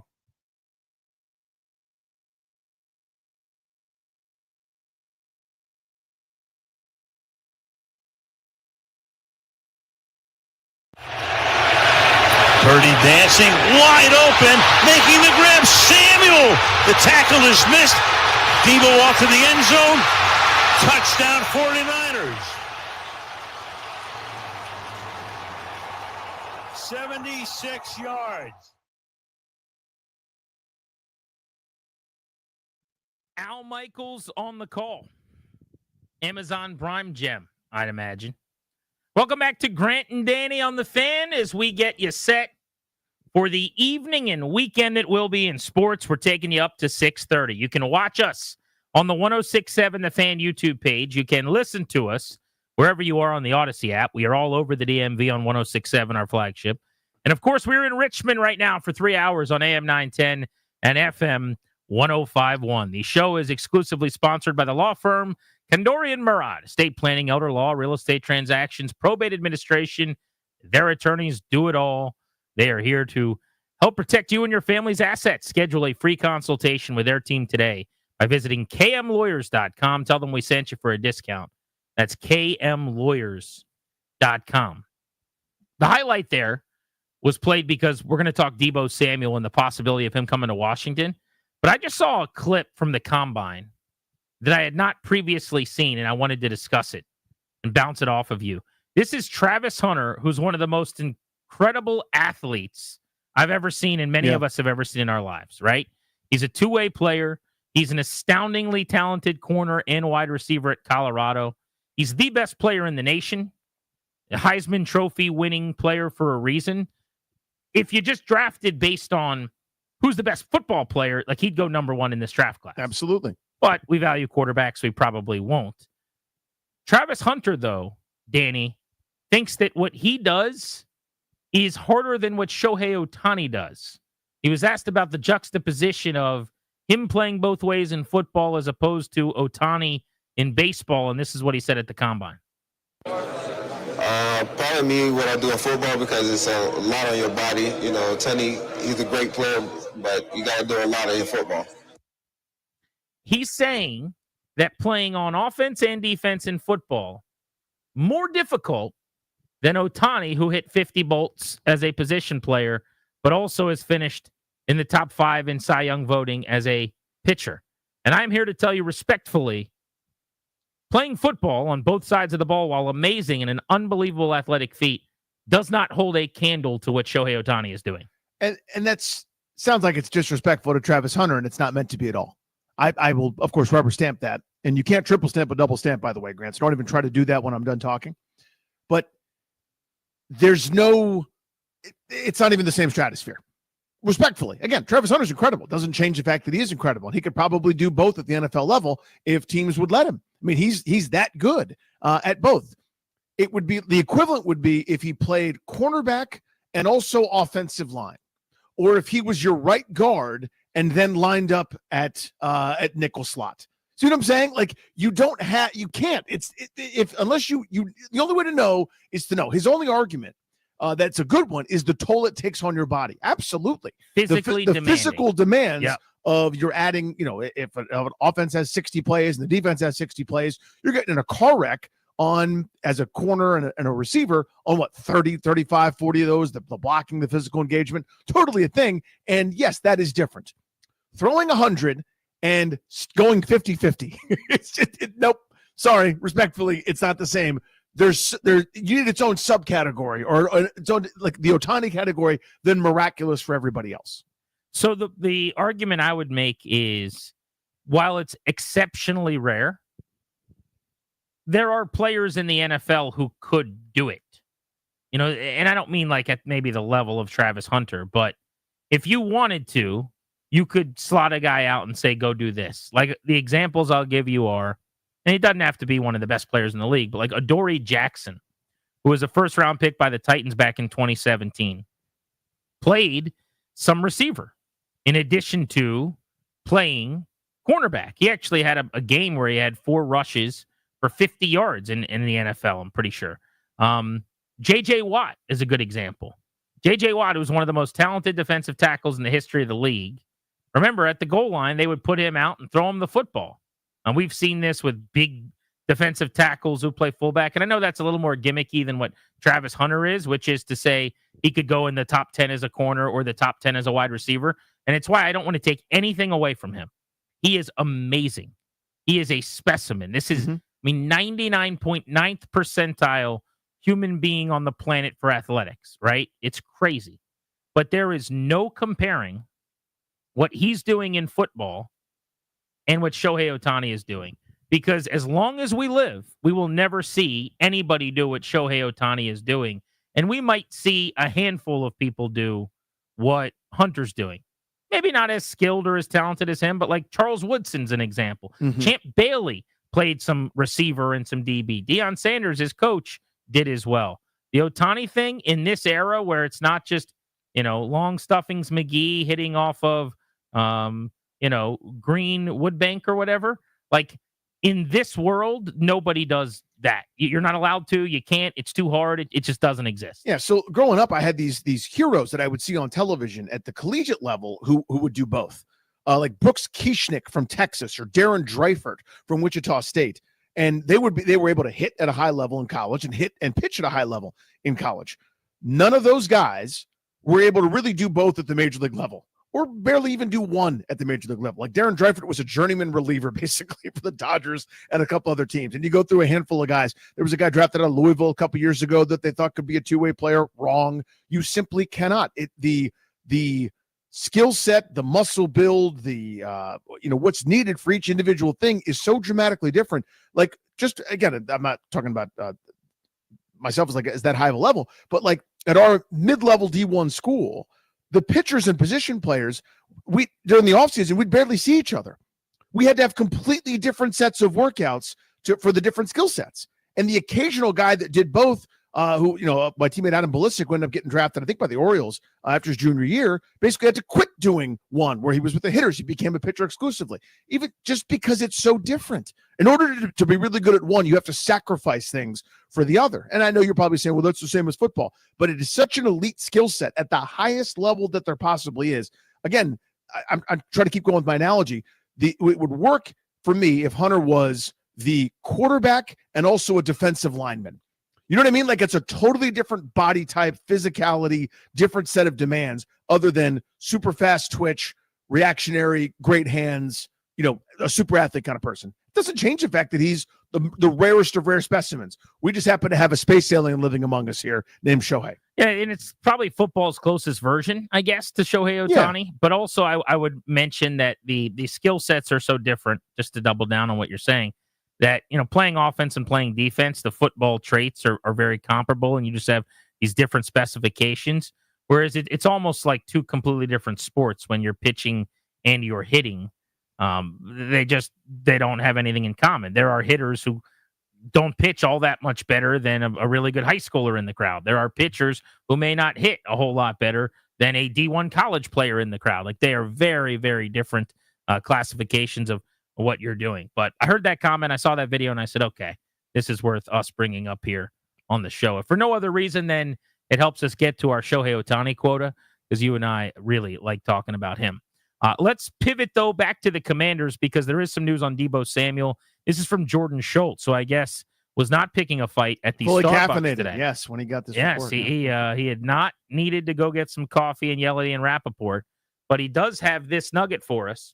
He reports via his sources, the Commanders and the Texans both have significant interest in trading for Deebo Samuel. He says talks are progressing with San Francisco by those teams in recent days.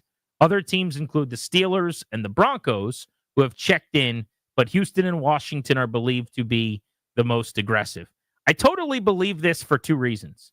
One, I think Washington wants a wide receiver 2 opposite McLaurin, and they'd probably prefer to go the veteran route than a kid that they're trying to develop, while they also have youth that they're trying to figure out with Ben Sinnott at the tight end position and a project prospect and Luke McCaffrey, who they're going to try to get some run for this year.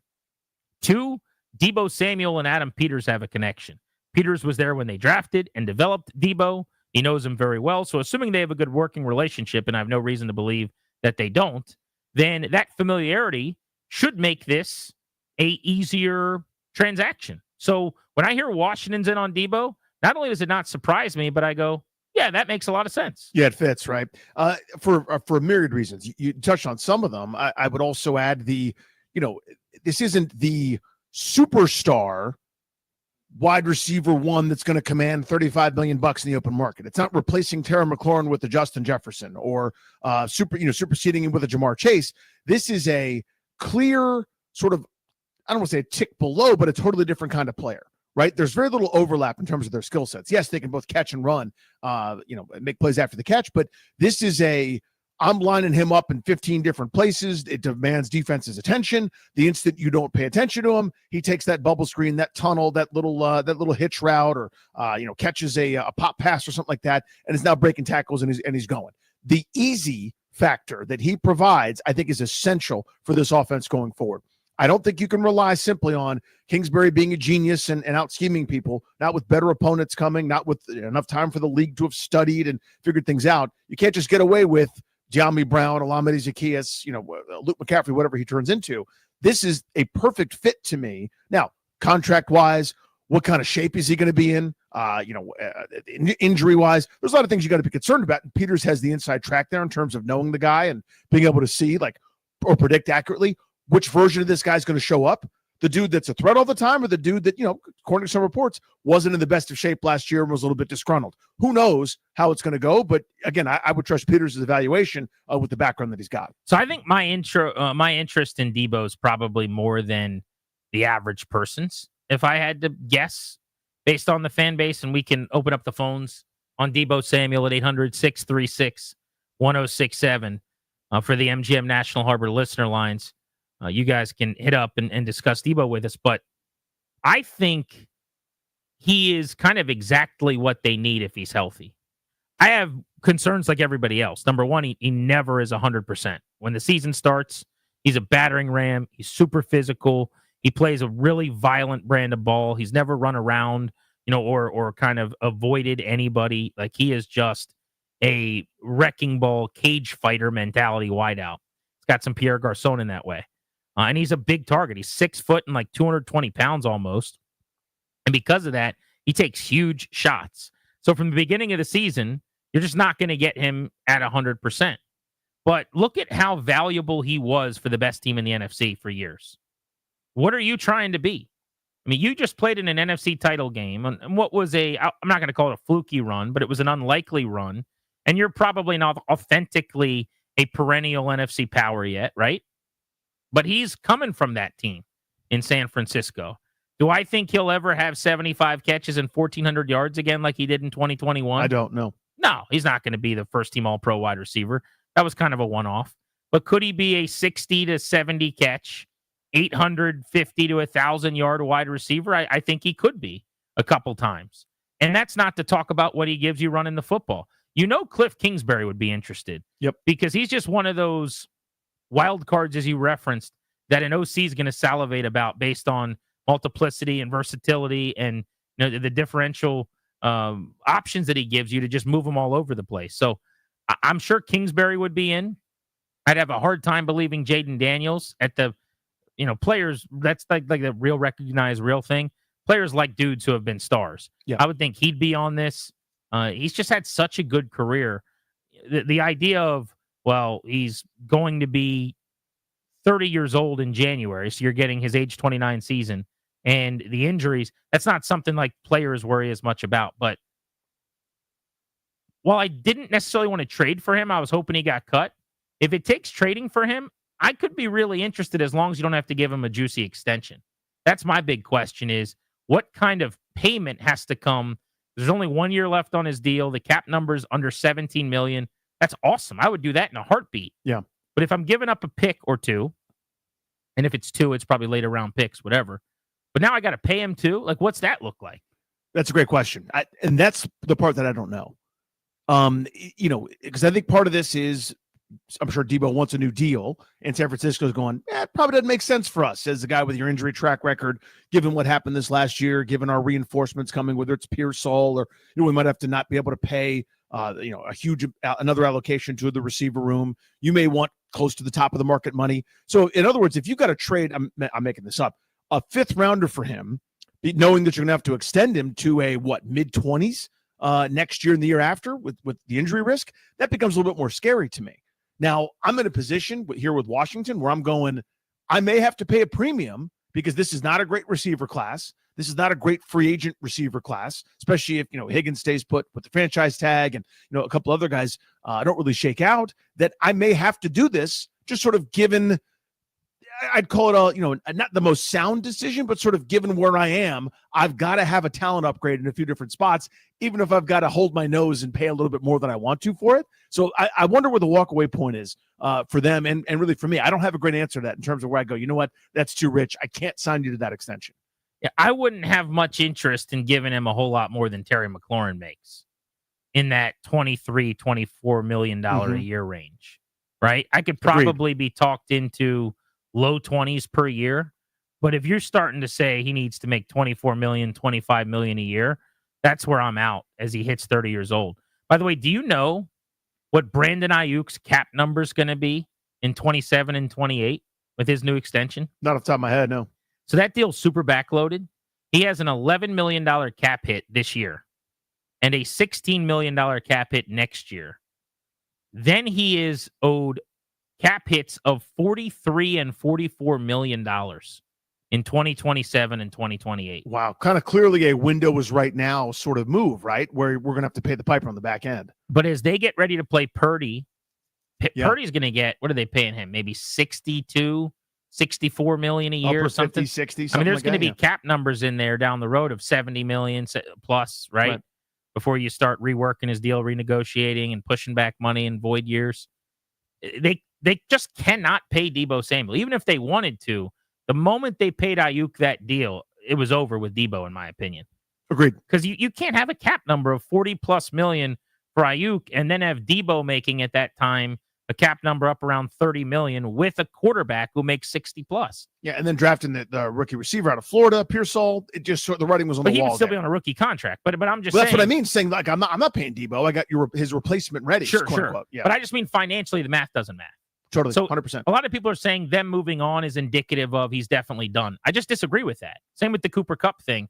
I think this is a odd man out situation. And maybe it is also a little bit of like they've worn out their relationship is they've fallen out of love. Like Deebo's trying to fight kickers and, we've seen him in the documentaries. He can be very, he's a loud guy on the sideline. He's fairly volatile. I think he's a good teammate from what I could tell. It seems like he's well-liked in the locker room, but I do think he's excitable and super passionate. That's not a bad thing, but maybe after a bunch of years of dealing with it, you're a little less inclined to sign up for more. I think it's all part of it, right? I mean, the production has gone down. Now, some of that is, when you look at his healthy games, he and T. Higgins both have this sort of same thing where there'll be a game where they're listed or they're active and it's like a one catch or a one target, and he's a complete non-factor in it, or like a 0 across the board. And you look at some of the overall stats, and you go, what the hell's going on? But then there are those games where he's featured, he's active, he's fully with it. And if you follow it week to week, I got a good buddy who's a 49ers fan who was saying, like, when he doesn't have any kind of hamstring, and that's a bad use of term, when he doesn't have any kind of like nagging thing, the guy's still explosive and awesome. You'll see that 6 catch for 80 yards, 2 carries for 25 yards. He'll throw a block downfield that springs a running back, and he's just incredible. And then there's when he's nursing something, it's 1 target for 0. He's just kind of jogging out there as a decoy. Like, that would frustrate the hell out of me. Like, the thing that I value the most in sports is reliability. I just got to know, what am I getting? I can deal with whatever it is. I just need to know. Counting on you and not having you deliver is kryptonite. It's backbreaking. So that would be the thing to me. They'd have to be super confident in their medical eval. They'd have to have a great plan for him to sort of maintain his health, right? Maybe that means we don't give him any carries. Maybe that means he doesn't go between I'm just making this up. Maybe he doesn't go between the tackles at all, simply because too much wear and tear. We think that's the way to do it, or we have to limit some of his touches or snaps. Who knows what it is? But again, the appeal is obvious. Well, right? It's that playmaker gene. The metrics from last year on Deebo in terms of separation scores and running away from DBs are not good. Not kind, no. He was a plotter, basically, as kind of defined by did you get open or not. Against man coverage, well below average separation score. Even against zone, well below average. So he's kind of comparable to, if you're looking at a plotted chart, guys like Kayshon Boutte from the Patriots, Jonathan Mingo, who the Panthers cut, who ended up in Dallas, Quentin Johnson, who's like a red zone threat for the Chargers, former first-round pick, a little bit of a bust, but doesn't really get open. That's the company he's in. The elite guys in terms of separating against man and zone are Tank Dell and Romeo Dobbs and Jamison Williams and Rashad Bateman and Nico Collins and great scores for Dontavian Wicks, actually, from the Packers, although he drops 1 million passes. He hates catching the ball so much. Hates it. It's unbelievable. But Deebo last year, it wasn't pretty in terms of minimum of 150 zone and 70 man routes. He was one of the lower graded receivers in the league. So, and is it plotting because he's lost a step? Is it because he was out of shape? Is it because he had nagging injuries? What caused what? Sure. I mean, again, that's maybe the answer is yes. That's the kind of thing you have to determine. 800-636-1067 is the number, though, on Grant and Danny right now. We want to open up the phones for you guys. If this is true, right? Schultz is reporting that Washington and Houston are the front runners to trade for Deebo Samuel, that the Commanders are not only interested, but that they really like the idea of going and getting Deebo. How would you feel about that marriage? And also, if it meant they've got to extend him for well over $20 million a year, is that something you'd be willing to do? Or do you think they should back off and let the Texans go get him? Grant and Danny on the Fan.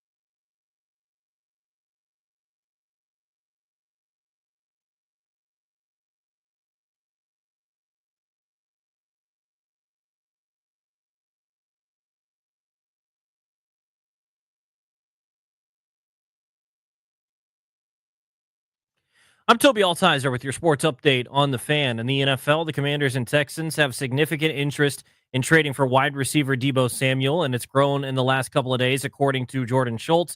Matthew Stafford is going to return to the Rams as they agreed on a new deal. In baseball, the Nationals taking on the Mets. They're trailing 7-0 in the bottom of the 8th inning. James Wood in his spring debut 1 for 2 with a walk. In the NBA, the Wizards taking on the Hornets tomorrow in Charlotte. 6 p.m. tip-off. Near that game over on the Team 980. College hoops tomorrow. Number 16 Maryland on the road taking on Penn State at noon. You hear that game over on the Team 980. The Hokies they're hosting Syracuse. That'll be a noon tip-off. You can hear that game on Bloomberg 99.1. And Georgetown hosting number 21 Marquette.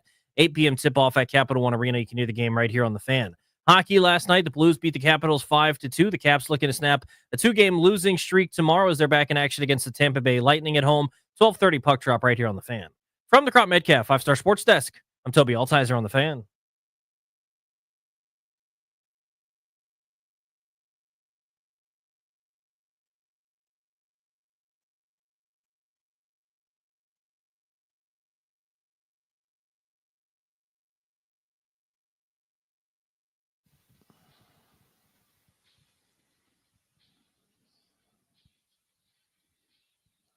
Kentucky cornerback Maxwell Hairston just ran a 4.340 at the NFL Combine. And he had a look on his face as if to say, I'd love for someone to ask me about it. Like, that was awesome. A false step, too. I mean, he almost fell, it looked like, out of the chute. And I'm like, oh, that's going to hurt him. And then he ran a 4.3. He was an early second-round pick projection. A lot of people feel like that 40 time may have helped him just run his way into the back end of the first round.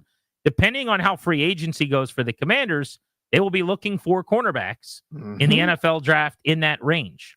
So that is a name to keep in mind for now.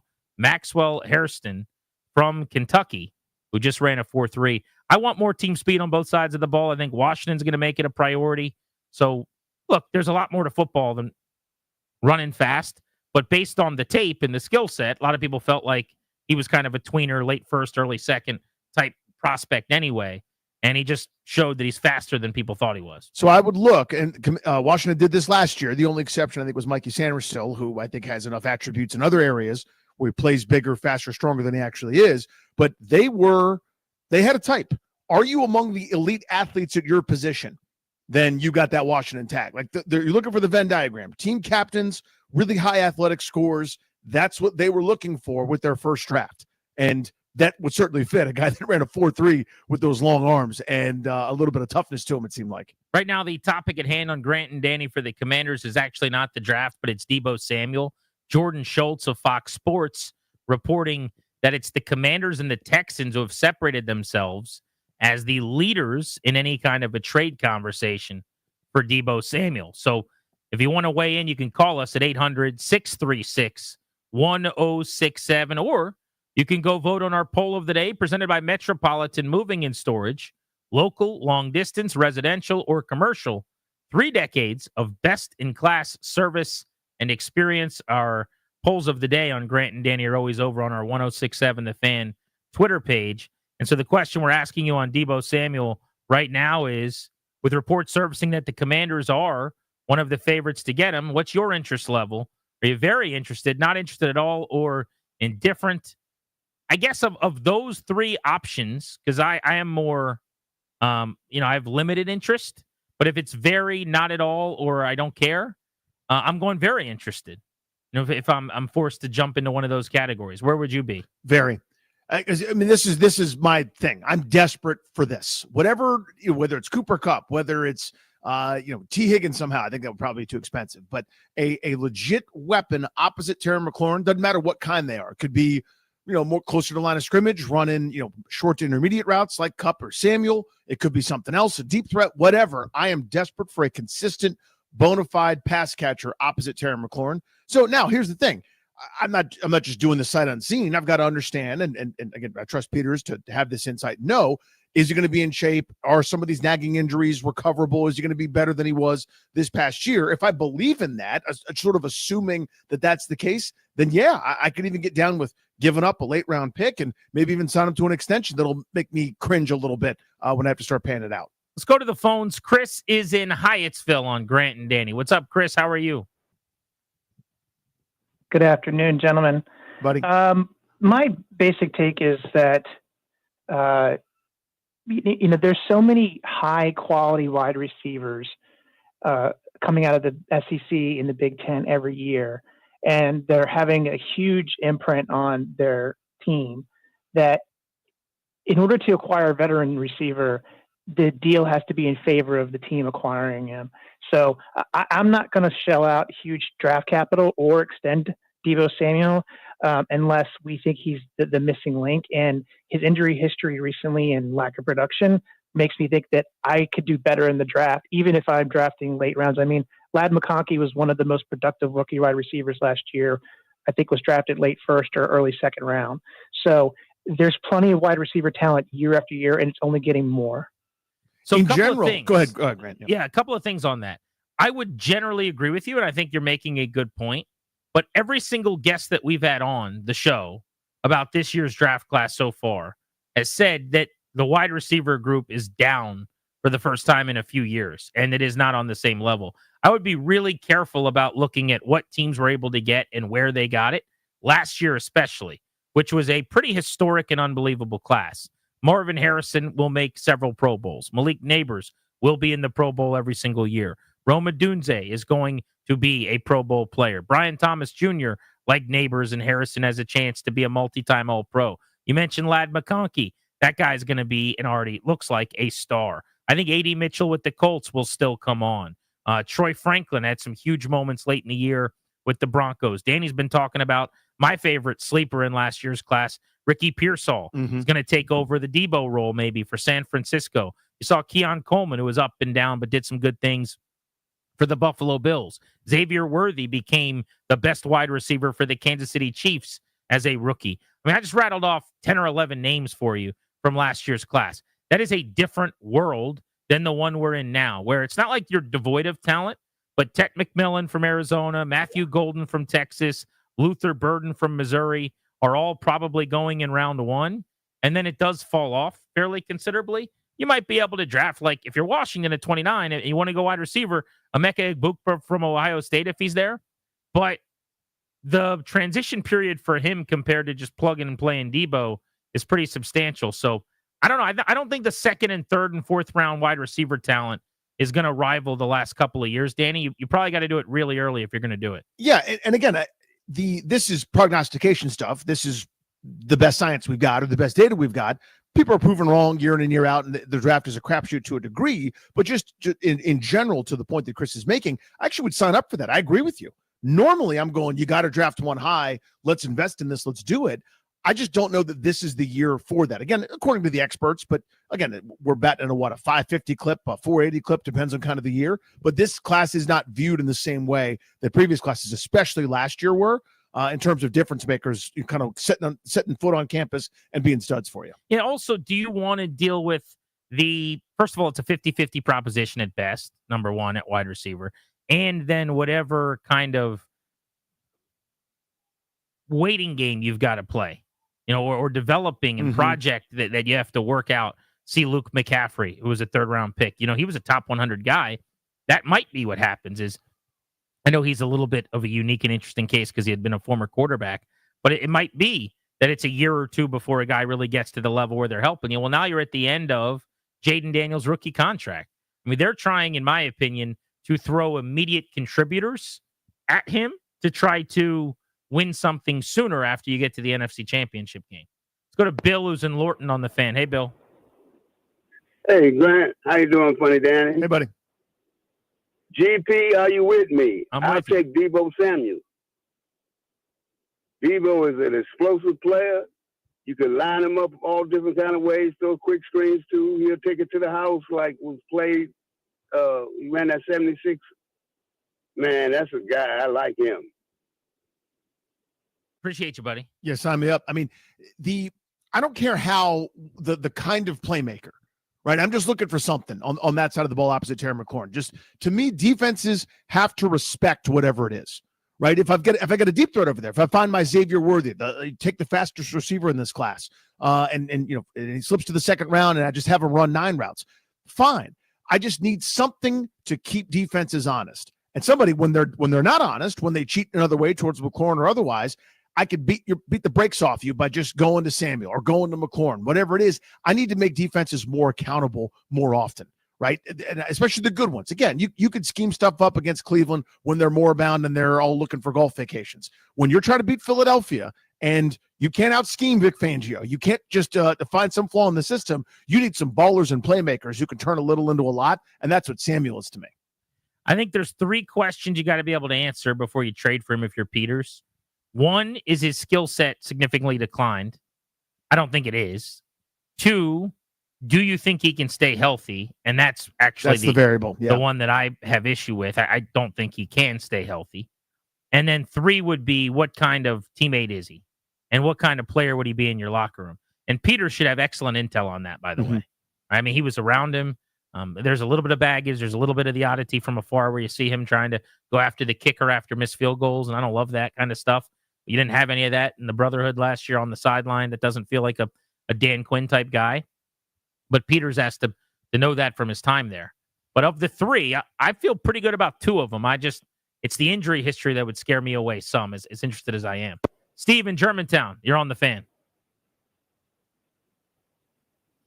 Steve, are you there? You're on the radio. You will get nothing. Steve. And you will like it. Steve. Shane's in Virginia on Grant and Danny. What's up, Shane? How you doing, Danny? Hey, buddy. Chilling. Yeah, man, we don't need Deebo, man. He can't take the top off of defense. He might be injury prone still. I understand him and Adam Peters got a good relationship in the past, but we need a receiver like DK Metcalf. We need to be going DK Metcalf or Cooper Kupp. Deebo don't fit in our scheme. He don't. So I appreciate you, dude. I would disagree with that. I understand your point. Like, I'd love a guy that takes top off the defense too. But you don't think all the routes that are close to the line of scrimmage and that horizontal raid that Kingsbury runs, a guy like Deebo Samuel would fit? I mean, to me, he's the perfect fit. Like, that's the kind of stuff that Kingsbury majors in. You do something else to show it so that people respect it, but you get back to getting the ball to the quarterback's hands quickly. That, to me, screams Deebo Samuel. DK Metcalf's not available. Now, you could make the case, I guess, that you could trade for him a la Deebo Samuel, but I have not seen anything legitimate where the Seahawks are trying to trade 28-year-old DK Metcalf. He also costs twice as much against the cap as Deebo does, by the way. Deebo Samuel's cap number for this year is about $16 million if you inherit him without an extension. If you don't do an extension with DK Metcalf, you're paying him almost $32 million against the cap this season. So because he's twice as expensive, that makes me more of a Deebo advocate because it's cheaper than a DK Metcalf advocate. I agree in terms of he doesn't take off the top. That is correct, though. He's not going to get behind everybody. He's not running deep routes. I don't need him to. I can bring in a De'Ami Brown, if not keep De'Ami Brown, to do some of that. I can have Terry McLaurin, who doesn't always separate, but makes contested catches down the field and has vertical speed, do some of that. Deebo is the line of scrimmage assassin. He's the screen pass, tunnel screen, bubble screen guy. He's the crossers and the drags at a full head of steam running through tackles. So I'm with you. I actually think he's a much better fit than the caller did. It is time next to win off the field on a Friday. What little things gone well in your day made you smile that nobody else would care about? Don't do it for us. Do it for Goose Allen right here on The Fan.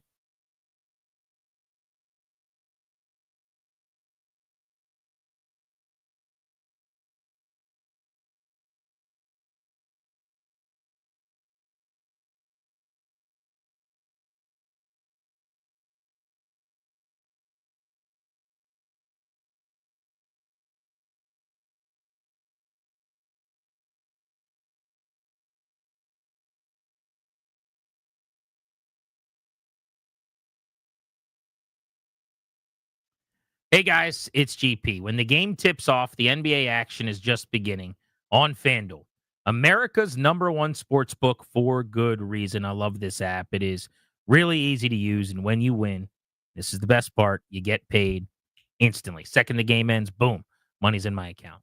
FanDuel is your home for NBA live betting. Even if you miss the first few minutes or, the game gets started a little differently than maybe you thought, no problem. Just jump on in-game. You can bet on the fourth quarter for a comeback. You can bet on the buzzer beater that's about to happen. All kinds of options as the game goes on via FanDuel. Plus, you can even combine your live bets into a same-game parlay for a shot at a bigger payout. However you want to play, the time to join is now because of this offer. New FanDuel customers are getting started with $150 in bonus bets if you win your first $5 bet. That's $150 in bonus bets. FanDuel.com/GP with my promo code GP. Got to be 21 present in Virginia. First online real money wager only. $5 deposit required. Bonus issued. Non-withdrawable bonus bet expires in a week. Restrictions apply. Terms at sportsbook.fanduel.com. Gambling problem. 1-800-GAMBLER.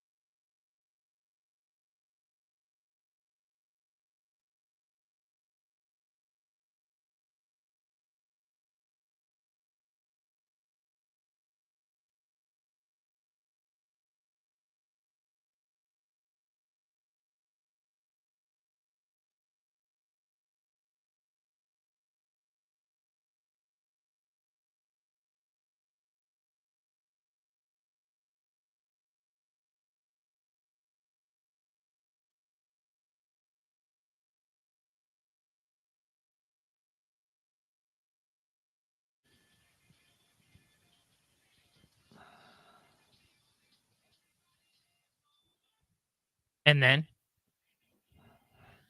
it is time to figure it out how you are winning off the field. I got a sneeze come. Woo! Excuse me. Big one. That's that dad sneeze right there. 3? Are you kidding I mean, me? that's a little indulgent. Could you 3 stop? sneezes? 3. I've got that post-sneeze glow. Therefore, I am. We're winning off the field. No, not that. Therefore, I am. We're winning off the field. Okay. Is that what we play? He says we're at the beginning. That's weird. Winning off the field. That's more like it. It's spring training for us, too. Right. I'm still recovering from all my sneezes. Yeah, why 3? You're not usually a 3 guy. No. Do you know I am a 2 sneezer every single time. I've never sneezed once, ever. I occasionally, it's very rare. You guys were lucky to be a part of it today. Mm-hmm. You were very lucky to be here. You were very lucky to hear that. I very rarely, but occasionally sneeze 3 times. Today was one of those times. I'm a one and done guy, and it's usually massive. Like it's like, you know, that people now do the internet bits where it's like, oh no, dad's gonna sneeze, and there's like everybody panics and leaves the room and runs away. Oh my God. It's like the whole house shakes. It shakes. And it's also like it's angering at first because it's so jarring that you're like, why? Why does it have to be this way? It's so loud. I don't know why. I mean, I would not do it if I could. I would sneeze normally. I've lost the ability to sneeze normally. It's now that like kind of like I'm pulling Excalibur out of the stone, or like picked up Mjolnir. Why were you Keanu Neal in like a some kind of ninja fight? Looking for Keanu Reeves. Keanu Neal's the safety. Good point. Yeah. No, I was talking about Keanu Neal. You don't know what he sounds like? Does he get in fights as a safety? Yeah, he just he likes to do ninja fights, and he sounds kind of like Keanu Reeves. I'm trying to think that maybe I'm back. All right. It's time to figure out how you're winning off the field. So I will show you guys how this is done. Okay, please do. Yeah, I need some help. 800-636-1067. You want to hop in and tell us how you're in the win column today. The kids didn't have school. Mm-hmm. They like between semester, Friday off kind of deal, back at it on Monday.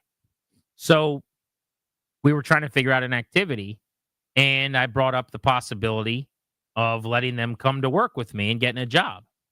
And so they were excited about that. My daughter packed up her notebook and a pen and her headphones, and they came in and did their own little radio show in Studio 3. They asked for a computer in a studio, which they got. They got them? We can't get those. I know. They got them. We cannot. How about but that? it dawned on me that my kids are still the age where they think I'm fun and cool. That will change. Yes. And they will not think I'm either of those two things. But because the idea of getting to go to daddy's work and hang out with him a little longer and be at the office with me was like this big, fun, cool activity, it was a fun little moment for the family. And I'm still cool for them for now, for very limited amount of time. Therefore, I am. Winning off the field. Yeah, that window's closing, my friend. I'm here to tell you all about that. There is nothing that dad does that is cool or interesting or anything but cringeworthy to my offspring. But yeah, so I smell what you're cooking there. Very limited. Thank you, Ron. Very limited. Don't miss you, buddy. Here's where I'm winning off the field, if I may. So yesterday, got my procedure done, little vasectomy, yada yada yada. Right, recovering, everything's going fine. It's great. Last night, dinner time rolls around, and it's sort of like, all right, what are we doing? You know, I'm not feeling that great. Are we doing leftovers? Are we doing something uninteresting? Is it broccolini involved? Is there a dumb salad for punishment? You know, well, wouldn't you know it? Little something I like to call crab cakes. Crab cakes for dinner last night. Now, you're going, well, that's not that special, but wait. There's enough for everybody in the family. That includes my kids. My middle son, I got to say middle now because there's 3, getting used to that, doesn't want his. Who gets it? Who gets it? Mr. Medical Procedure. 2 crab cakes. Utah, give me 2. I had 2 Krabbies last night. Therefore, I am winning off the field. Darius, how you winning off the field? So last night, after we finished the show here, I placed an online order for for dinner from a barbecue establishment locally. Mm-hmm. And when I arrived at the establishment to pick it up, there was a sign on the door that said, "No ribs, no brisket," which were the 2 things that I ordered a part of my 2-meat combo. So that was very disappointing. So I go in, I say, "Hey, I'm here to pick up my order." And he's like, "What's the name?" I tell him, "Man, it's Darius." oh yeah, we can't take your order because there was a large company order that happened today, and we're all out of ribs and brisket. I mean, that you can't find that out when you're there. That has to happen before you get there. Just heartbreaking, absolutely heartbreaking. So, I said, okay, well, that means I get a refund, right? Since you don't have anything else that I'm interested in. Not only did I get a refund, but this place also makes smoothies, so I got a free smoothie to go along with that refund. Therefore, I am winning off the field. So I'm happy for you, and that's a nice. good story. Yeah. That sounds like a big giant loss. I mean, did you placed an order? I did. You drove there expecting And to that's get what the you food, thought you were getting, yeah. Yes. and then you found out they didn't have the thing you ordered. How long ago before that? 30 minutes? It'd been roughly 35 minutes. Yeah. Inexcusable in every regard. Definitely not ideal, but I'll take getting my refund and the free smoothie. And then I went to go get food from somewhere else, which ended up working out. All fair. I want to know what this place was. They're in my doghouse. Yeah. All right, sure. Toby, where are you winning, and how, and when, and why? So twice this week, my friend Grant Paulson has done great things for me. Monday, I went to watch the Washington Wizards play basketball, and I got to enjoy some food on Grant Paulson's That's dime. right. It's been a big week for you and me. Yes. And on top of that, I was not able to go to a hockey game, but I won our rock, paper, scissors contest, and I now have a brand new red Dylan Strome Capitals jersey. Here we go. Because Grant Paulson so kindly offered it up. Therefore, I am winning off the field. I mean, a new Stromer. By the way, people sleep on Toby's jersey collection. Literally what I was about to bring up. Toby, can you tell everybody how many jerseys you have? And the number by sport. Yeah, so I have 148. I think since I 148? updated it, I think it's 148. If we're going by sport, and this is current jerseys you could wear, or all-time jerseys of all sizes? All-time jerseys. Okay. I have 68 basketball jerseys. Most random? Paul George, Oklahoma City. That'll do it. Okay. Football jerseys, I have 52. Most random? Chris Horton, Redskins jersey, 48. I love the Predator. He was in my dream last night, believe it or not. 14, I want to circle back to that, but go ahead, Toby. 14 baseball jerseys, 9 soccer jerseys, 4 hockey jerseys, including a brand new Stromer, and the rugby jersey. A lot of questions about the rugby jersey. Not that much to tell you as far as the Chris Horton story, Danny. Yeah. I was thinking about him like a week ago. I was like, I've got to reach out to him. He's doing really well as a special teams coach for the Ravens, and I haven't talked to him in years.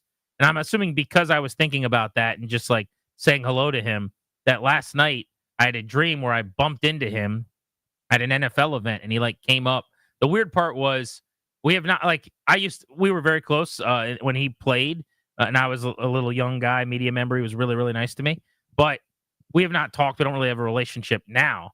But in the dream, at the end of this conversation where I was like, I'm so proud of you. I was like way over the top. I like gave him a hug and everything. He goes, dude, you're family. How weird is that? That's so weird. Chris Horton said that to me. He's like, dude, you'll always be family. Like, you're family to me.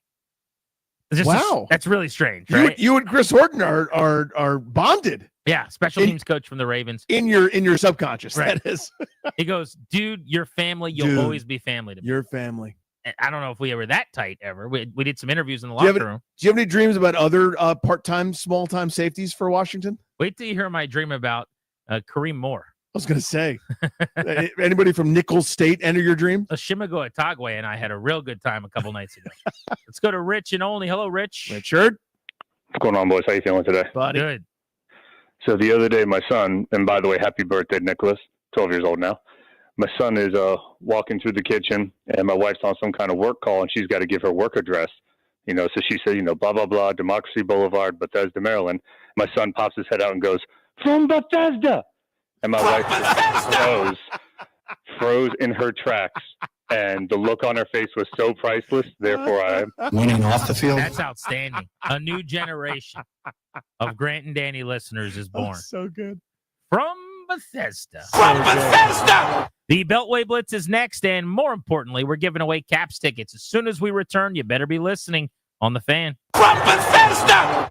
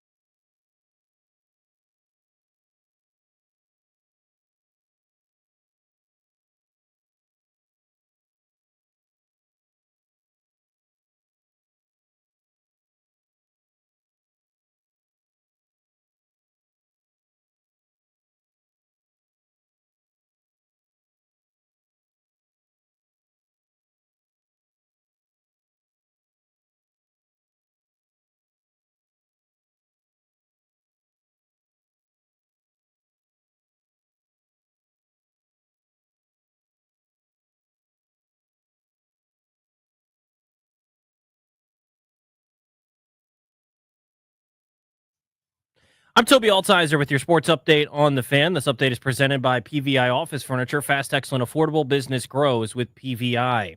The Nationals fell to the Mets today 7-0 in spring training. James Wood and his first action of the spring, 1 for 2 with a walk. In the NFL, the Commanders and the Texans have significant interest in trading for wide receiver Deebo Samuel, according to Jordan Schultz of Fox. Matthew Stafford and the Rams agreed to a rework deal. He's going to stay in L.A. In the NBA, Joel Embiid is going to miss the rest of the season, and the Wizards taking on the Hornets tomorrow in Charlotte. 6 p.m. tip-off near the game over on the Team 980. College hoops, number 16 Maryland on the road at Penn State tomorrow at noon. You can hear the game over on the Team 980. Also tomorrow, Virginia Tech hosting Syracuse at noon. You can hear that game on Bloomberg 99.1. And Georgetown hosting number 21 Marquette tomorrow night at Capital One Arena. 8 p.m. tip-off. You can hear the game right here on the Fan. In hockey, the Capitals fell to the Blues last night 5-2. The Caps taking on the Lightning tomorrow, looking to snap their 2-game losing streak. They'll take them on at 12:30 at Capital One Arena. You can hear the game right here on the Fan. Looking to upgrade your office game? Swing by PVI Office Furniture, where we've got everything you need to take your workspace from the bench to the big leagues. Mention the Fan to score 15% off your in-store purchase. PVI Office Furniture, where productivity gets a hat trick. Visit PVI because business grows with PVI. From the Crop Medcalf 5-Star Sports Desk, I'm Toby Altizer on the Fan.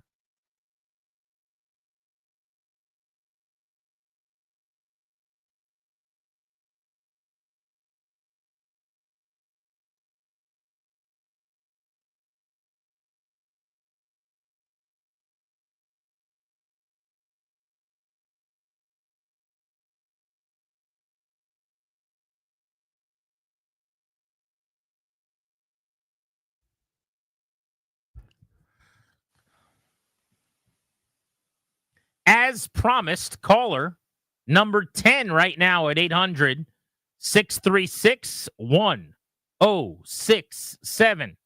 Congrats. You're going to win a pair of tickets to the Capitals game. Friday, March 7th. That is a week from today. They're taking on the Detroit Red Wings. For tickets and more event information, please go to thefandc.com. The show is brought to you by our friends, the law firm Condori & Murad. Estate planning, elder law, real estate transactions, probate administration. Their attorneys are always there to protect you and your family's assets. Schedule a free consultation with their team today at kmlawyers.com. Tell them we sent you for a discount. That's kmlawyers.com. We'll cover Terps basketball, the NFL, coming up on the Beltway Blitz. Well, let's get started on the ice. For the first time since the middle of December, the Caps have lost consecutive games in regulation after some sleepy starts at home the last 2 times out, Tuesday and Thursday night.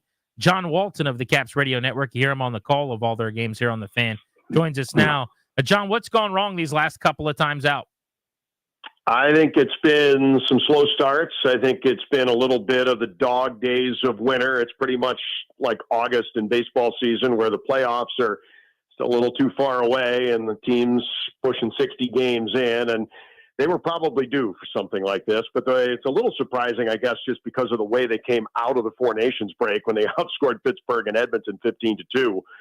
But you're not going to score like that all the time, and it seems like they used up a lot of those goals early on in those games. They didn't have a lot left over for Calgary and St. Louis. I don't think it's a big deal, but a little bit of a rumble strip here as they get ready for Tampa Bay here tomorrow. Yeah, it's something that happens over an 82-game season, the grind. I think that's the word, John, that you used, and that's rightfully so. You don't want it to start to snowball, though, and I trust this group as a veteran group and Spencer Carver to kind of get this thing right. Do you expect maybe a couple tweaks, a line juggle, something like that to maybe try to kickstart the boys? I didn't see anything today that would make me think that they might be juggling, but we did see last night in the third period. Whenever it's going bad, Spencer Carver usually doesn't wait for much into the third period before he'll make a move or two. And we saw a lot of blending last night. I think they'll probably start that way tomorrow, more or less the way they started in the game on Thursday.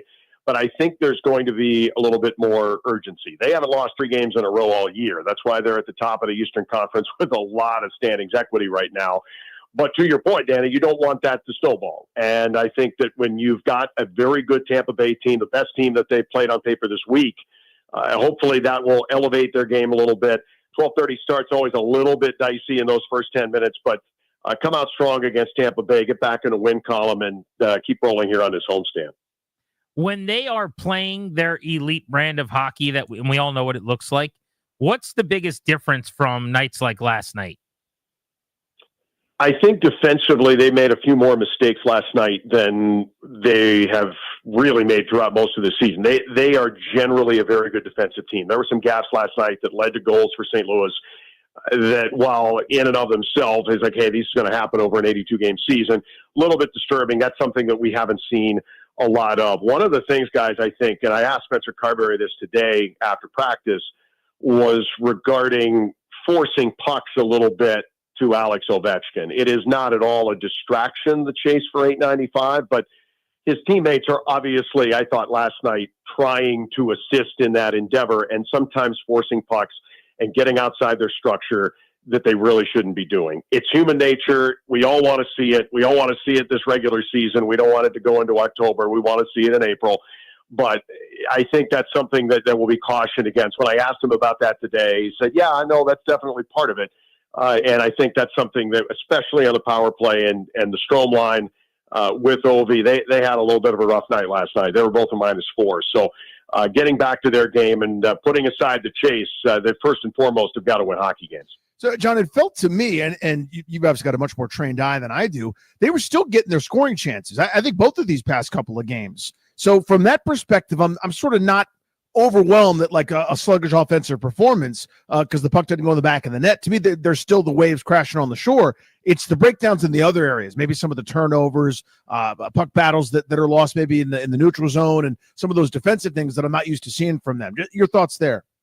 Yeah, defensively, I mean, one of the things that is mildly alarming, but we actually had asked before the game yesterday, last night was the 9th straight game they've allowed 3 or more goals. And a lot of that has been circumstantial, where against Edmonton they gave up 3, but they blew them out of the water, and some of that was circumstantial. So Spencer, before the game yesterday, he's like, I'm not really that worried about that. But last night was a little bit more of that. And I think just clamping down a little bit more defensively. And again, this is dog days. This is almost 60 games in. The playoffs are coming, but they're not quite here yet. We got to get another 45 days or so. So winning games, maintaining the lead, and making sure that you're being defensively responsible, regardless who the goaltender is. Logan Thompson's going to start tomorrow, and he's been outstanding. And I think as long as you get back to playing good defensive hockey in front of them, they're going to be fine.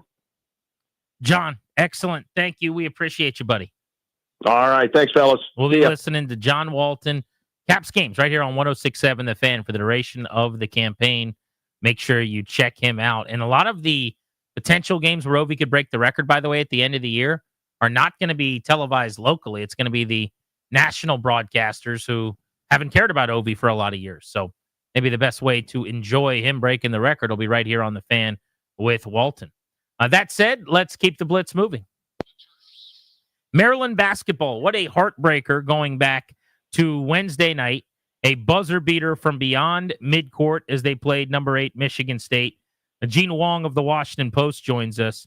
So, Gene, before we look ahead, they've got a game tomorrow. Then they've got Michigan, which I'm circling for Wednesday evening on the road as part of their final 3 games here before the conference tourney. What did you make of their performance against Michigan State? It shows they can compete with the best of the country, right? I mean, Michigan State certainly is in that conversation. And they're gelling at the right time. It took them a while to kind of get to knowing one another because there's so many new faces on the team at the beginning of the season, but Kevin Willer's got this group really playing at a high level at the right time of the season. So, Gino, to me, like watching them play and struggle a little bit offensively against Michigan State, and people wanted to kind of take something out of that other than, yeah, Michigan State's great defensively and that size, and that's who they are. They're a great rebounding team. They're a pain in the butt. It's like an Izzo, sort of like the quintessential, you could change the year, but that's one of his teams. I don't know. To me, this is still the same offensively gifted group that just ran into a defense that's probably a little bit better. What do we take big picture out of it? Kind of piggyback on Grant's question. I know. The big picture is that anyone who plays Michigan State controls the pace. That's what they do. They take the tempo. They're the best defensive team in the Big Ten. I mean, they really can. We saw what they did against Maryland on the 3-point line. They ran them off the 3-point line. They really challenge you, contest you there. Maryland was 4 of 20 on threes. That's typically what they're not. I mean, they shoot like 38%. They're one of the best in the conference. This game to me is an outlier. When you play Michigan State, you know you're going to be in for a rock fight. That's what Tom Izzo said, and that's what Kevin Willard said. And these games come down to one possession, and Michigan State hit a shot at the buzzer. So to me, that game is not a throwaway, but it's not really indicative of how good this team is. The Penn State game is one that's very intriguing. We can talk about that too, because they have not played well at Bryce Jordan Center, and they got that game tomorrow at noon to stay within reach of a double bye in the Big Ten tournament. So I wanted to look ahead with you to these final three games and kind of try to figure out with Maryland what they are, what they could be in the tourney. For people that are just getting in, like me at the end of the college season, who don't live and die with it all year, how good is this team in your opinion? What are they capable of? They can beat you in however you want to do it, and that's why to me they're dangerous. They can do it the old school way, dump it down low to Juju Reese or Derek Queen, who's going to be probably an NBA lottery pick next season. They can beat you from the 3-point line. They got 3 guards, all of them who can shoot the 3 at a high percentage. And their experience, even though they have a lot of new faces, a lot of the guys are fifth-year guys, seniors. So, and then they have a freshman who's going to be, like we talked about, a lottery pick. Derek Queen is just really fun to watch, can do it all. And they're one of the top 20 in Ken Pom in offensive efficiency and defensive efficiency. So they can score in the 90s. They've scored in 100 in a Big Ten game, or they can win games in the 60s. So however you want to do it, they can play and win most of the time. So you mentioned the Penn State game. So 3, not so easy ones coming up. At Michigan, 15th in the country. That's a solid squad. And they've had their troubles at Penn State over the years that you mentioned. So let's say for the sake of argument, they win 2 out of 3. Maybe they sweep that. Maybe they lose a couple. What's on the line right now in terms of seeding and standing going into the NCAA tournament? So right now, based on all accounts, they're probably on the 5 line. Okay, if they run the table, meaning they win out in the regular season and win the Big Ten tournament, they could probably have a shot at a 3, but probably more likely a 4. But here's the thing: so they rely on their 5 starters, and so depth is obviously not one of their strengths, right? Do they want to go into the Big Ten tournament knowing that they're going to play like 3 rugged games? And maybe not win the conference championship, or would they rather have that rest and not, if they lose in the first game, say, okay, we didn't win the conference championship tournament, but we could still be in the big dance and have rest going in. So that's kind of, to me, a little bit of a dilemma. Obviously, you're not trying to tank in the conference tournament, but in my view, it would not be the worst thing if they did not, play 3 games in the Big Ten tournament, because it's so rough and tumble every opponent in the Big Ten. Gene, it's been too long, buddy. Thanks so much for hopping on. Hope to bump into you in an arena soon. Thanks, guys. Take care. Yeah, be good. There's Gene Wong of the Washington Post. All right, let's keep it moving on the Blitz. Just a triumvirate of Nats minds here on the Grant and Danny radio program. We'll discuss that team as we bring in our guy, Toby Altizer, who's working on the program today. You heard him earlier today on B. Mitch and Finley, and of course, he's one half of the Bustin' Loose Baseball podcast that you can listen to wherever you get your audio. Fellas, James Wood finally in action today. Had a hit in his first 2 at-bats of the spring. Also drew a walk. Casually on base a couple times.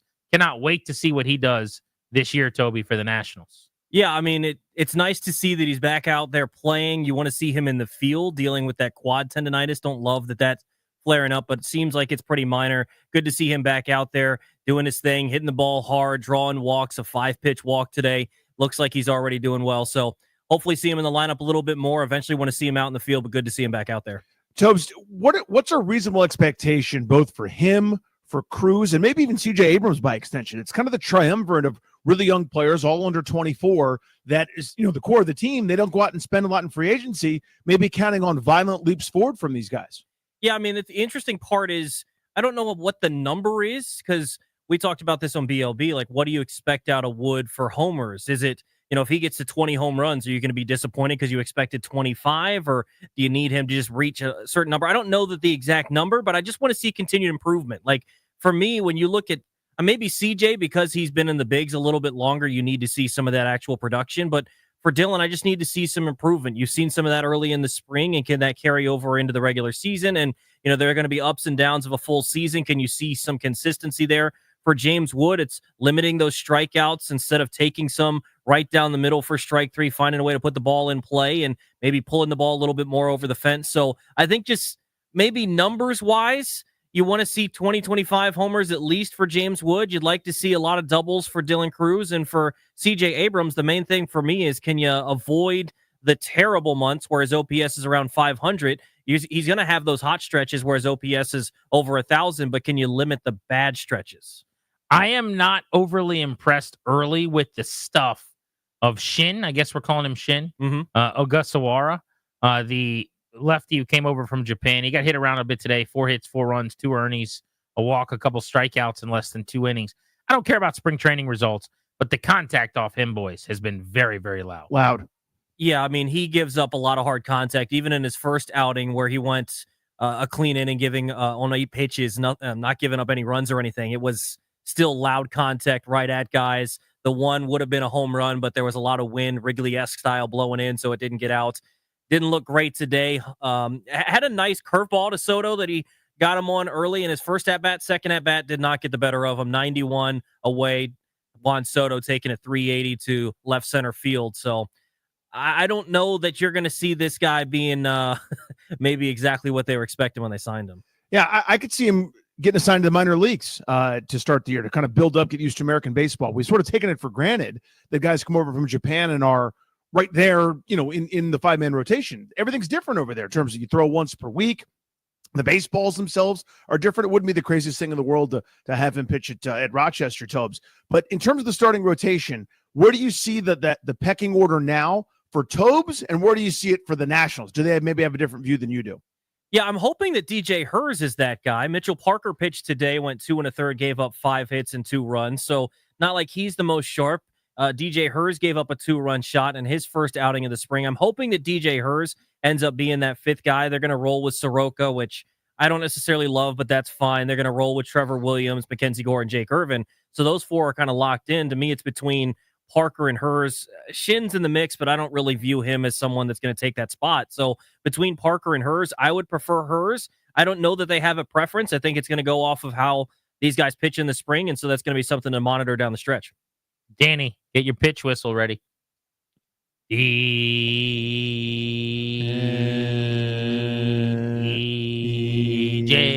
Hers, DJ Hers, DJ Hers.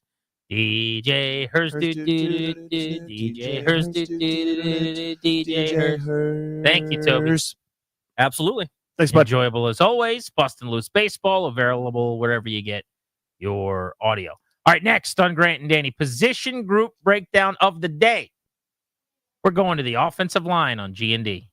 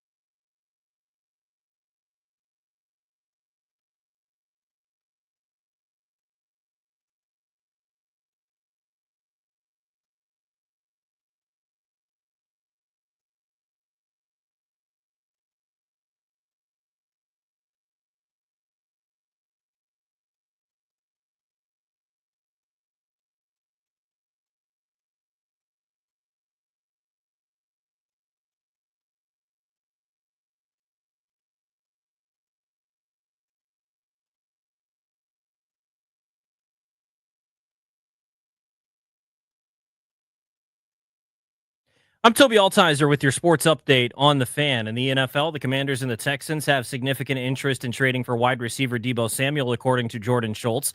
Matthew Stafford and the Rams agreed on a new deal. He's going to stay in L.A. Rams also signing left tackle Larrick Jackson to a 3-year deal worth $57 million. He'll avoid him hitting free agency. In baseball, the Nationals fell to the Mets today 7-0. James Wood 1 for 2 with a walk in his debut in the spring.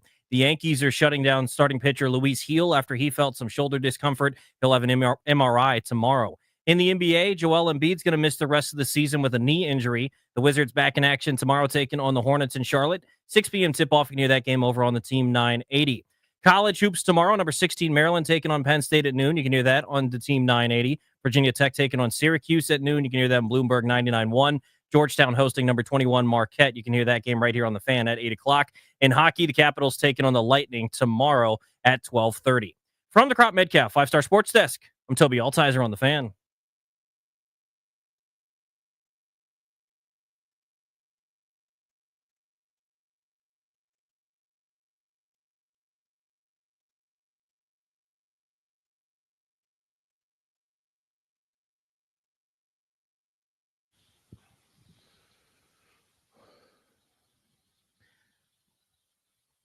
Did you see this week that Klay Thompson gave a 2022 championship ring from the Warriors title run to the doctor that operated on his Achilles, Dr. Richard Ferkel?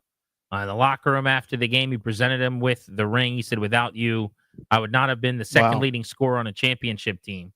I can't thank you enough. Are you kidding me? I didn't even think what you did was possible." Now, it doesn't look like he gave him his ring, which I wouldn't expect him to. So the Warriors were in on this, it looks like. But the 2022 NBA World Champions, Golden State Warriors, Dr. Richard Ferkel, the ring says, he presented to him, and you can see the doctor's just like shocked. That's so cool. It's really cool. Yeah, I love that. Good gesture. Yeah, one of those, it's a hidden thing, right? We take it for granted. It's anonymous. It's away from us. Obviously, we shouldn't be there. We don't deserve to be in the room or anything like that. We're not like witnessing the surgery. But if you don't do a great job of that, Klay Thompson doesn't play, and you don't win the championship. I think that's a very real thing. I love that.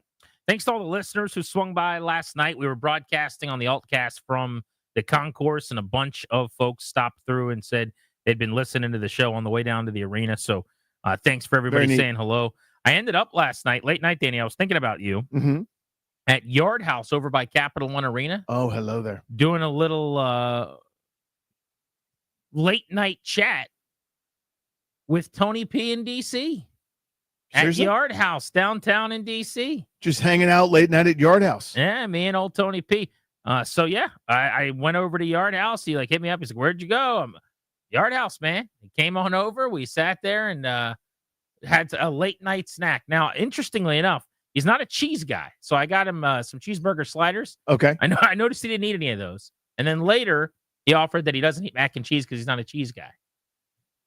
Yeah, so maybe he and I don't see eye to eye on that. Maybe there's some other things too. But it's interesting. I mean, now, dead serious question. That guy's such a celebrity. Was it like people were constantly coming up and saying hi or talking to him or like trying to take a picture or something? What's it like there at So what's surprisingly, no. From when he walked into Yard House and sat down to when we left, nobody said anything. That's really surprising to me. I was kind of surprised as well. But I will say at Capital One Arena, the number of people, like, it's nice because listeners will come over and, every couple of minutes someone will stop by and be like, "GP, how you doing?" And that feels good. I mean, he was swarmed at different points. And mostly it's just people walking by. At first they're like, "That guy looks familiar. Like, who is that?"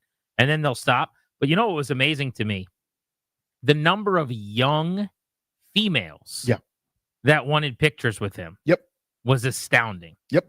And I don't know. I don't want to get into my guy's business and try to figure out if he's taking advantage of said celebrity or how that works out. But the amount of females in their noticeable, mid to upper 20s that were like, "Can I get a picture?" Most of the people that come up to me have beards and they're dudes that look kind of like you and me. Yeah. You know what I mean? Right. Occasionally, different demos. yeah, occasionally you'll get someone outside of that demo. Well, you got a girlfriend or spouse who's like, my husband listens, and I started listening to it, and I like you guys. But there were so many women with their boyfriends or some girls with their dads that were like, in their 20s going to the game with their dads or whatever. But they were coming up and getting pictures with Tony P. That part blew me and Tarek El-Bashir away. We were like, wait, so what is this guy's audience exactly? What is this? Yeah. I know nothing's for me. I get it. I'm awkward. I'm out of touch. I don't know who anyone is or what they're saying. I just don't get it. And it's the level of which I don't get it. And even when people have tried to explain it to me, I'm further away from getting it now than I was when I started. So I've given up. God bless. He's a nice guy. He's a very genuine dude. I'll root for him. But yes, it was quite a night last night on the Altcast. Myself, Tarek, and Tony P. Tony in DC. Wild. The Junkies are doing an Altcast coming up. Actually, I saw that coming up. Yes. A week from Friday, which I'll have to check out because they did one already, but I didn't get to watch it. So yeah, I want to see the Junks in that format. That is hilarious to me. How uncomfortable they're going to be and how much they're going to complain about doing it. Like I can't wait to just see it all play out. That's my favorite part, is knowing that it's like past 3 of the 4 guys' bedtimes. They'll be so cranky about it. I'm all in. Every day this week, we've picked a different position group to break down for the Commanders. And we've kind of done this perfectly on the final day of the week now. The final position group is the offensive line, which I think might be finishing kind of best for last, if you will, because there's a lot of different ways the Commanders can go on the O-line. It's the only position where they don't have any starters who are free agents. Isn't that crazy? Yes. With 5 starters, not one of them is a free agent. They can all come back if they want them to. Brandon Coleman at left tackle, Nick Allegretti at left guard, Tyler Biadasz, who they just signed for $10 million a year prior to last season at center, Sam Cosmi at right guard, and then Andrew Wiley at right tackle.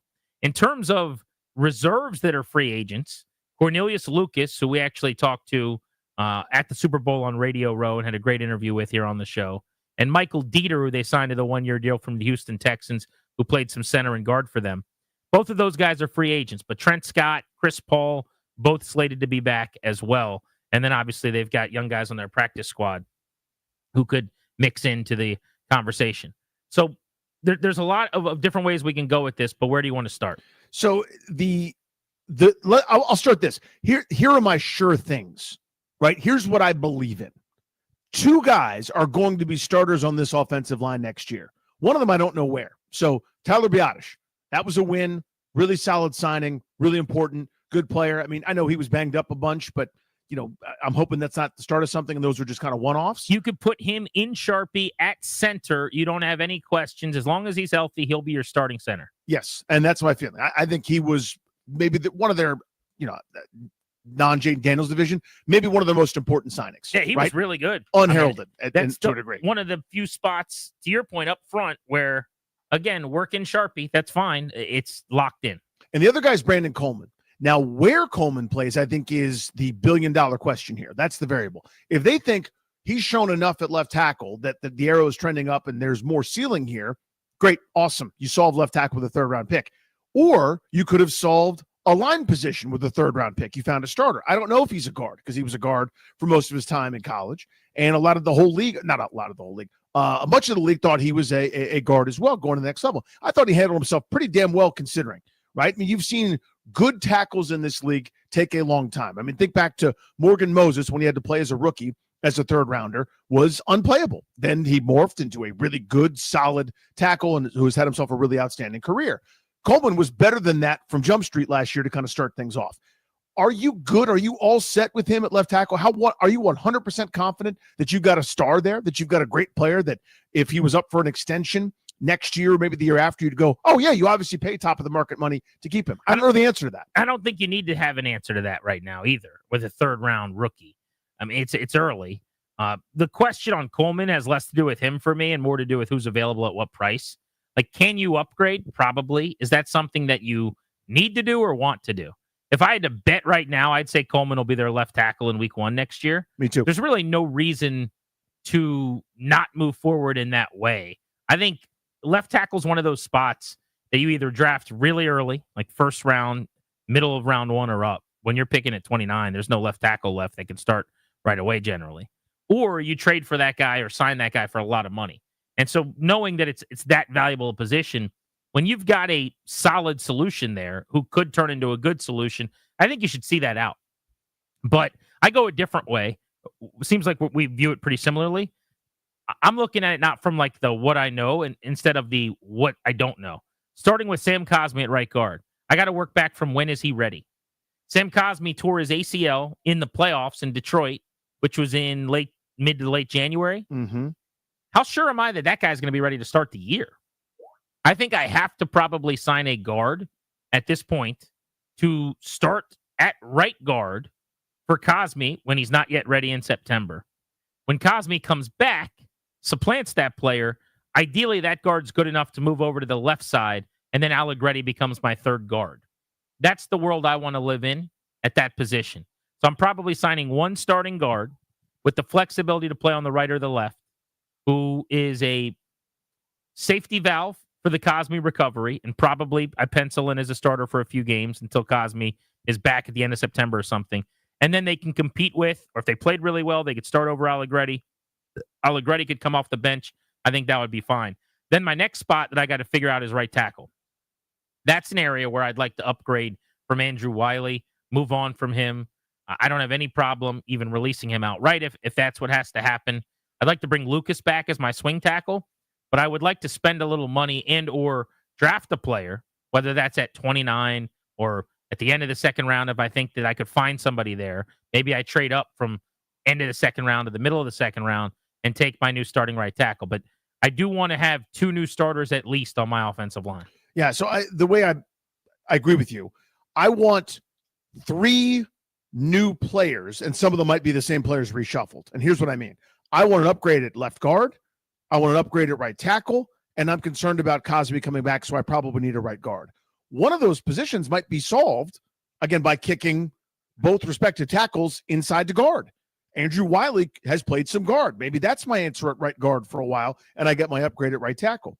Maybe Coleman is I'm with you, by the way, probably on what's out there in the market, but just hypothetically, maybe Coleman's my upgrade at left guard, and then I go shopping for a left tackle, whether it's a draft pick or otherwise. I think what's most likely is what you laid out, that Coleman's your left tackle. So that means probably I need a new left guard, I need a new right tackle, and I need an answer at right guard in case Cosmi isn't ready or slow to get his feet underneath him, which is reasonable, by the way, because the late hour with which he had the ACL injury. So at a minimum, 2 new acquisitions with 3 new potential starters, if that makes sense. The good thing about the O-line is they're going from satisfactory-ish, they're going from average-ish to bolstering it to good. Like you, especially with all the guys under contract, you're not replacing players unless they cut a couple of guys. You're just adding better players, basically moving everybody down the depth chart, which is how you get better. I asked for you to play 65 snaps last year. Now you only play if somebody gets hurt, but I know you can play a little bit. And so there's no reason to believe their O-line won't be a lot better. But let's ask the folks right now on the phones. Let's ask you guys, 800-636-1067 about the offensive line, our position group breakdown today. What would you do this offseason? Would you prioritize it in free agency or the draft or both? How many new starters would you like to see Adam Peters go get to help protect Jaden Daniels? You're listening to Grant and Danny on The Fan.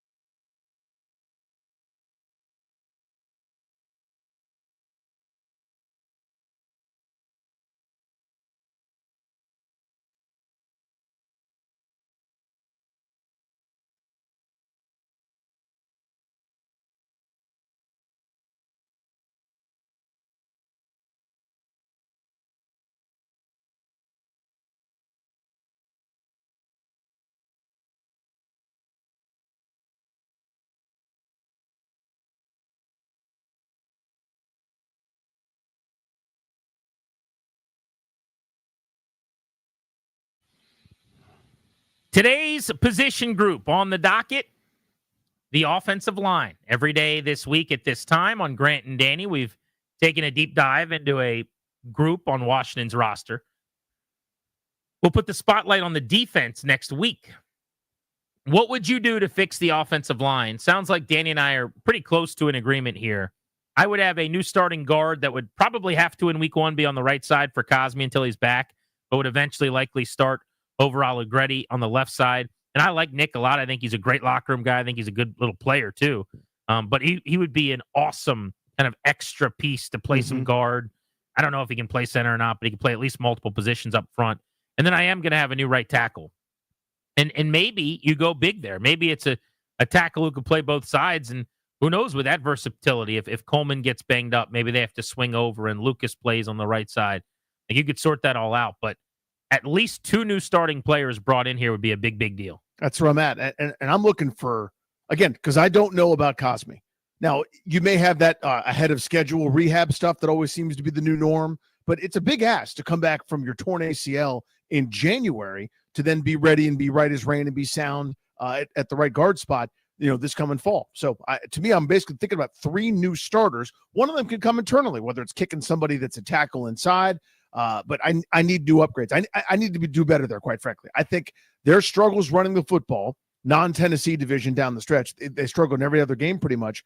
I think a huge factor was that offensive line. I think a lot of things were sort of found out and solved and all the gimmicks and the ideas. I think there was no answer. There's no counterpunch to what defenses were doing to them. And I think that's one of the first places where they really need to upgrade to be the kind of team that they were for so much of the year, which was they could ground and pound you. And then when you finally get tired of that, then we could do something else, with Jaden Daniels and how prolific he is. But I need pressure off, and I need to be able to run the football way better than they did for huge stretches, mostly in the second half of the year. Cosme tore his ACL on January 18th. They will kick off the new season less than 8 months to the day after that injury. Yeah, I mean, that's ridiculous. Now, an 8-month recovery is pretty unheard of at the skill positions. That's what Adrian Peterson did, and everybody still talks about it. But I will say that the expectation is always that an O-lineman comes back faster because you're not doing some of the same bending and cutting and juking and diving and jumping. And, it's just a different ask, right? It's more of a plotting position. But even still, 8 months, come on. To ask him to be ready, it's not fair. It seems unrealistic. So whatever you think you need with Cosme starting, you might need to add something to that wish list. Unless you're just okay with, a fill-in backup. Like maybe if you sign a starting left guard, let's say, and that guy is starting on the left side, maybe Allegretti's on the right side for the first few weeks, and you're going, I just went a whole year with Allegretti, and he was perfectly fine. No problem if that has to be the case. Let's go to Anthony and Calvert on G&D. What's up, bud? Hey, guys, you there? Yes, Gotcha. Thanks for the call. Oh, thanks for taking it. Hey, so I'm not in the military, but, I work in, around, and for from time to time. What they call a force multiplier. So basically what that means is, in the term, a good quarterback makes your receivers better. Well, a good offensive line is a force multiplier. You can get by with better production out of a lesser player with a good offensive line, whether it be quarterback, running back, receiver. The same thing goes on the defensive line. And that flips both ways, obviously. Hey, if you had 4 stud cornerbacks, that makes your defensive line look great. But that's unreasonable, and it's certainly unaffordable. But if you can get a good defensive line, that makes your DBs and your linebackers clean and look better. The same thing applies to the offensive line. So I am on board 100% with what you guys are saying. Furthermore, I would be surprised if Cosme comes back before Halloween or Thanksgiving. So you think it could even be like a half season without him? Oh, yeah. Well, it is. I mean, I didn't do the numbers, but, middle of November is approximately middle of the season. So your phone's breaking up too much. Sorry about that, buddy. That's a good phone call. We can get back into the first point in a second. But he's right. I mean, it really could be much deeper than I keep saying end of September into October. That's still a really speedy recovery. That's a best case, like a 9-month recovery if everything goes swimmingly and only because he plays O-line. Yeah, I need to be prepared just in case, right? There's no way you could just say, "Oh, I can guarantee that'll be just fine." There's too many variables there when it comes to it. 9 months, if it takes that long, would be week 9. So you're talking about the end of October, which is Halloween. And again, 9 months is not like a long time. That's still the quicker side of it. 8 months is as fast as we've seen guys recover. And there's a few linemen that have come back in 8 months. So that's where the end of the September timeline is. But I don't know how realistic that is. I mean, that's one of those, I think, that if it happens, you're thrilled, but you just don't count on it. Right. So, yeah, that's reasonable to say end of October, early November is probably a realistic timeline. So that's close to the caller's point. And maybe not half the season, depending on when the bye is, but it could be 7, 8-ish games before he's playing. So maybe we're talking about needing 2 guards if you don't want Allegretti starting at one of the spots, although I don't think he was problematic in any way. Just, was fine. Yeah, I want to do better there. If you want to have stars, you want to have really good impact players at that position, maybe you'd look for a couple. Kevin in Arlington, what's up? You're on G&D. Hey, happy Friday, boys. Well, personally, I want to be able to run the ball, which we couldn't do down the stretch for a variety of factors. And so when I look at what we need to do this offseason, I see we have a first and second round pick. One's going for an offensive tackle who could hopefully play either side, and one's going for that two-way defensive end, the Charles Mann we haven't had since Charles Mann. But in free agency, I think we have to go big on an offensive guard because you just said it, Grant. You can't bank on Cosme being ready to go at the end of September. We need a starting guard. We need a guy who can start at right tackle in the draft, who can then push Wiley inside if they're not going to cut him because Wiley can play guard. You're going to have some musical chairs here, but I think at minimum, we're drafting an offensive lineman, preferably a tackle, very high, and we're signing a guard center, preferably for real money, to fortify that line because the line just fell apart at the end. Yeah, I know Robinson's not a special back, and we hopefully can get that guy in the 3rd round, but we've got to fix that offensive line. Thanks, Kev. What do you think of that? I mean, on paper, you save, I think it's close to $8 million if you move on from Wiley. GP is a cap casualty. What about saying, hey, wait a minute, I could sort of kill 2 birds with 1 stone. He can be a bit of a swing tackle, at least help me out on the right side if needed, but I'm kicking him inside as kind of my short-term fix for Sam Cosme. If they think he can play the position, I mean, just because he played it a few years ago for the Chiefs doesn't give me confidence that he's good at it. Does that make sense? It does. Yeah. So, they have seen him at guard in practices a little bit, I think. They would have a decent feel, but I'd rather get a player who's played really high-level guard than just move a guy because he's not a great tackle to guard and say I fixed the problem. But I don't mind because he's already under contract and it's not a crazy amount of money. If you, to your point, if you want to keep him as your swing tackle, and that means Cornelius Lucas walks or something, I guess I could get on board with that possibly. Vic Akaki, what's up? What's up, G&D? Hey, buddy. We got to go after an offensive line. We definitely need a right guard because you cannot predict what that injury, how it may impact him and impacting him will impact the team. But I would also just move Brandon Coleman inside. I feel like he's more guard-ish. He gets in trouble sometimes with his hands and pass blocking because he wants to roll over people. Just remembering what it was like playing on the D-line when I played against a guy that wasn't that fast that wanted to get his hands on me. But when I played against a guy that wasn't that fast, that when I moved inside and he wanted to get his hands on me, is a different beast. And it changes things like night and day. But you want to get your offensive line shored up because your golden goose is at the quarterback position. And that gives us a chance to win football games. If my ideal would be if we get Miles and we show up the offensive line with some new starting players and we move Brandon inside because I believe Brandon is a natural guard.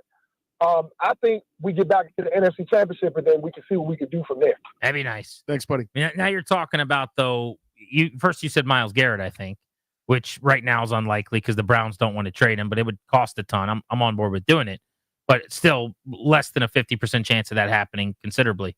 And then you're saying you're creating the need at left tackle. which is very costly as well. And now you can't use the draft pick because you just traded it for Myles Garrett. Yeah. Right. So you have to go in free agency, and it's never great to be in that tackle spot in free agency. And you're spending a lot of money at a premium for a guy that's available probably for a reason. And most of those guys get tagged if they're really, really good, right? Your Trent Williams types are like, they don't hit the market. They stay with teams generally. Someone explained to me quarterback edition coming your way next. Also, I'm sure you guys have heard about the brouhaha between two reporters in Indianapolis that got into it, two insiders that were waiting on their coffee that nearly got into a fight. We'll discuss that next on Grant and Danny here on The Fan.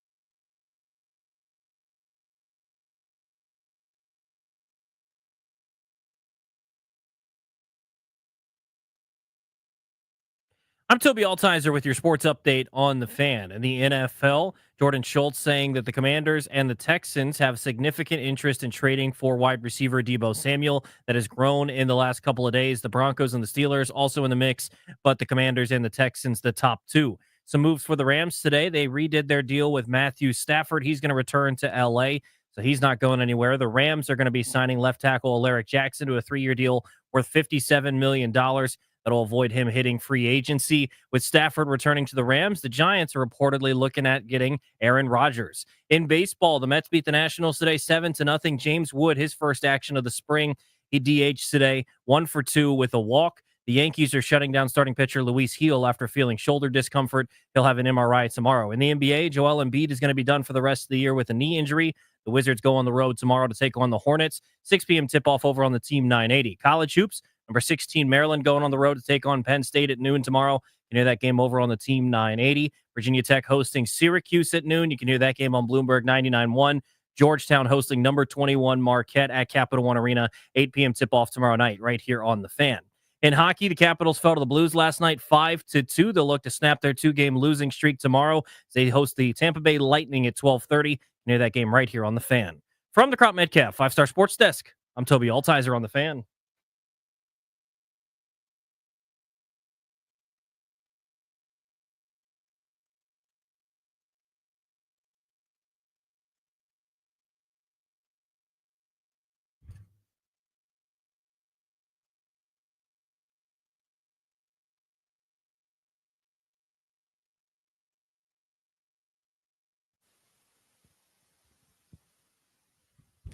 Nobody parties harder than this radio show.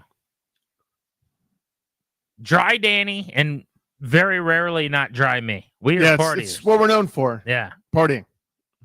We party till we die around these parts. Yeah. Darius knows. It's how you get your guy fired up on a Friday. Uh-huh. This is the time. Let it drop right here, Darius. Danny, this is the good stuff, huh?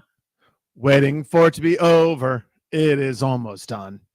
Nats Park, bro. Can't wait. Be back over there. They'll be playing this. Whose song is this? Is this somebody's song? Or No, is they it... play this in the ballpark to just get the people moving. It gets people moving. It's provocative, yeah. Very nice. Did you hear about the big near fight? Media stare down that turned into a near boxing match? I certainly did. So not a good look for anybody. Here's what happened. Yeah, you don't want to be one of the two guys. If you're a news breaker, you don't want to be in the news because of something stupid that you did, just generally. Ian Rappaport is probably the number 2 NFL newsbreaker in the industry behind Adam Schefter, I would say. He has, he's good at what he does, and he works really hard, I'm sure. But he's also at NFL Network, which helps a lot. Mm-hmm. And he's had a hell of a career. So he gets a lot of news. And he is one of the preeminent reporters when it comes to covering football at this point.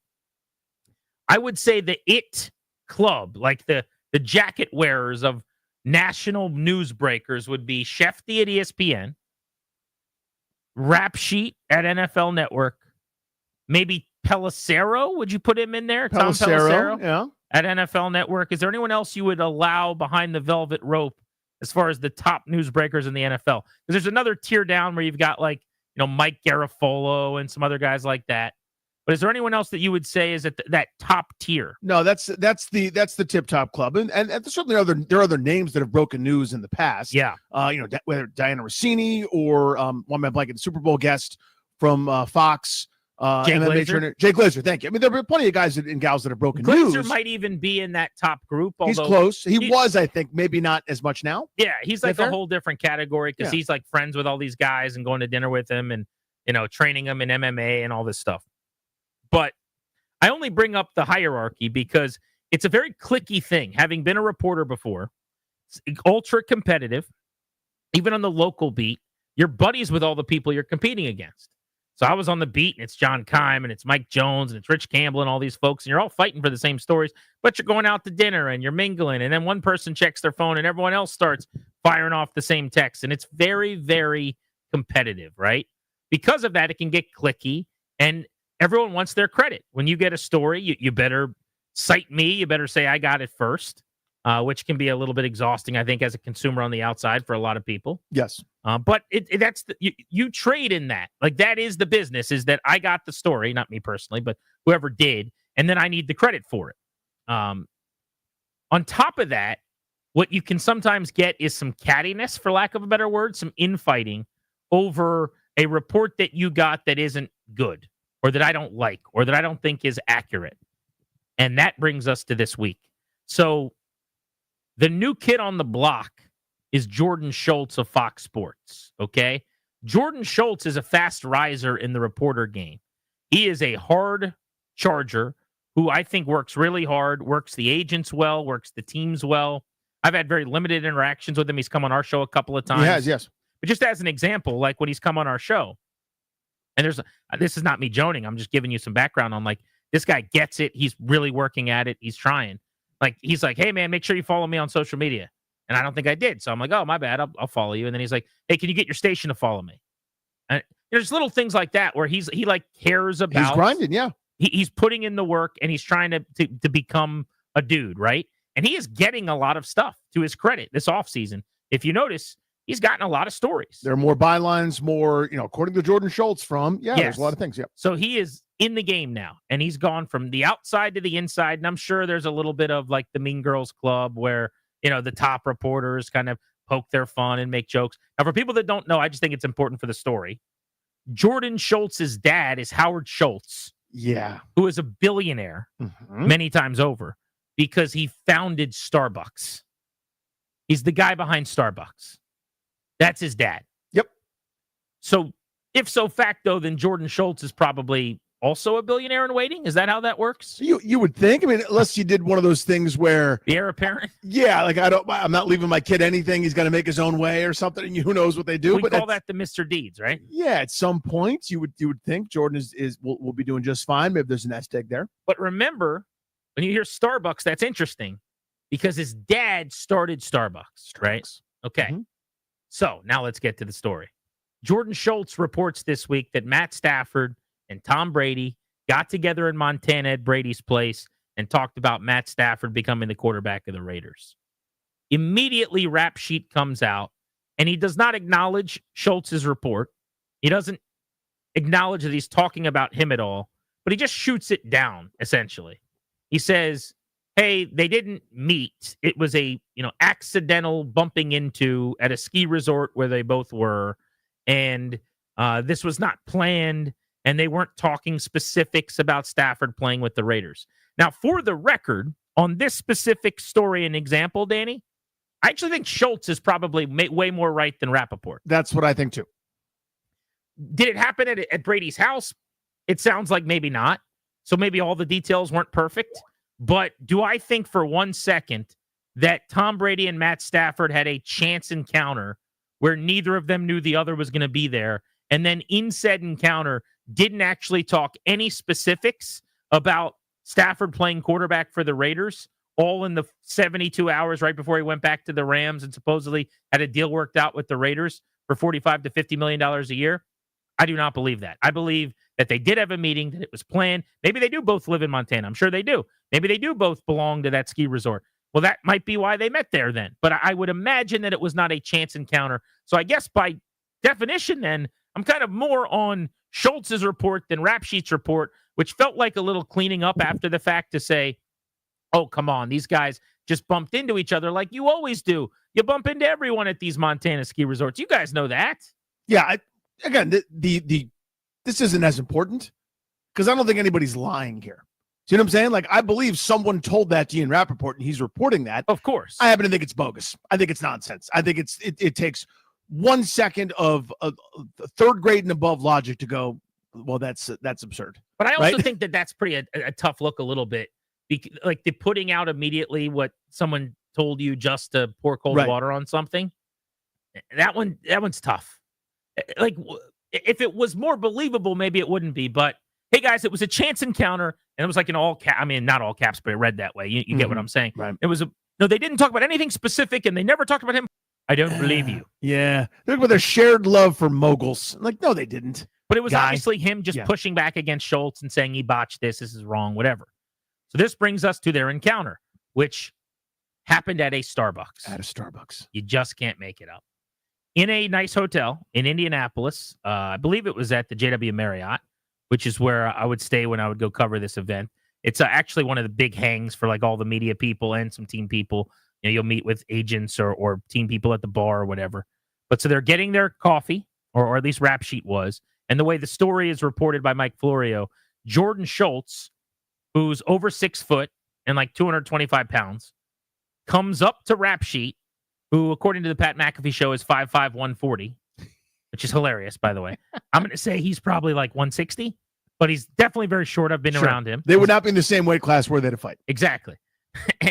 And Schultz kind of comes in hot and is very angry with Rappaport, obviously because he shot down his report. But it sounds like there's maybe some more to this. My guess is Schultz feels like Rap Sheet doesn't, and this is me guessing, speculating, doesn't consider him a real top dog and doesn't give him any credit and never cites him when he breaks a story. And every time I get something, you just come behind me and break it or confirm it. Because what happens is when you're one of the top guys, you don't really acknowledge when the people that you don't think are on your level break something. Now, I saw this all the time when I was on the local beat. Doesn't matter what we say until the national guys come in and grant their with their blessing. They're not. Now, some of them will occasionally throw an at reply. Schefter a couple times, which was really, really cool, like cited me on something. But generally, a lot of the time, unless you're a guy that they really respect on their level, they're not going to give you a whole lot of love. You just can't get that upset by that. So, like, my guess is Schultz gets upset by that. Yeah. So the way I would describe it is this: imagine you came over to my house for dinner, and like I dropped a dish on the ground, and my wife lost it on me. It's not because of the dish. That was the straw. All day long, I've been doing stuff wrong. Like I'm in the kitchen. I'm opened up the wrong drawer. I've annoyed her all day long, and so the final straw that you happen to witness is this series of tweets or me dropping the dish on the ground, so to speak. I think whatever happened had been simmering, and it came to a head over this. Could be an amazing relationship, and they just had a bad day. Yeah. But it seems to me like if I had to put my guessing hat on, and I've got, informed speculation as someone who's been in this reporting game. My speculation spectacles are on. I'll bet that Rap Sheet views himself as a have at the Cool Kid lunch table. He views Schultz as a have not at the Cool Kid lunch table. And Schultz doesn't like this very much. And he doesn't get treated with the respect from Rap Sheet that he wants. And in this particular case, it was the straw that broke his back. Or the half and half that put the coffee over the top of the cup, so to speak. If you will. I will. And so they almost got into it. They're shouting at each other. They're separated. They almost get into this big fight at Starbucks at the Combine. And it's just a hilarious story to me. So if we were on Family Feud and this story was described, what I would want is something to the effect of, what should the people in this be feeling? I'll go with shame. Show me shame. Ding. Number one answer on the board. Grant, what should they be feeling? Some embarrassment? Oh, good answer. Good answer. Yeah, let me Show answer. me embarrassment. So shame and embarrassment are both very high on this list. There's no doubt. How many more do we have to turn around? How many? Top four answers are on the board. We have the top two already. Oh, there's only four. Only four answers. That's what I can think of. You can say five. Wow. Yeah, I don't know. Okay. They should be feeling regret. Regret on the board? Show me regret. I like that. Okay, it's my turn again. Wow. Yeah, you can still go. You already said embarrassment. Yeah, I said embarrassment and shame. You said regret. How about humiliation? Oh, good answer. Good answer. Good answer. Show me humiliation. Nice. We done. We win. It's not good. And I don't sit here trying to beat up on these guys. Hopefully we'll have both of them on the show in the future. But there's a little bit of someone or both is taking themselves way too seriously if we're about to throw punches in a Starbucks over our reporting. I need you to grow up a little bit. Here's the dirty little secret. And I don't listen. We rely as consumers, as fans. I'm just a pudgy fan over here. We rely as consumers on the information that these folks provide. Okay. And I'm grateful for it. I follow a bunch of reporters, whether they are local here, national reporters everywhere. I just want the information. At the end of the day, nobody really cares. The information is the thing. You see, the deliverer of the information, I understand that's the lifeblood. The people who care about that are also in your field. Yes. It's not a cool thing. It's not like something I'm proud of saying. I need to know if Matt Stafford and Tom Brady are colluding or whatever you want to call it, or they're meeting and it's salacious and behind closed doors, and what's going to happen with the deal. If Jordan Schultz reports it, if Adam Schefter reports it on a podcast where he's carrying water for the owners, if Diana Rossini reports it, I know it's a big deal to them because it's your world and you've worked very hard to get it. At the end of the day, I need the information. I'm so less concerned with this sort of dramatics, and I think for most fans, it's eye-rolling and tired. I agree with you, but it's just two very different roles, so to speak. Totally. The consumer and the provider. What you're saying is basically like, I don't care who hits the home run. I just let me know if the team won or not. But to the players, the home run is how you get paid. The home run is how you have value. The home run is how you get a job. The home run is how you stay employed. So yeah, you don't care. Right. And to them, it's the only thing that matters. I know, totally. Is that, they do, that's their job. Break news, right? And so, yeah, I get it. You're just on different sides of it. But it was a very embarrassing, shameful, ridiculous, stupid thing that happened. And it's a laughable situation. But here at the Grant and Danny radio program, we actually did a little digging. And we were able to find out that there are other media fights that we wanted to tell you about. Oh, no. Wow. Yeah, this is not the only media beef that's been going on. In fact, we have some audio from some of these other media fights on the Grant and Danny radio program. Okay. As an example, did you guys know that Adam Schefter recently got into it with John Gruden? Adam Schefter and John Gruden, who's back with Barstool now, have recently got into a bit of a spat. So what I've found out is that stupid haircutted troll, John Gruden, is back with the sophomore Barstool Sports. He should be ashamed of himself. He's doing Spider 2 Wide Banana Shtick for the 55th straight year to a bunch of simpletons that are hammering bush lights between takes. He's embarrassing. I'm embarrassed. The whole thing is ridiculous. Back to you, Boom. He said, what about who? Let me tell you something. If I ever see him in the street, he might get a people's elbow to the larynx, man. He's a boob. He used to be a newsbreaker. Now the only thing he breaks is his stride for an owner's text, man. He's carrying the mail, man. That's what I call him. I call him the mailman, man. He's going back and forth to the owner's suite, to the agents getting their word out for him. His shoulders are tired from carrying water, man. Did you guys know that Stephen A. Smith and Shannon Sharp recently got into a fight at a Dunkin' Donuts? Hold on, let me tell you something here. The Coolatta is a superior beverage to the standard issue Dunkin' Donuts coffee. Don't come at me. I will not respond to your replies. That's real. Shannon Sharp tells you about, okay, how healthy he is. Okay, you can see the muscles on muscles. That's fine. I watched him eat 4 donuts in one sitting. Okay, he is a liar. He is full of it. He is a Honda Accord. He's a Toyota Tercel. He's lugubrious. He's mendacious. He's a Pops Mensah-Bonsu, an obscure power forward from 15 years ago. Don't see me with that one. Let Club Shay tell you about this.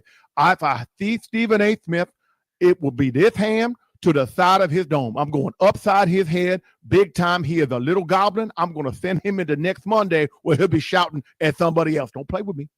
I had no idea that they had gotten into it like that. I didn't know that. Isn't that amazing? But we had to, as a show, we kind of unearthed some of these. I'd sent a bunch of texts and we figured out who's been getting at each other a little bit.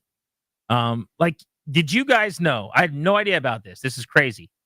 That Charles Barkley and Chris Broussard were at major odds recently at a Chili's somewhere in Memphis, I think it was. Well, there was a number of things that I was concerned about when it came to the menu. There was not enough enthusiasm when the wait staff asked us if we wanted a dessert menu at that time, and they offer a chocolate lava cake at the Chili's, and nobody was going to share it with me. And Chuck comes over, orders one for himself, and then just took it off our table. I found it to be absolutely preposterous. Okay, first of all, Ernie, like I say, here's what happened. Chris Broussard, he was at the TGI Friday. He heard that I was at the Chili, and he come over and he had a salad. Salads are gross, Ernie, but he had a salad, and he looking at me, and I look at him, and I thought it'd be funny Next thing you know, he yelling on his shadow show. I'm not even sure if he a reporter no more. But the most important thing is chocolate lava cake delicious. Back to you, Kenny. And like that one I could have seen coming. You but saw that, right? The feud, there's yeah. only one more feud I'll give you. Mm. And this one blew my mind because these Yeah. guys work so well together on air. They're literally on the same broadcast together. This one's crazy. I couldn't believe that John Walton and Ken Sabrin were getting into it. Well, Schultz, I got a little sick and tired of going down to Kenny for some analysis, and it comes back with nothing. I'm hoping for some insight. Next thing you know, Kenny's groaning and talking about this, that, and the other thing, and I'm going, I got to fill some more time. This whole thing is preposterous. Oh, that's all it does. It's pretty much that. Middle of the game, I got to catch my breath. I'm going to say what happened on the ice, and Kenny says, oh, that's the entire thing. I'm sick of it. Katie Floyle has your intermission report coming up. Capitals, for some reason, can no longer score. And I'm irritated about it. 2 straight losses. What do you think, Ken? Oh, that's Ken. You see what I'm working with? I mean, we had to find those fights. We dig them up, yeah. And they weren't publicly known. So we worked hard for you on the Grant and Danny radio program after finding out about Rap Sheet and Jordan Schultz. Someone explain to me the quarterback edition next on Grant and Danny.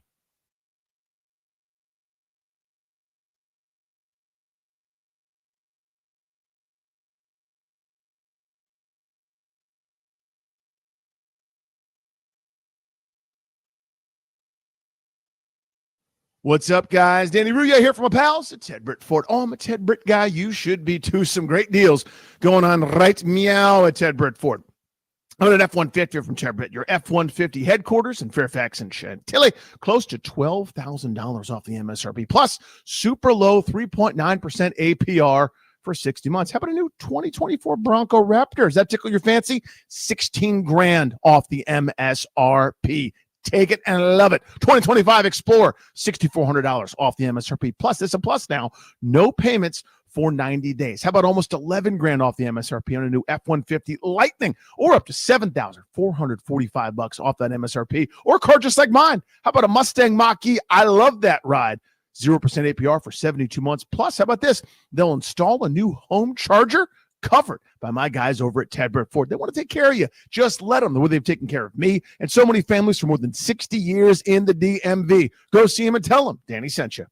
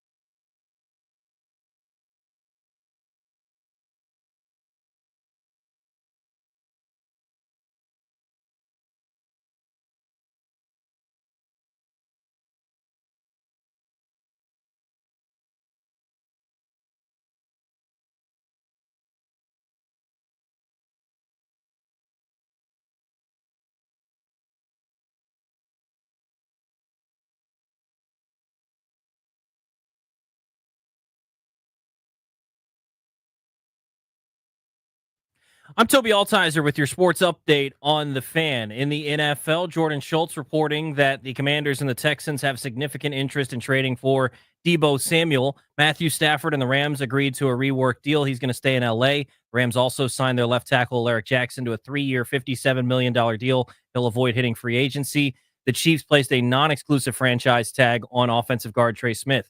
In baseball, the Nationals fell to the Mets today, 7-0. James Wood, in his spring debut, 1 for 2 with a walk. In the NBA, Joel Embiid going to miss the rest of the season with a knee injury. Wizards taking on the Hornets tomorrow in Charlotte, 6 p.m. tip-off on the Team 980. College hoops tomorrow, number 16, Maryland going on the road to take on Penn State at noon. Near that game over on the Team 980. Hokies in action against the Syracuse Orange at noon. Near that game on Bloomberg 99.1. And Georgetown taking on number 21 Marquette at home, 8 p.m. tip-off. You can hear that game right here on the Fan. In hockey, the Capitals taking on the Lightning tomorrow at 12:30. You can hear the game right here on the Fan as they look to snap a 2-game losing streak. From the Crop Medcalf 5-Star Sports Desk, I'm Toby Altizer on the Fan.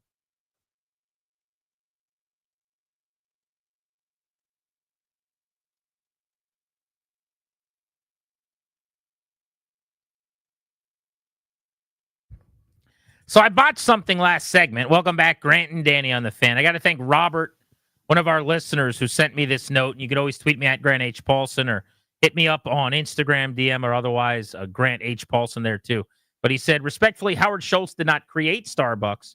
Starbucks was founded in 1971 by Jerry Baldwin, Gordon Bowker, another guy. Howard Schultz was hired as a Starbucks employee in 82, director of retail ops and marketing. He became their CEO in 86. The CEO forever, yeah. And in 88, Schultz bought Starbucks from the founders for $3.8 million. He would remain the CEO until 2000, and he's now worth almost $4 billion. So never, he was not the founder, but ran Starbucks. That is the father of Jordan Schultz, who almost got into it with Ian Rappaport. But with that, let's spin you around the NFL. Someone explained to me the quarterback edition. What's funny is my first quarterback someone explained to me that I wrote down when we were going to do this a day ago. Someone explained to me why Matt Stafford shouldn't just go back to the Rams. I guess that's now dated. I will explain that, yeah. Matt Stafford didn't go to Vegas or the Giants, and he did, in fact, today agree to a deal with the LA Rams, who have already announced to their fans that he's coming back and that he's signed, sealed, and delivered. We're waiting on some details on that contract, but it just never made sense, Danny. And the reason it was number one on my hit list here for someone to explain to me quarterbacks, he wants to win. The Rams have a chance to win this coming season. They need a championship-level quarterback. What is the issue here? Him and McVay have always had a good relationship. Yep. It just didn't make any sense, but I think now we know he was trying to use the market as leverage to try to stay in LA for more money. Yeah, he would like two things. One, the money, yes. Two, and to win. And you have to sometimes use desperate loser franchises to get the money from the winning franchise. And that seems to be what it was. This was the all-time I'll totally leave playbook. And I guess he was prepared to if it meant the kind of contract details that he certainly wanted. But he was able to get a massive pay increase with only, a handful of social media posts and meet with Tom Brady accidentally, apparently, while skiing. Someone explained to me, quarterback edition, what team is actually a fit for Aaron Rodgers? Rodgers did not play well last year. Rodgers missed the entirety of the season before, save 4 plays in week 1 before he ruptured his Achilles. Rodgers is now going to be playing at 42 years old at the end of next football season. And Rodgers comes with baggage. And I don't mean that it's a negative word, I guess, connotation, but he comes with a lot of extra stuff you have to deal with. Yeah. Some of it's okay. Some of it's good. It's a lot of attention. It's a lot of media requests. A lot of interviews people want to do. It's a lot of folks that will be paying attention to your team. But a lot of it is distracting. A lot of it is negative. Sometimes it's having to appease his gigantic ego and personality and, wanting to help run the show and bring in some of his own teammates so that he feels comfortable in the building. What's the fit? If you're on the precipice of winning a title, does he play at the level that gets you over the hump? If you're not there and you actually just need a quarterback, but you're bad, why does he want to continue his career playing for a team that's not winning? It's hard for me to thread the needle for Aaron Rodgers. I'm with you. It's one of those things where if you could just get, Madden style, if you could just get the player and those ratings that he would have, you go, okay, I guess that makes sense for some teams, right? If you don't have a young answer, you don't have a current star, and you're sort of in between, you don't have a great way to acquire one, he's probably better than what you got. But the extra stuff is no longer worth it and hasn't been worth it now for some time. The Jets were hoping he could recapture that MVP back-to-back type form he had only a few years ago. Achilles tear, we know the story. I mean, it's been just an absolute disaster. But I know this expression has fallen out of vogue, and I'm not calling anybody this, but we used to say this about members of the opposite sex when I was younger, and girls would say it about guys say it about girls, but this is a high-maintenance person. It just means there's always something. There's always some kind of dramatics, always a fire you have to put out, and that's what it is with him. I'm not coming to work unless Alan Lazard's there. Well, I can't possibly learn the playbook unless Nathaniel Hackett's the person giving it to me. I can't show up for training camp unless I get Randall Cobb. Whatever the thing is, it's always some kind of demand. Or now I'm skipping training camp, but it's excused or not excused, but there was an excuse, but it shouldn't be excused. Enough. It's such a pain in the butt. I don't know what the fit is. Somebody desperate's going to turn to him. You always do. But man, I don't know where I would say, okay, that makes a lot of sense for a team. Someone explained to me how Russell Wilson and his agent are going to sell someone on him being a starting quarterback that can lead you on a playoff run. With the tape that we have now from the end of his time in Seattle, in Denver, and the second half of the season in Pittsburgh, where he kind of completely slowed to a stop almost. Danny, we're talking about three teams. He's about to be potentially on his fourth team in 5 years. It is what it is at this point. He's a 10-time Pro Bowler. He's a former Super Bowl champion. That all happened, but it's gone now. He was on his way to the Hall of Fame, I feel like. He still might get to the Hall of Fame. He might, but you know what I mean? Like, this was you average mid-30s touchdowns per year. The playoff success, at the helm of some winning teams. I think he's, as a quarterback coming into a couple of years ago, was like 50-some games over 500. I know that's not something that you and I pay attention to, but point is, just at the helm of a lot of winning teams, and people put a lot of stock in that. And you add in some of the highlights, the running, the quarterback rating. He still may yet get to the Hall of Fame, but that guy's gone. You're now looking at somebody who the defense is, well, it's not maybe that bad. You know what I mean? It's like when you think of Russell Wilson, you're kind of recoiling, and the argument for the agent or someone else will go, actually take a look. It's okay, right? That's such a far departure from franchise guy, Super Bowl winner. If you have him, you have a chance. I don't know what happened exactly. I don't know whether it was the fact that you kind of took away some of his scrambling abilities, some of his playmaking stuff, and now it's more, just regular from the pocket, and he's fine, but you don't see those highlights anymore anywhere near as often. Someone explained to me, there's been a lot of talk about the possibility of Kirk Cousins getting a chance to go start somewhere else this coming year if he gets released. Why would the Falcons cut him? Someone explained that to me. The team would get hit with a $65 million dead money penalty to release him, to then not have him on the roster as what would be a pretty quality backup. I mean, you've got a rookie in Michael Penix, who presumably will play well and play for the whole year, and hopefully for them stays healthy. But if you keep Cousins, you got to pay him a lot of money. His cap number this coming season's $40 million. But as a backup, that's not fun. That's better than paying him $65 million to not be on your roster. Yeah. Someone explain why there's so much talk about them releasing him outright rather than keeping him around. There must be something that I don't know. Is there some lever, some mechanism where everybody can agree to forego some money or some kind of thing to get me my chance to go? I mean, I have no idea, because on its face, as soon as you hear $65 million dead cap hit, I literally close the binder with that bit of information in it. I go, what else you got? Well, what other Cousins plans will be are there? begging for a release, obviously. Yeah. And his agent and him, Mike McCartney, who's done a good job, obviously, his whole career, they're going to go to Atlanta and say, listen, you told me I was starting for 2 years. You told me I was your guy.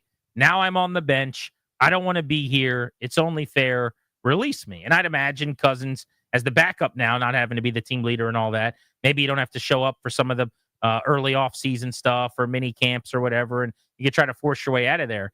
But they could just play hardball and say, it's $65 million, man. We screwed you. Yeah, it's prohibitive. But we can't screw ourselves. I'm sorry. It's just business. Yeah. It's not in the best interest of the team to have that dead cap hit. It just isn't. So I don't know what else they're supposed to do. Someone explained to me, where's Sam Darnold going to end up? He's got a lot of options. There's plenty of teams that are going to consider him based on being the youngest, highest upside potential franchise quarterback available after the year he just had in Minnesota. But I would add this to the someone explain to me pile. Someone explain to me why you could, why you could think Darnold will be better in your place than he was last year. With Kevin O'Connell as a coach of the year, with the number one receiver in the league, Justin Jefferson, with an awesome number two, Jordan Addison, with a really talented tight end and TJ Hawkinson. They couldn't run the ball 2 years ago. Last year, they had Aaron Jones come in. He was awesome. Their line has gotten a lot better over the last few seasons as well. If he crashed and burned badly at the end of the year with that group, why are you going to be able to do better? That is the question. To me, the answer always comes back to the arrogance of coaches, GMs, or whoever. Because you don't get to that level to be in charge of an organization, to be a head coach, without thinking that your way is the best way. I don't mean you think that, you live that. Your belief. The way we do it is the way we're going to do it because that's the best way to do it, right? So you think, I know this hasn't worked for other teams, but it'll work for us, right? And you enter yourself into the Sam Darnold bucket. I'm as good an offensive mind as Kevin O'Connell. I'm a quarterback whisperer too. Watch what I'm going to do. And someone's going to fall for it and left, the game of musical chairs will happen and you'll be left standing.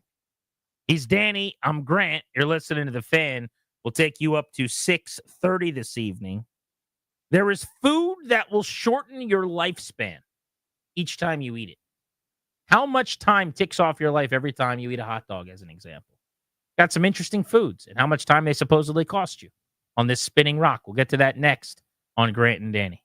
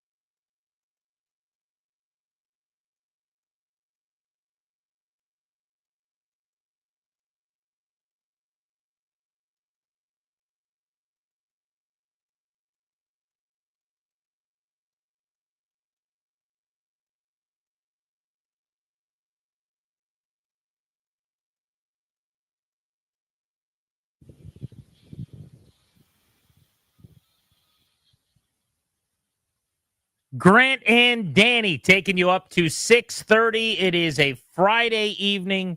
Hopefully, as you get out of the office, you're ready for a big, fun weekend. We thank you for making the show part of your day. So I'm going to have to find this story I was looking at earlier in the week. I still haven't come across it. Had a bunch of items and how much time each via studies may take off your life. But the one jarring one I do have here is the hot dog. Yeah. Which, according to this study, and this has been done many times over the last 4 years, I'm seeing a bunch of studies here. But it suggests that every time you eat a hot dog, it could take 36 minutes off of your life. So I ask you, Danny Rouillet, how many hot dogs do you think you've eaten in your life? Do some quick math here. Oh, my God. 1,000? 1,000 hot dogs? Does that sound right? No? Less? More? Workshop it. I mean, how are you coming to 1,000? Yeah, maybe I may have overshot. But like the times where I don't have one at the cookout or at the barbecue. True. You know what I mean? Like you go to the game, you have one. But when it's like, hey, you want to, I'll give you an example. I did an endorsement years ago for Dietz and Watson, fresh meats type company, and they were trying to peddle their hot dogs, right? So I go to the supermarket and they're doing a giveaway. I had 7 over the course of 2 hours. You know what I mean? Like that's too many with buns. Yeah, with buns. Joey Chestnut? No, because he dips them in water, which I think should be banned. By the way, Well, let's I say think you've Japanese had should be 1,000 banned. hot Yeah, dogs. I'm going to get to the point of the dude's story here. Yeah, this is going to be jarring for you. Yeah. Okay. If Danny's had 1,000 hot dogs in his life, lost 36,000 minutes. Okay, that's 36,000 minutes. You divide that by 60 to get hours, and you divide that by 24 to get days. Danny Rouillet has cost himself 25 days of time on Earth. It feels about right. Just eating hot dogs. Yeah. If that's true, do you regret any of the hot dogs consumed? Right this second, no. But as I'm lying there with the right, like someone comes up and they go, Danny, if you hadn't eaten all those hot dogs, you'd have 47 days left. Yeah. You'd probably be like, damn, I'll trade those hot dogs. I'd trade them. Not then, not at the time. That little the little burn on the outside, little snap, little mustard. I want them. This list was staggering. It was like every drink you have is this X minutes. Mm-hmm. You know, every time you do this, it's every French fries a minute. No, literally, it's like 9 minutes with every order of French fries or whatever. Uh-huh. And it's like, wow, that's a lot of 9 minutes for me, I'll tell you. I've got 27 minutes for my 3 meals today. Yeah, I've got about 17 hours left, it sounds like, when you add up all the foods. Not literally today, but days in my life, obviously. But man, oh man, it's the great debate. It's like you got to live a little bit. Life is life, man. You got to have a little fun.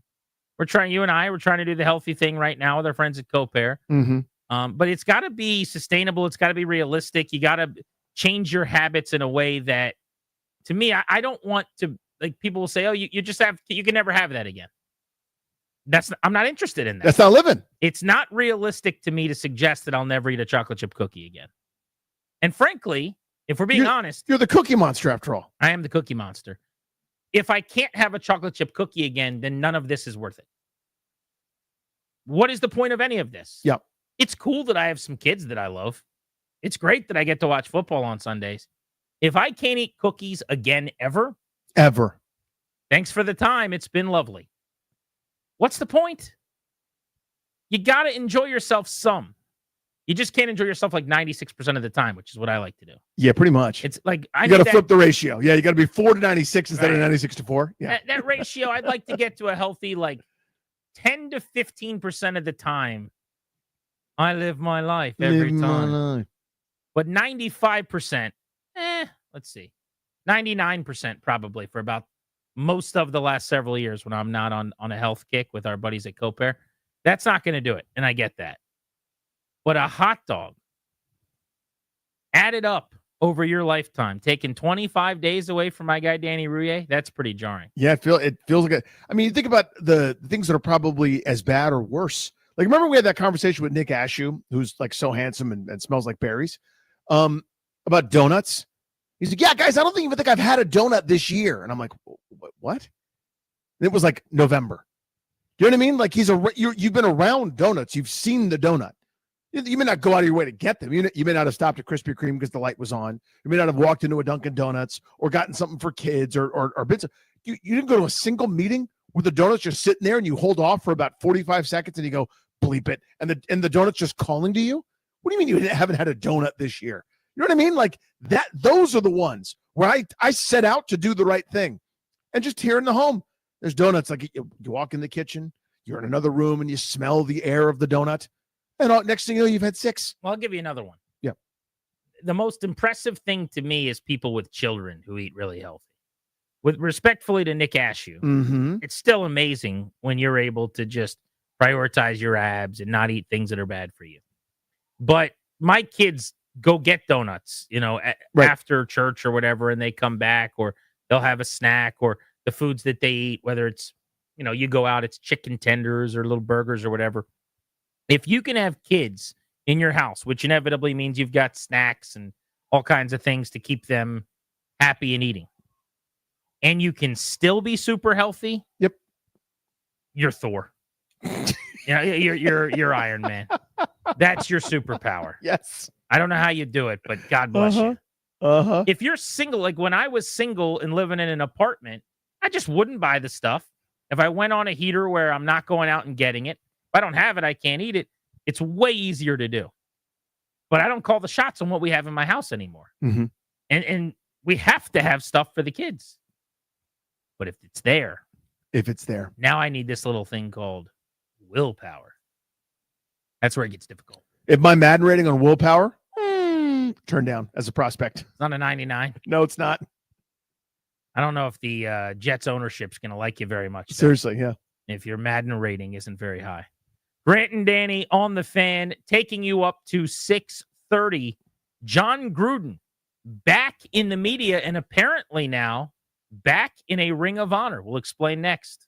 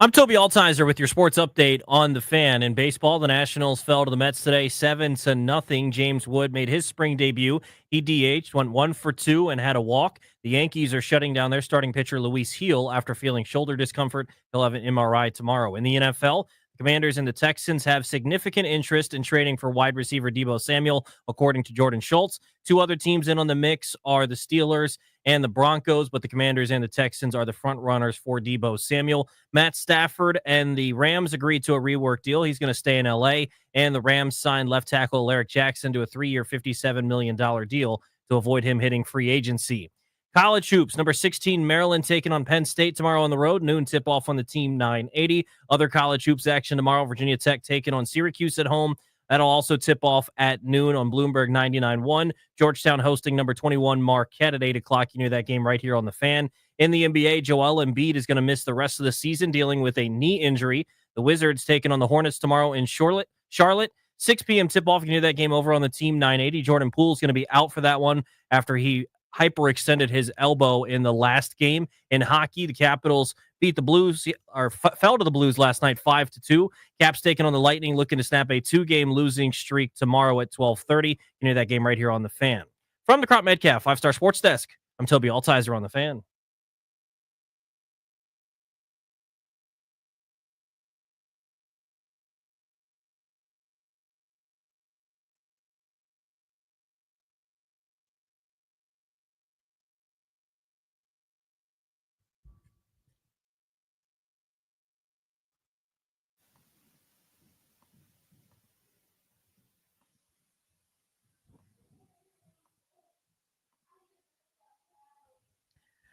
Grant and Danny on the Fan.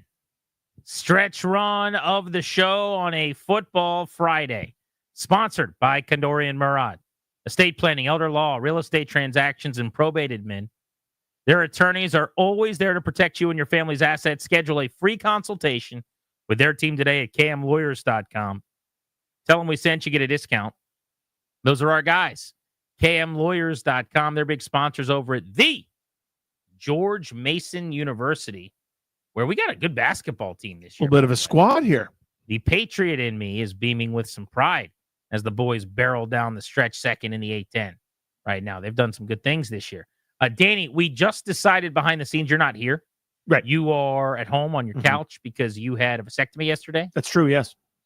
We could talk more about that if you want to. We could really get into the nitty-gritty really of get it. into the nitty-gritty, yes. Yeah. You could send some pictures and do whatever you need to do. Oh, sure. But we were saying behind the scenes, it is a Friday. Mm-hmm. Football season's over. What are we waiting for? We should get back into the Grant and Danny Tony's mailbag. Oh, hello there. So without further ado, in a few minutes, we will be bringing back, by surprise, we did not plan this. We did not tease this. I don't know if we'll get enough questions because nobody knows we're doing it. But if you want to call in right now to ask us anything question, it could be about sports. It could be not about sports. Be a team you don't think we talk enough about or a sport you don't think we talk enough about. Be a random thing where we got to give truth serum. We got to answer. The Grant and Danny's, Tony's mailbag. We will do that in just a few minutes. You line up the calls now. 800-636-1067. 800-636-1067. I mentioned the John Gruden story. I want to just pass this along really quick. Mm-hmm. I'm intrigued by this. I'm also kind of confused. So the Tampa Bay Bucks made an announcement yesterday. Did you see this? I did. They are reinstalling John Gruden into their Ring of Fame. John Gruden is now kind of back in the mainstream. As we talked about earlier, he's with Barstool Sports. He's been, for the last few months, back in the media and kind of no longer in cancellation jail, I guess. He had the emails that leaked where he said very inappropriate things about not only Roger Goodell and other folks, but DeMaurice Smith of the NFLPA, if I remember correctly, and some others. And it was just not good stuff. It was bad. It made him look terrible at best, and at worst, it made you feel like that's not a guy I necessarily want to be buddies with. But there was private emails that got leaked publicly, which I would venture to say if a lot of people's private texts or emails got leaked based on jokes with friends and little things that they're saying, you probably wouldn't look that great necessarily.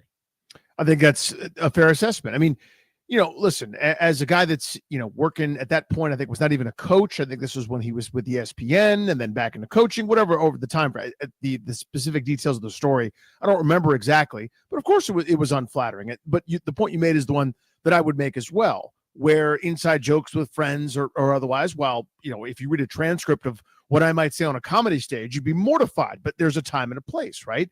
So, it didn't seem to matter that a lot of his former players took up for him. It didn't matter like what folks were saying. This was the train had left the station. We decided this is a bad guy and he's out.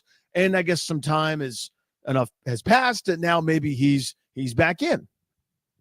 So they come out with a statement yesterday out of nowhere, the Bucs do, on their social media accounts. And I don't think I missed a part of this story. I think it was just randomly dropped as like here's something everyone should know on Thursday on their Twitter and Instagram accounts, where they said, John Gruden was initially inducted into the Buccaneers Ring of Honor based on his many accomplishments during his 7 seasons as our head coach, and he remains a significant figure in the history of our franchise. Upon further reflection, we have decided to reinstate him into the Buccaneers Ring of Honor. And that's a statement from the desk of the Tampa Bay Buccaneers. So I have so many thoughts on this. But namely, what happened here? Yeah. So, okay, he was in the Ring of Honor. Now, I don't remember him being taken out of the Ring of Honor, but I guess when these emails leaked and everybody's given their take and very angry and wants their pound of flesh because he said these inappropriate bad things, then the Bucs did what a lot of companies do, and they distanced themselves from Gruden. And I guess they took him out of their Ring of Honor because of this inappropriate stuff he was emailing. Right. But now, a few years later, nothing has changed, by the way. I mean, I guess it's possible that he's gone on an apology tour or he's changed his life massively, or he would tell you that was a different me and I've changed and I'm a better man and I don't send those emails. But basically, just time has happened, right? Nothing else has really changed. Now, Barstool Sports has also brought him back in out of cancellation, so to speak. So he has a job. And I think based on him being publicly back in the sphere where people are consuming his content, and he's a very likable guy when you see him. I went up to him on Radio Row and just talked to him for a few minutes. He couldn't have been cooler. Had a great conversation with him. But it would seem to me like the Bucs are going, well, wait a second. It's no longer that when his name gets mentioned, everyone has their pitchforks and wants to bury him and say that it's terrible he's in our Ring of Fame. Now, a lot of the stuff on social media is positive again. People have forgotten about what happened, so we'll put him back in our Ring of Honor. And my point is not to be upset that he's being put back in the Ring of Honor, to be clear. My point is, it's weird that you ever took him out, I guess, number one. But it's weirder if you took him out for this thing that you thought was like a bridge too far. This is awful. And I'm not here to judge that. That's up to the Bucs. But it still happened. Like nothing has changed. It wasn't that long ago either. No, it was a few years ago. Yeah. So if you took him out a few years ago because you're saying he's a terrible guy, we didn't know about this, this is this awful thing. Maybe when they took him out, they said, we're going to continue to consider this, because they said after more consideration, as if they've just been sitting in their office, twiddling their thumbs like, what do we think about John? And they finally came to the realization he's a good person. So my point, again, I'll just summarize this. I think it's weird he was taken out of the Ring of Honor. I think it's weird because he was taken out of the Ring of Honor that he's being put back in the Ring of Honor, and that nothing has really changed here. So the inconsistency tells me they were just reacting to the reaction, in a sense. Yes. Everyone was upset. They just did a thing while everyone was paying attention. And now when no one's paying attention, they're just doing the opposite thing. It's very odd to me. Right. So the thing that I would say, and it may be semantics, but so bear with me, I'm not surprised he was taken out because you just said it. The momentum, all bad for John Gruden. Again, I don't endorse the things that he said, and I think that hopefully goes without saying for folks. But when everybody's distancing themselves from you, right? The league, the Raiders had to fire him. We got the whole lawsuit thing that was going on about that he felt like they were forced to do so. That was potentially going to have some, in an ancillary way, some Bruce Allen and Dan Snyder type talk. And we're all sort of looking forward to some of those transcripts and potential subpoenas and the like. I mean, I understand everybody wanting to distance themselves from that, because that's one of those ways where you want credit without having to do very much, which we lead the league in at this point, right? Like the tiny thing of going, he's out of the Ring of Fame. Like, you didn't do anything. You didn't march anywhere. You didn't sacrifice anything. You didn't donate millions of dollars to somebody or something. But it's a way to get some credit when everybody's very angry. But right? my point is, you did that when everybody was watching you. Totally. And now everybody went home and their lanterns are no longer lit and their pitchforks have been put down. And you kind of come out of your door and you look around and you go, all right, let's put him back in the ring of fame. And so that's the part that's weird to me. Because you said it very well. What has changed? The difference is he's now with Barstool. So you know what I mean? Like that's before he was doing the FFCA or whatever out in the middle of nowhere. Like there was a meeting where he's now allowed to come out of his house again. Yeah. After 3 years of being banished to some island where no one could, his name comes up and to just take his back. The sneeze thing is happening again. Do it again. 1. What? Only a 1 sneeze for me. Only a oneer. So you're back to averaging 2. That's true. Because it was, you know what? That was a correction from the 3 earlier. Yeah. Because I'm a 2 sneezer. Mm-hmm. So because I did 3 earlier, now I could do 1 this time. It equals 2. He going to do 1. Mm. You have to sneeze again? We talking about sneezing. We're talking about sneezing. Yeah, I don't know, man. I need a little consistency. Again, that's all I want. What changed? Somebody somewhere about a year ago brings him up and defends him, and you're a jerk.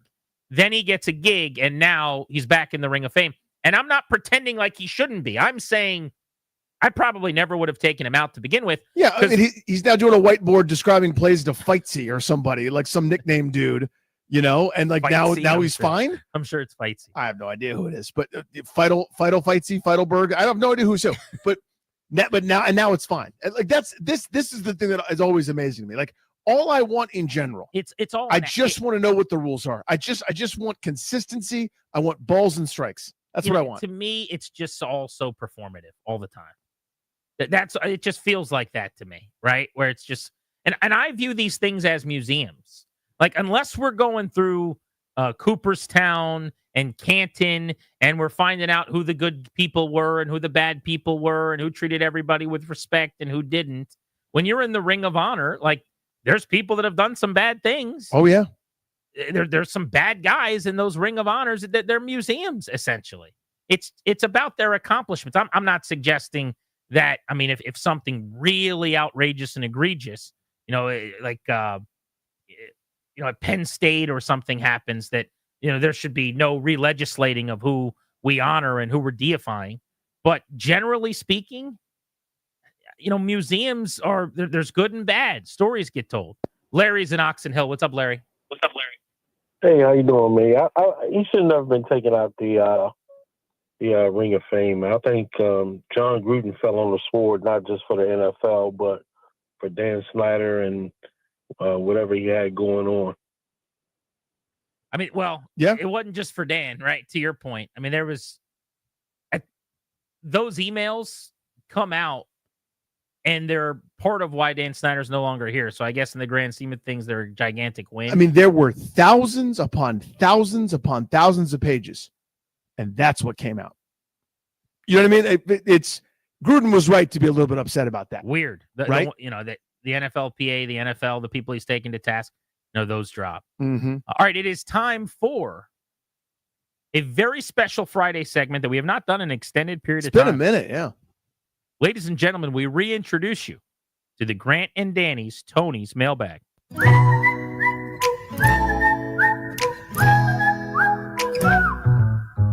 Here comes Grant and Danny's Tony's Mailbag. Here comes Grant and Danny's Tony's Mailbag. Garris, you still got it, buddy. I mean, he hasn't sung it in forever. After such a and hiatus. It was perfect. Yeah. Well, you guys know I regularly do lessons just to keep up for the true. sake of the show. That is true. Yeah, so. Just like riding a bike, my friend. Mm-hmm. You sounded amazing. Thank you. Like Fergie and Jesus. All right, Danny, I've got a question here on Twitter. And again, you can hit us up at Grant H. Paulson at Funny Danny on social. You can also call us right now at 800-636-1067. This is our little Ask Us Anything. It can be about sports, can be about something else.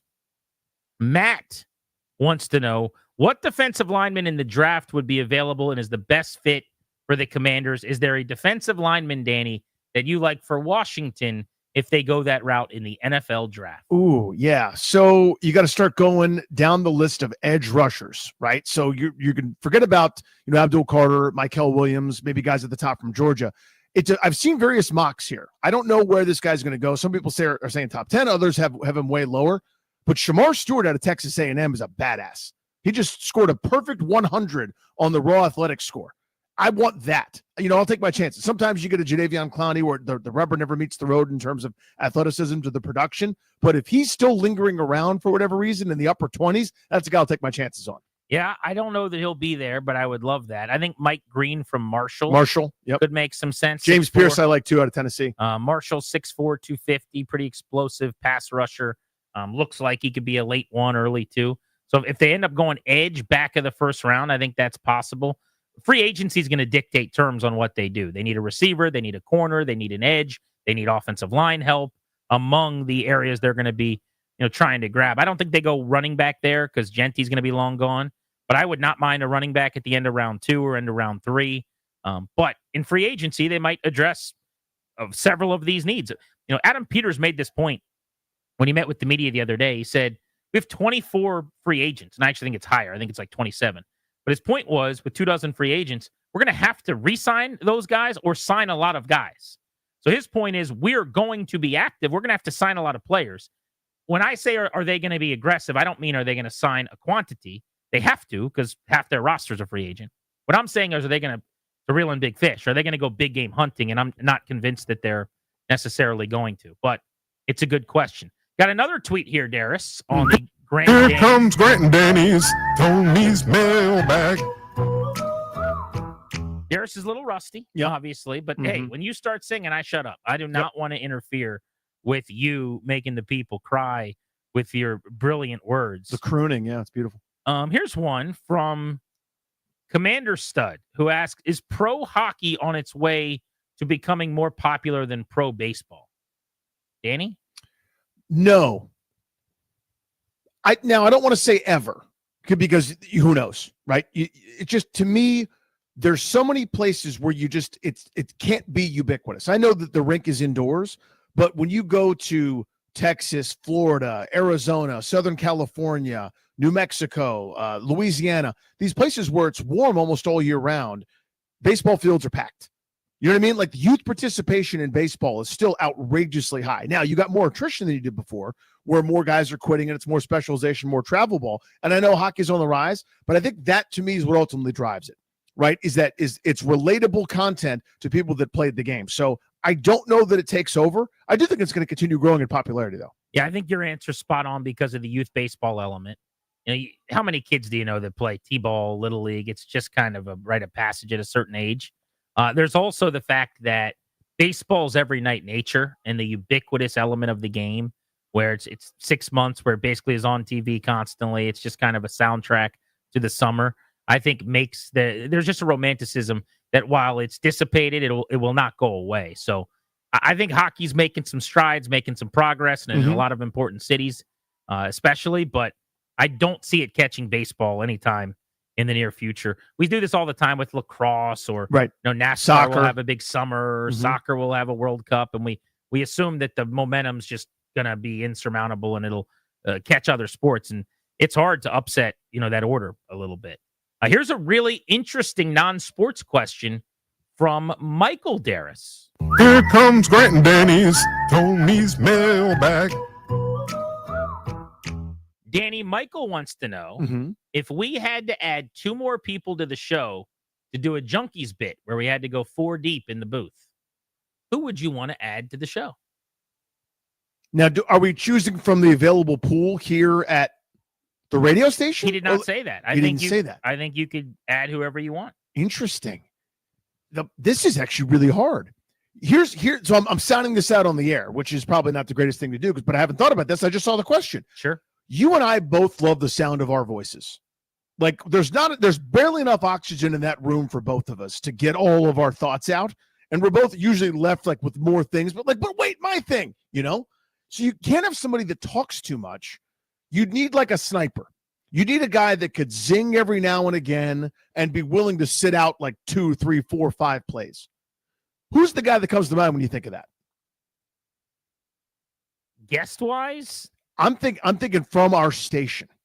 from our station. Cakes can You're go. taking a junkie. I'm going to steal a junkie. This guy's saying we need to create a 4-man show to rival the junkies. You're stealing Cakes. I'd like to steal Cakes. Okay. Because I think Cakes is so good at this. He could sit out a play for 3/4 of a segment because the discussion is flying or whatever, and then here comes the zing bomb right at the end. Got it. I think that is such an underrated skill to make a radio show go. So that's the first one that comes to mind for me. I'm going to make their show weaker and make ours stronger. It's a good way to rival. A rival is to Rival steal from them. here. Yeah. Okay, then who's your fourth? We could use a heel. We could use somebody to be the bad guy sometimes. But the problem is that person can't dominate all the oxygen in the room because you've got two dominators right here. I've already said that. What if we stole Drab T-shirt also from the Junkies and had Drab with his villainous He's just takes? taking junkies. I'm just ripping off the Junks pretty much is what's happening. That's hilarious. So I don't think we just do the same show and add two people. You really seem to be locked in on this idea of how much we get to talk, which I think would change considerably when you go from 2 people to 4 people. Well, it right? would, yeah. So I'm going to say that the show takes on a whole new sound. And unfortunately, it sounds like Danny, because it doesn't sound like this is something you want to do. We're going to talk a little bit less. I just can't do that, Grant. Yeah. So my answer is I'm going to go with Jay Gruden. We're bringing in Jay to be on the show. That's a good one. And then my fourth, this is a little bit random, I will say. I don't know if he's available because he just started coaching, but Kedrick Golston. I have always had very good conversations with Kedrick. I have been on, this is not a bit. I've been on the phone with Kedrick Golston before talking like politics and the world and stuff for 90 minutes. I mean, I like, we have chopped it up so many times over the years about so many things. He is very smart. I think of him as like, I learn when I talk to him.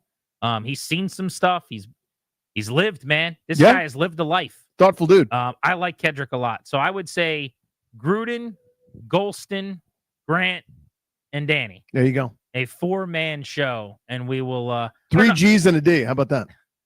3 G's and a D sounds like a good show to me. I don't know if we're rivaling the Junkies, but those are the 2 guys I would think about. All right, Darius, I got another one here. Here comes Grant and Danny's Tony's Mailbag. Nolan wants to know, who is your favorite guest to have on the show and why? Ooh. All time or kind of currently that we got going?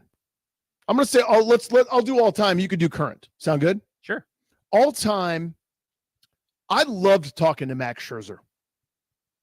Now, like he's not always, doesn't always have time for your low-level questions.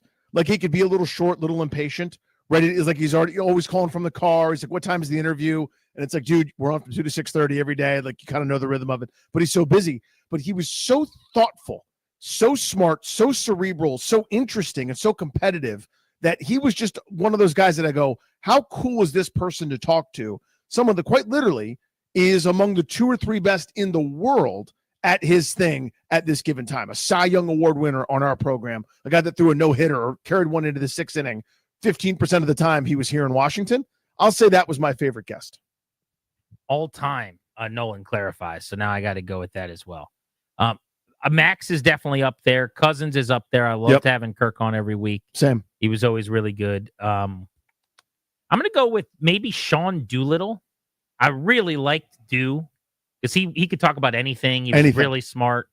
I loved him. Eckler we had a great this event year with him too. Yeah, was fantastic. Eckler's a really, really good guest. I'm trying to think if I've forgotten anybody. Sneaky. I loved having Nick Dowd on. Dowder, who's one of my favorite caps of the last 10 years, was a great regular guest. And before the Junkies had Rizzo on every week, we had Rizzo on every week. Yep. I missed the hell out of that. That was a lot of fun because we could press him on roster stuff and get to the bottom of all kinds of like big time Nats issues. And Mike's not a very good liar on the radio. Like sometimes he'll avoid stuff, but it's kind of a tell when you ask him a question point blank and you can he's dancing a little bit. And he's always really, really good to have on the show. So I loved having Terry McLaurin on as well, but it was during like some of the darkest times. Good point. So it was always like, hey, this is awful, right, buddy? But you played hard. Like what were you like? Everyone was in a bad situation there, but Terry was great too. That is how we play the Grant and Danny's Tony's Mailbag. That was a soft opening to get it back on track. Yeah. Just a little half sample. Let's put it in pen. We'll bring it back. It's the off season every Friday at 6:00. You can ask us whatever you want to. Linnell Willingham has overtime coming your way next. We're keeping this sucker live and local deep into the evening on the Fan. Big thanks to Darius, Toby, Ryan, who's working from home under the weather on the production. For Danny, who's also home on the mend. Grant Paulson saying so long. 2:00 Monday. We're back at it. Don't miss that on the Fan. Linnell is next. Keep it right here. Ladies and gentlemen, the weekend.